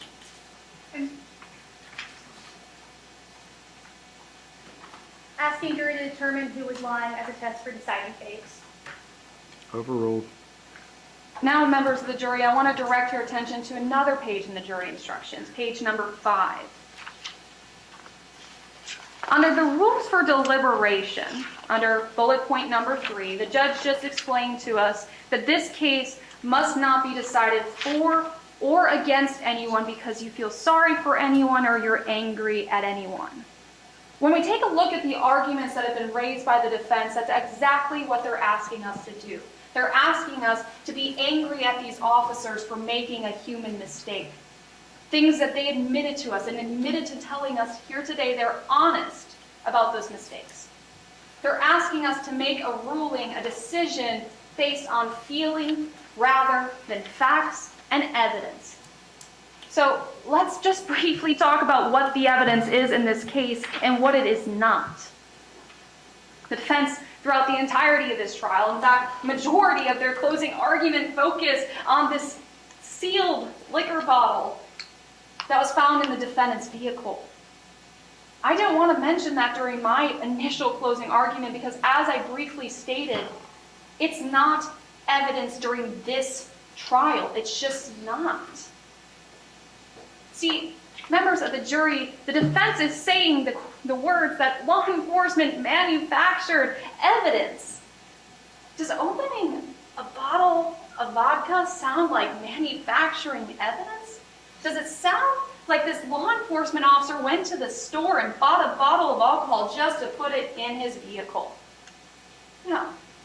You've seen the video in this case. You've seen the body-worn camera footage that shows us that when they searched the vehicle, it was already in the defendant's car. Officer Oliver never once went to Officer Muth or Sergeant Smith and said, "Hey, I found an open bottle of liquor." She didn't. And what that boils down to, it was officer miscommunication. They made a mistake. They both told us there was a mistake. And members of the jury, we're human. Every one of us is human, including these two officers. Not saying that it was okay to make that mistake, but they made a mistake. And what's important is that they were honest and they owned up to it.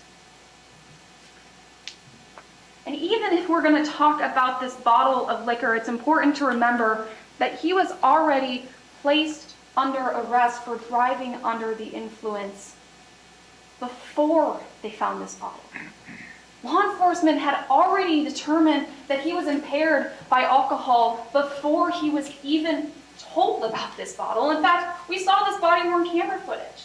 The defense keeps talking about how the defendant was just angry for being falsely accused of something, but never once in that video footage did we see him being told about this liquor bottle.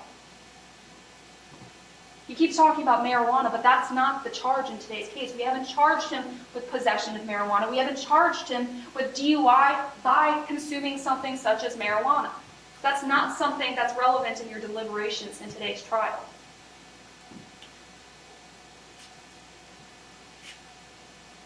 Ms. Goodfellow, for the defense, also said that the law enforcement officers lied about why they placed the defendant under arrest. She says that they only told him that he was placed under arrest for driving with a suspended license.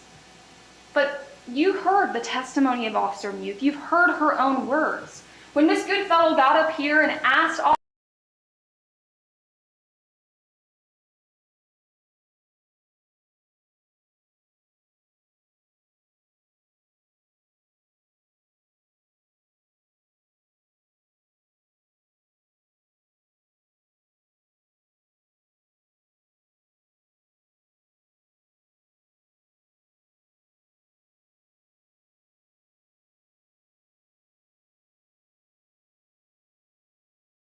just like Officer Margaret Muth stated.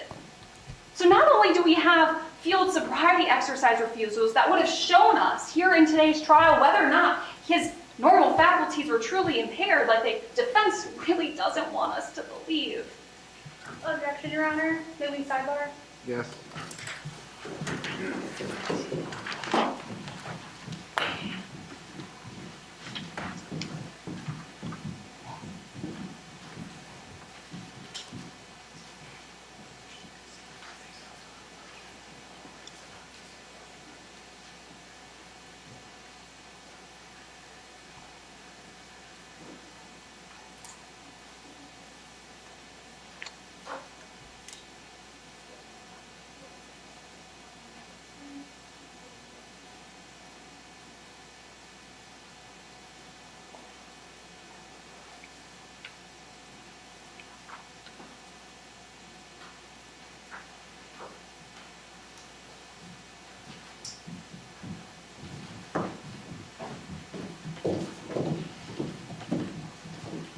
Objection is sustained.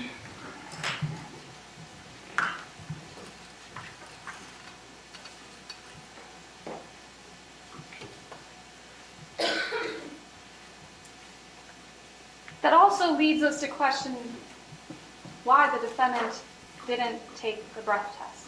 I mentioned this during my original closing arguments. Objection, Burr chicken. Overruled. It's called consciousness of guilt. Like I said, and I'll briefly touch on it because I don't want to take up too much of your time. The defendant refused that breath test despite knowing that his driving privileges would be suspended for an entire year because he knew that he was under the influence.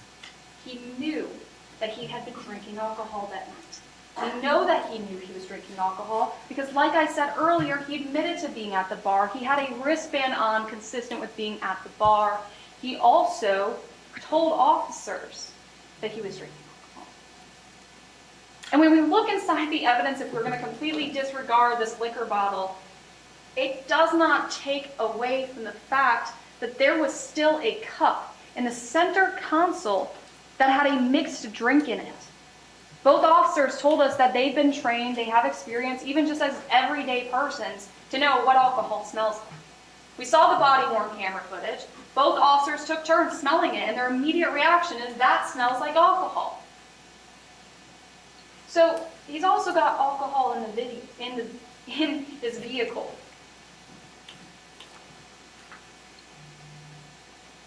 The defense also commented on about how the defendant had the right to be angry. But members of the jury, this is something we talked about briefly in jury selection. How outpouring of emotions and anger and outbursts can also be a sign of impairment. He may have been angry that he was placed under arrest, But that's because he knew he was in the wrong. He knew that he was driving under the influence. He knew that he shouldn't have gotten into his vehicle and drove after spending the entire night up until 2 a.m. drinking alcohol. Objection, back on evidence. Sustained.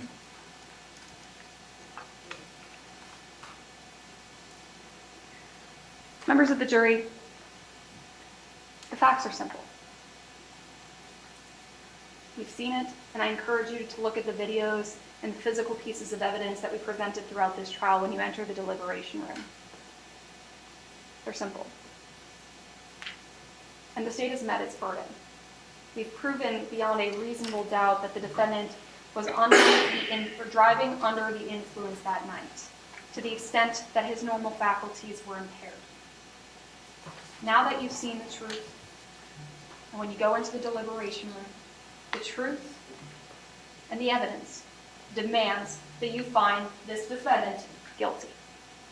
Thank you.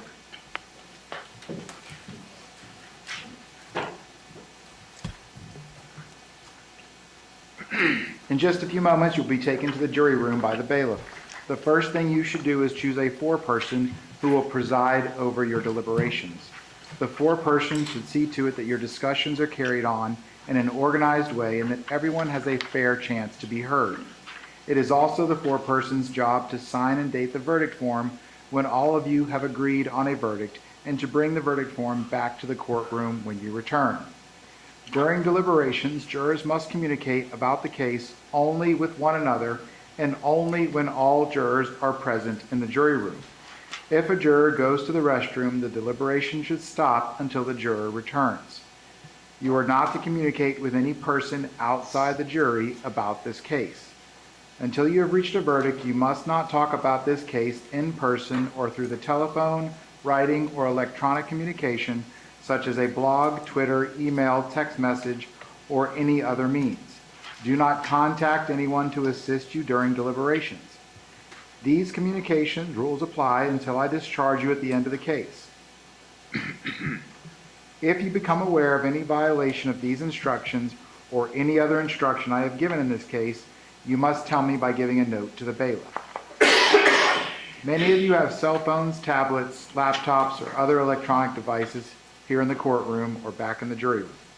The rules do not allow you to bring your phones or any other types of electronic devices into the jury room. Kindly leave those devices with the bailiff while you deliberate. If you need to communicate with me, send a note through the bailiff, signed by the foreperson.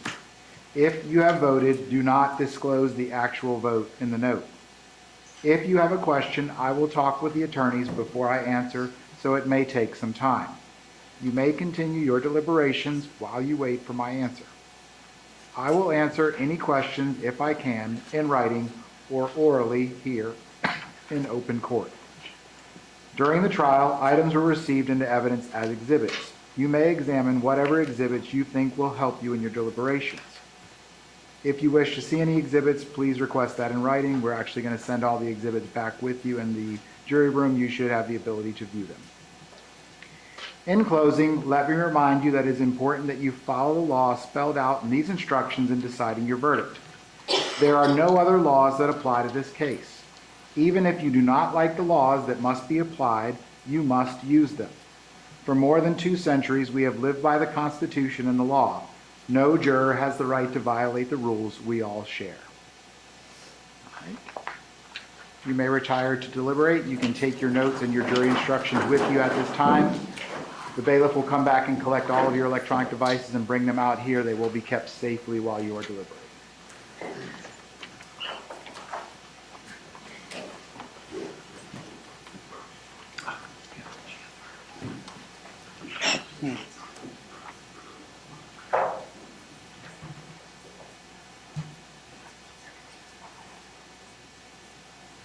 May be seated. All right. Any objection to the jury instructions as read? No, Your Honor. No, And we're all in agreement that item 1 or exhibit 1 will not go back, but all the rest of the items? No objection. Or that's the certified driving record. One was the driving record. Right. Agreed. And would you like to take a look at them just to make sure the clerk has everything? Yes, Your Honor.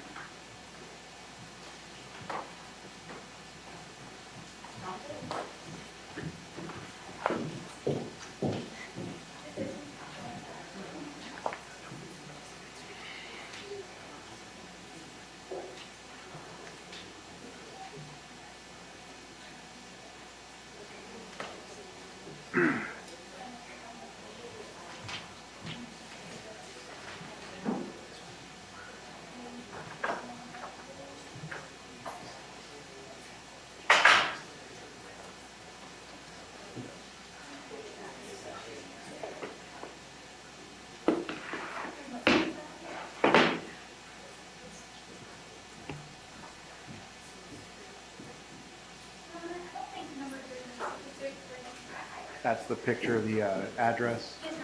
I agree. So it's just the 2 discs. Can you guys get near a microphone? Just Your Honor, it's my understanding that it would be the 2 disc from Officer Oliver, Officer Muth, and also the implied consent form. all right. So those are the items that will go back. Thank you. Your Honor, at this time, the defense would make a motion for mistrial. There are a couple of grounds I would point to. The leading questions permitted for Muth on direct. The breath test refusal was Can you not- pause for just 1 second while she goes in there? Appreciate it. Okay, you may continue. Yes, Judge. The breath test refusal was not introduced pursuant to 316-1934 and does not fall within any exception 803. The denial of exfoliation instruction, numerous discovery violations and late disclosures. I know you've already ruled on those. However, it's our contention they are discovery violations. The evidence that is confidential being introduced, again, same idea. You've already made a ruling on that, but I would like to attach to a motion for mistrial as well.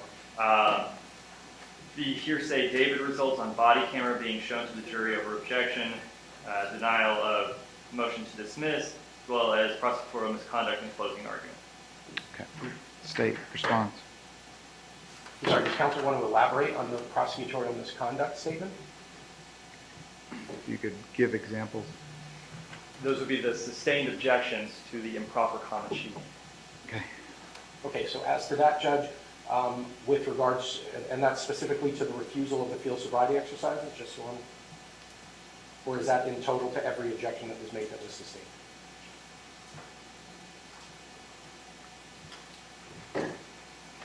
Which arguments in specific? I know that you said the ones that were objected to and sustained. Are you just talking about all of them? Yes, Judge. Okay. The closing argument, improper comments that we objected to. Okay. I said the ones objected in that were sustained. I suppose I should say the objected to ones, more broadly speaking. Okay. So Judge, I mean, there's a lot there. I wish we could parse that down maybe one at a time, but I'd say there is no grounds for a mistrial. The comments made were swiftly acted upon. They were objected to. The court sustained the objection and counsel moved on. Specifically with regards to the comment about the refusal to perform the field sobriety exercises, Your Honor, the state made it very clear that if counsel decided to pursue the same question that was asked her in the proffer of Officer Moose with regards to what happened just before she placed him under arrest, that would open the door to the fact that he refused to do the field sobriety exercises. That was all that was commented upon, and that's what counsel stated. She did state it twice. I don't think that's crossing any lines because that is what's actually in evidence. With regards to all of the other things, the late discovery, any other alleged discovery violations, Richardson violations or anything like that, I think the court has already ruled on that, and it should not be considered grounds for the mistrial at this time. I would ask that you deny the defendant's motion. All right. So based on the prosecutorial misconduct, I don't feel that there were enough statements that were made that were sustained or objectionable that would lead to a mistrial. Specifically referring back to the discovery violations, I just point out for the record that the 5 objections that the defense listed were Roy, who did not testify, certified judgments which were not used, Oliver appearing in person, which is not a violation since she was under subpoena, and the defense had previously argued for her to appear in person. Sergeant Smith was listed as a witness, and the fact that they were told that he was not subpoenaed does not rise to the level of a discovery violation. And number 5, the address form was not entered into evidence. As far as the state or the courts not granting the motion to dismiss for egregious police behavior, I would just like to put on the record that I took notes during the testimony of the officers, and there were a total of 15 indications of impairment. That is not including the little bottle of alcohol. So unlike the cases that defense cited where the evidence that was alleged to have been manufactured by law enforcement was the only evidence that was presented that the defendant committed the crime, there were several other indications of impairment that were placed into evidence beyond the evidence at question, so I am not going to grant the mistrial under those grounds. Nothing further from the defense. Thank you. Okay. All right. And Mr. Riley, you have been sitting at council table this whole time, participating with your defense. Are you satisfied with the representation of your attorneys? Yes. Thank you, sir. All right, so we'll be in recess until we either have a question or a verdict. Please make sure that the clerk or the bailiff has a telephone number for you. I understand that there's probably some people that want to go outside and look up in the air. Just please don't go too far so that you're not too far away from the courthouse if you get a call. Thank you. Thank you, Judge.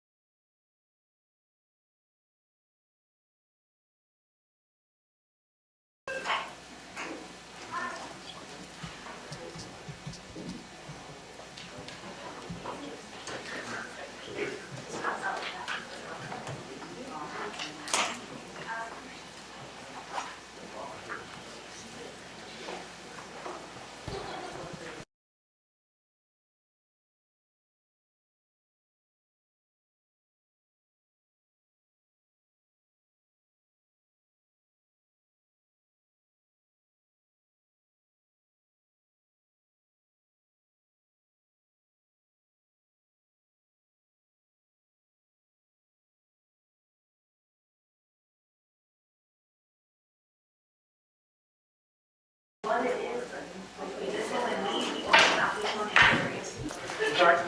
Between digital and myself, we just cannot be attorneys. One more. You're not one of these, no, No, not really. no, I mean, not the county court. Oh, it's okay, I'm not telling you.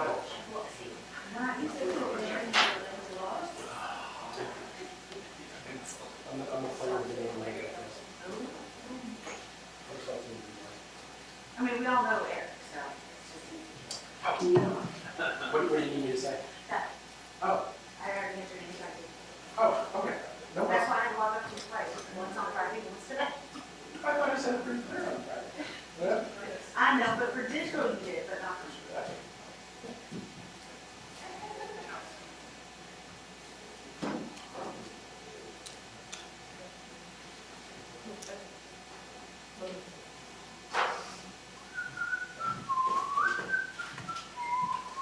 Getting his attention. Huh? Getting his attention. Oh, no, I didn't listen. I just listen. It's a habit I have, I guess. You're-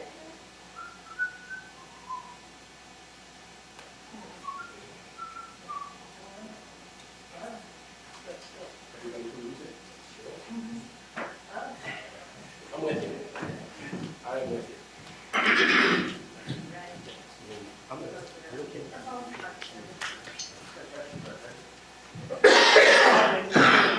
You about to cut it out. So I gotta go to Tallahassee Beach tomorrow to do a site visit of a hotel we're looking at. And then Wednesday, I gotta go to Renee, maybe do the lunch for the But you're prosecutor. not part of the evidence? And then, No, okay, just making sure. yeah. They've had such And then a next, so I cohesive, we're supposed to have another I'll get an Bible. agent, I'm gonna do this FDL So well together and cohesive. come back on Friday, and then Sunday I turn around and go to Miami and speak at the Axon. I'm literally not old at all.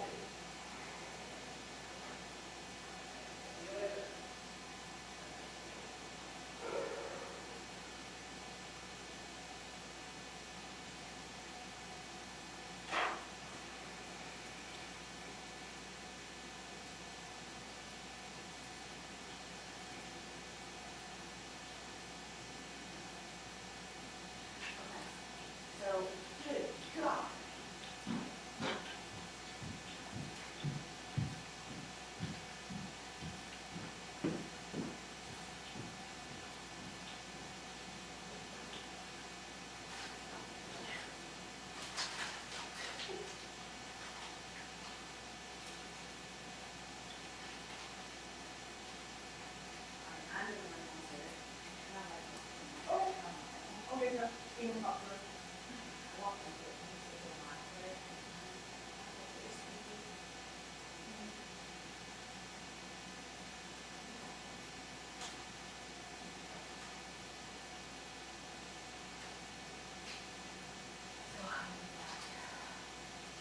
Do you need them on everything?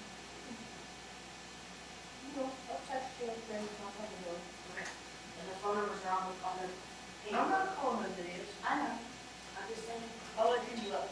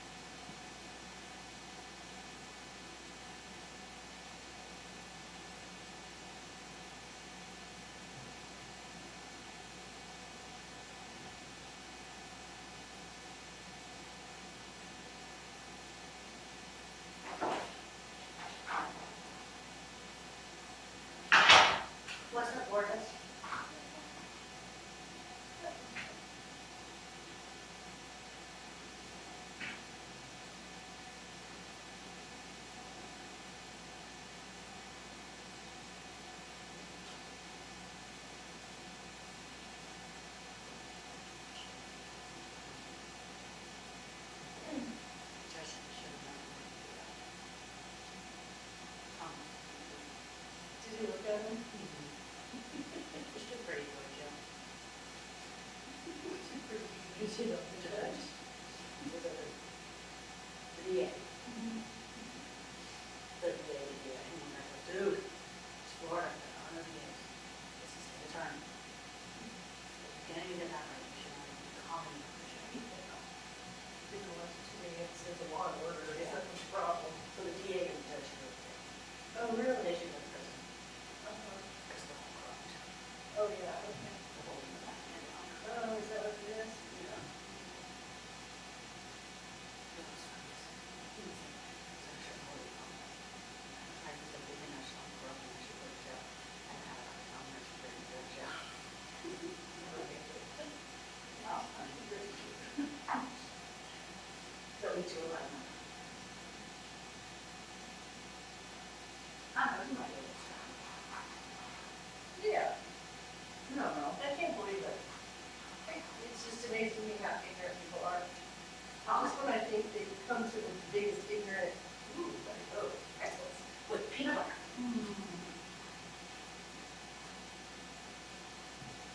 All right, I'm trying to figure out what you want. No. I think kindergartners put this together. Okay, so he went from pockets all the way down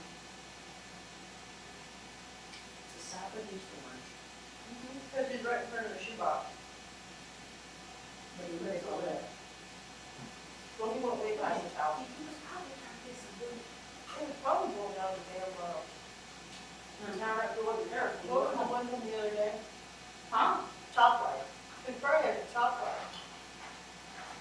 If he would pick him up from dinner. I feel my lunch. Pumpkin.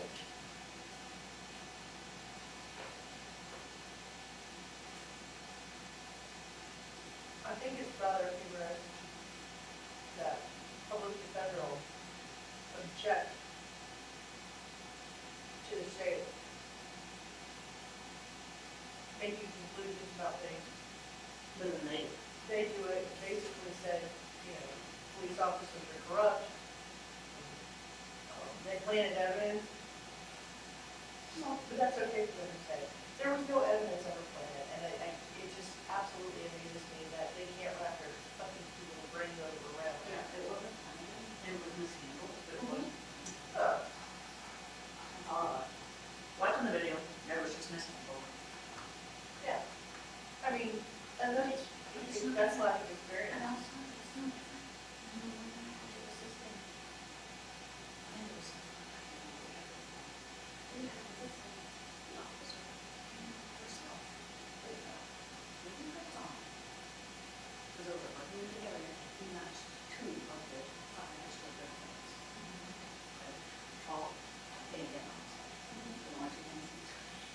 Was it red color?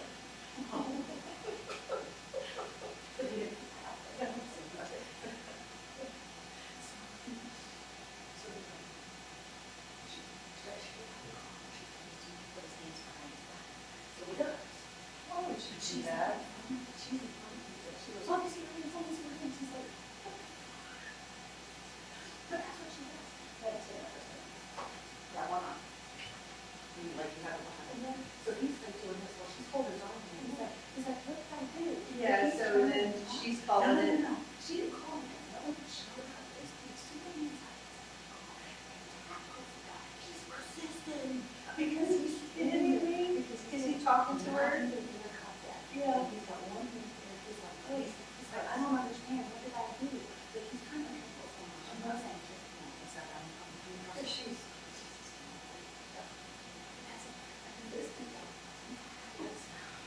But you got a lawsuit. You got a lawsuit. On his guys, but you can see them coming back.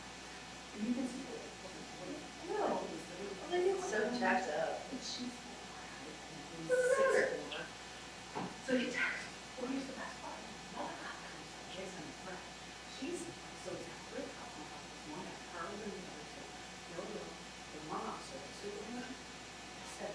They grab the officer's leg.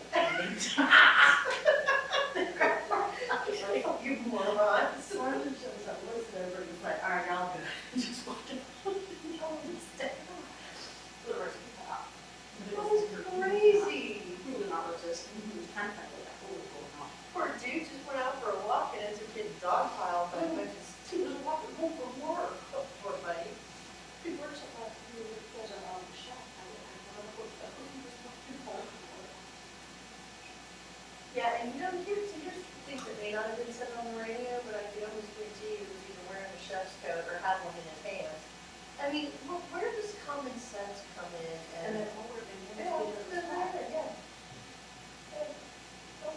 And he probably had a pair of checked pants on to do the checkers. Yeah.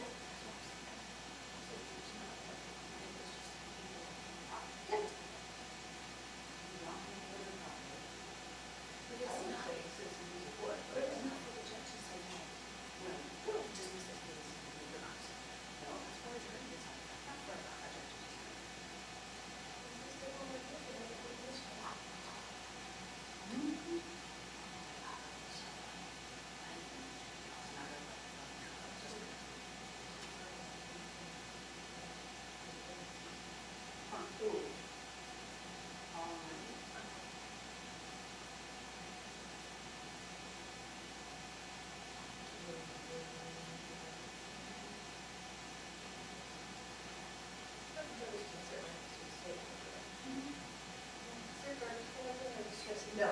You're talking. No, get away from me. Get out of my area. Go back to your table. You're not welcome over here. This is a sidebar. So basically, I've seen you 65 times in the last 2 days. You've been spending way more time in my area than actually really that.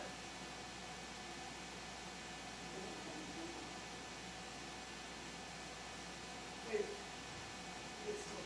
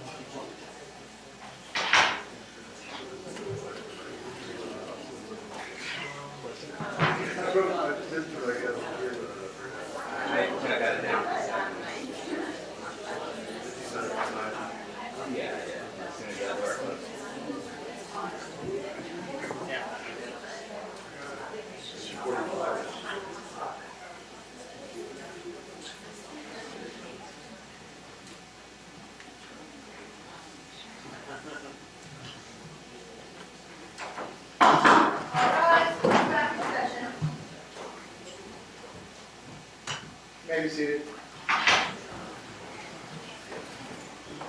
All right, we have a verdict.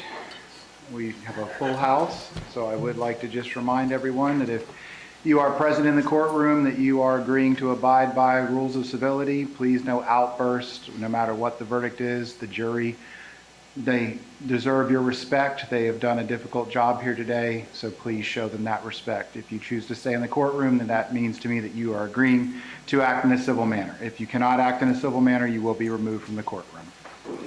State ready to proceed? State's ready to proceed. Defense ready to proceed? Yes, Your Honor. All right, let's bring in the jurors.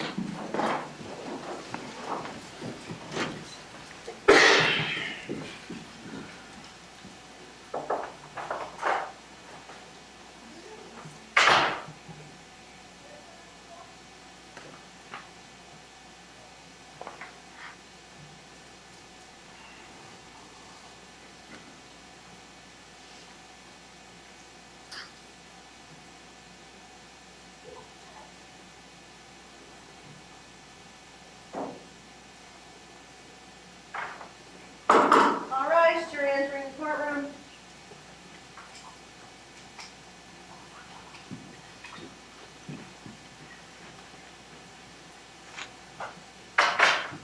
May be seated. We're back on the record. State v. Riley, defendant is present at counsel table and jury is present in the courtroom. Has the jury reached a verdict? Yes. All right, please pass the verdict form to the bailiff.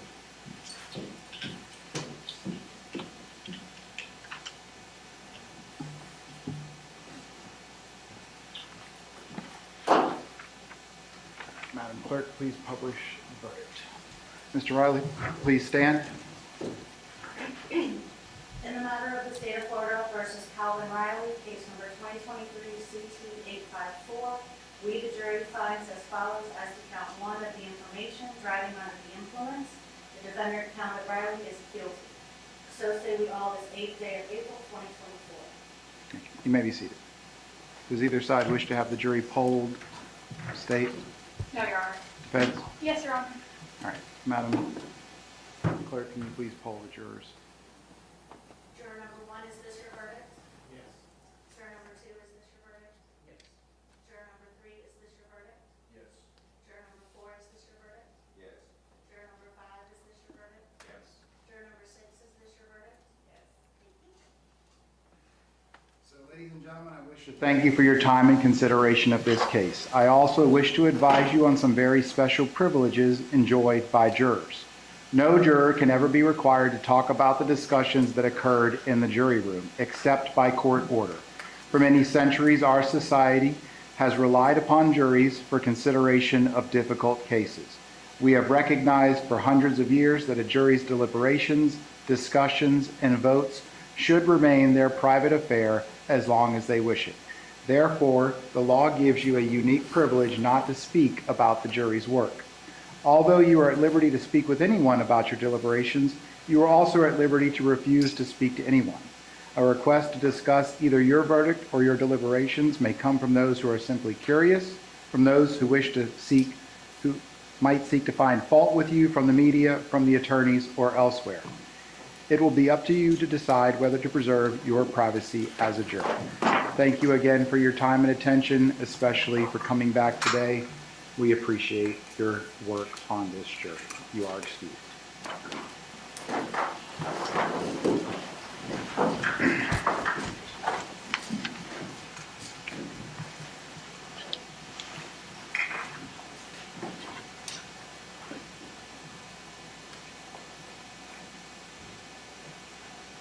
All right, you may be seated. All right, Mr. Riley, you've been found guilty by the jury. I now pronounce you guilty of one count of driving under the influence. Is the state ready to proceed with sentencing? Can I just have a moment, Your Honor? Yes, you may.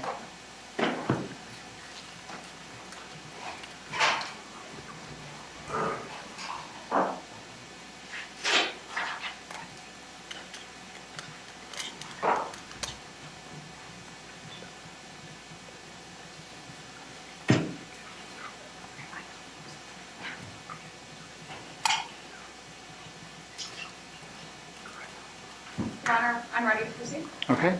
The state would be asking for 12 months probation with, as a special condition, 10 days jail, in addition to the other required mandatory minimums under the DUI statute.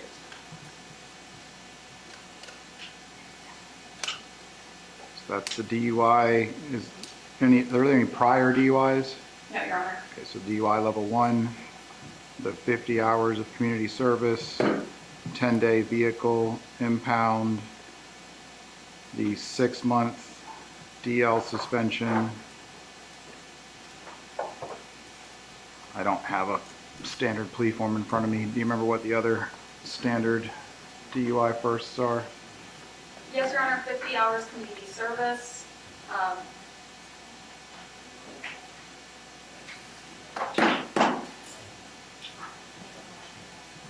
The victim awareness panel. And then I believe, Your Honor, there's a $500 fine.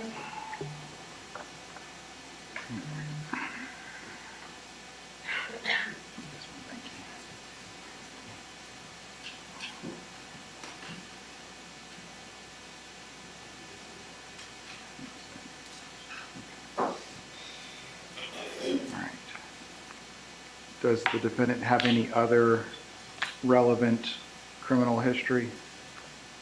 Your Honor, he was previously convicted for 2 felony batteries. Okay, thank you. Defense?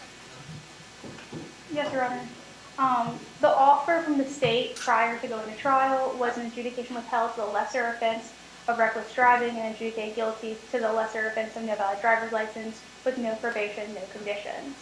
Already, by taking the minimum, adjudicated guilty to DUI, but the minimum per statute, it's already a trial tax. The state is now asking for much higher. At this point, it seems vindictive based on the publicity. So we would be asking for adjudicated guilty, DUI, with just no minimum conditions. Thank you. Any response? Yes, Your Honor, and on top of that, we would just like to also add the cost of prosecution.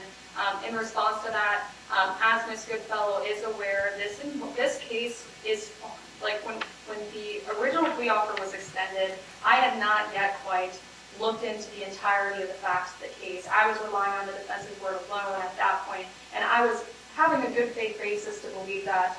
But my concern at this point is we've gone through this entire process. We perpetuated testimony of a pregnant officer who is actively having labor pains. And then additionally, we've also come to trial with additional facts and evidence that were not discovered a month ago when that plea offer was made. So given the facts and the evidence of this case, he's not willing to accept responsibility for his actions and the consequences that they can bring. And that's why the state is basing our request for this specific sentence. Okay. Mr. Riley, please rise. Do you have anything that you wish to say before I pass sentence?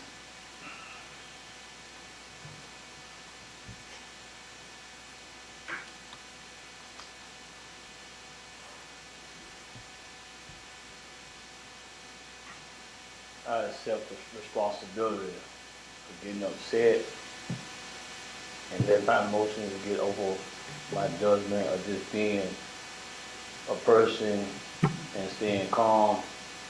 Like I stated before, I was only going through this emotional stuff because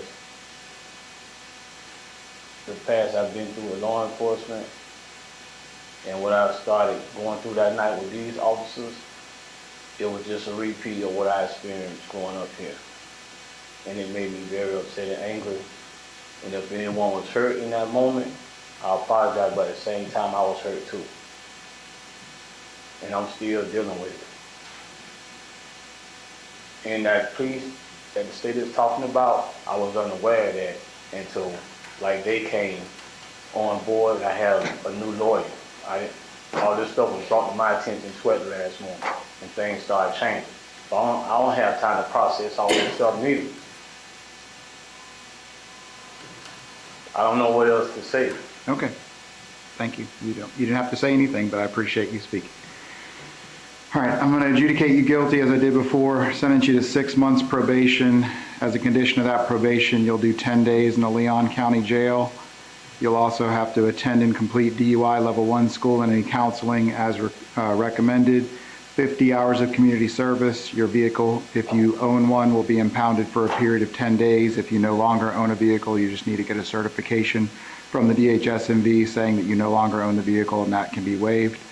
Your driver's license will be suspended for a period of 6 months. You'll need to attend and complete a victim awareness program.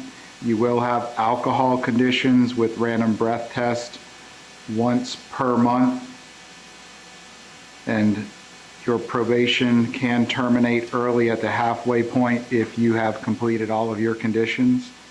And Madam Clerk, if you could please announce the standard fines and court costs, and would the defense like them to be itemized? Yes, Your Honor. Okay, if you could please break them down for us.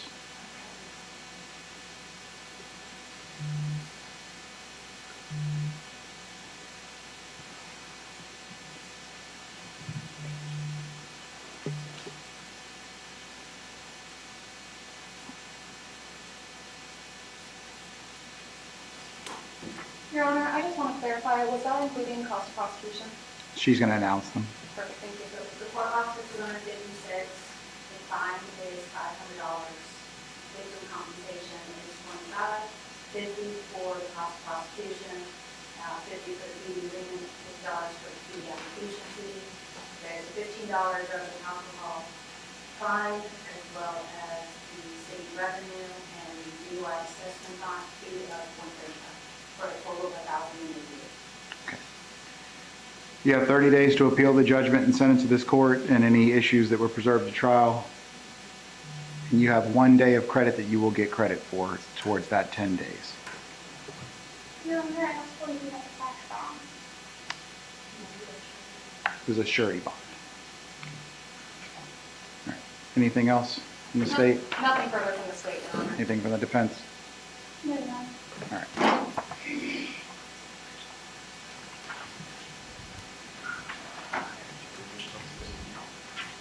So, Mr. Riley, they're going to take you into custody, get your fingerprints, and then they'll take you to the jail. Your Honor, maybe I can note it with the family. I would be listening to custody. If they want to just turn around and say bye to them, that's fine.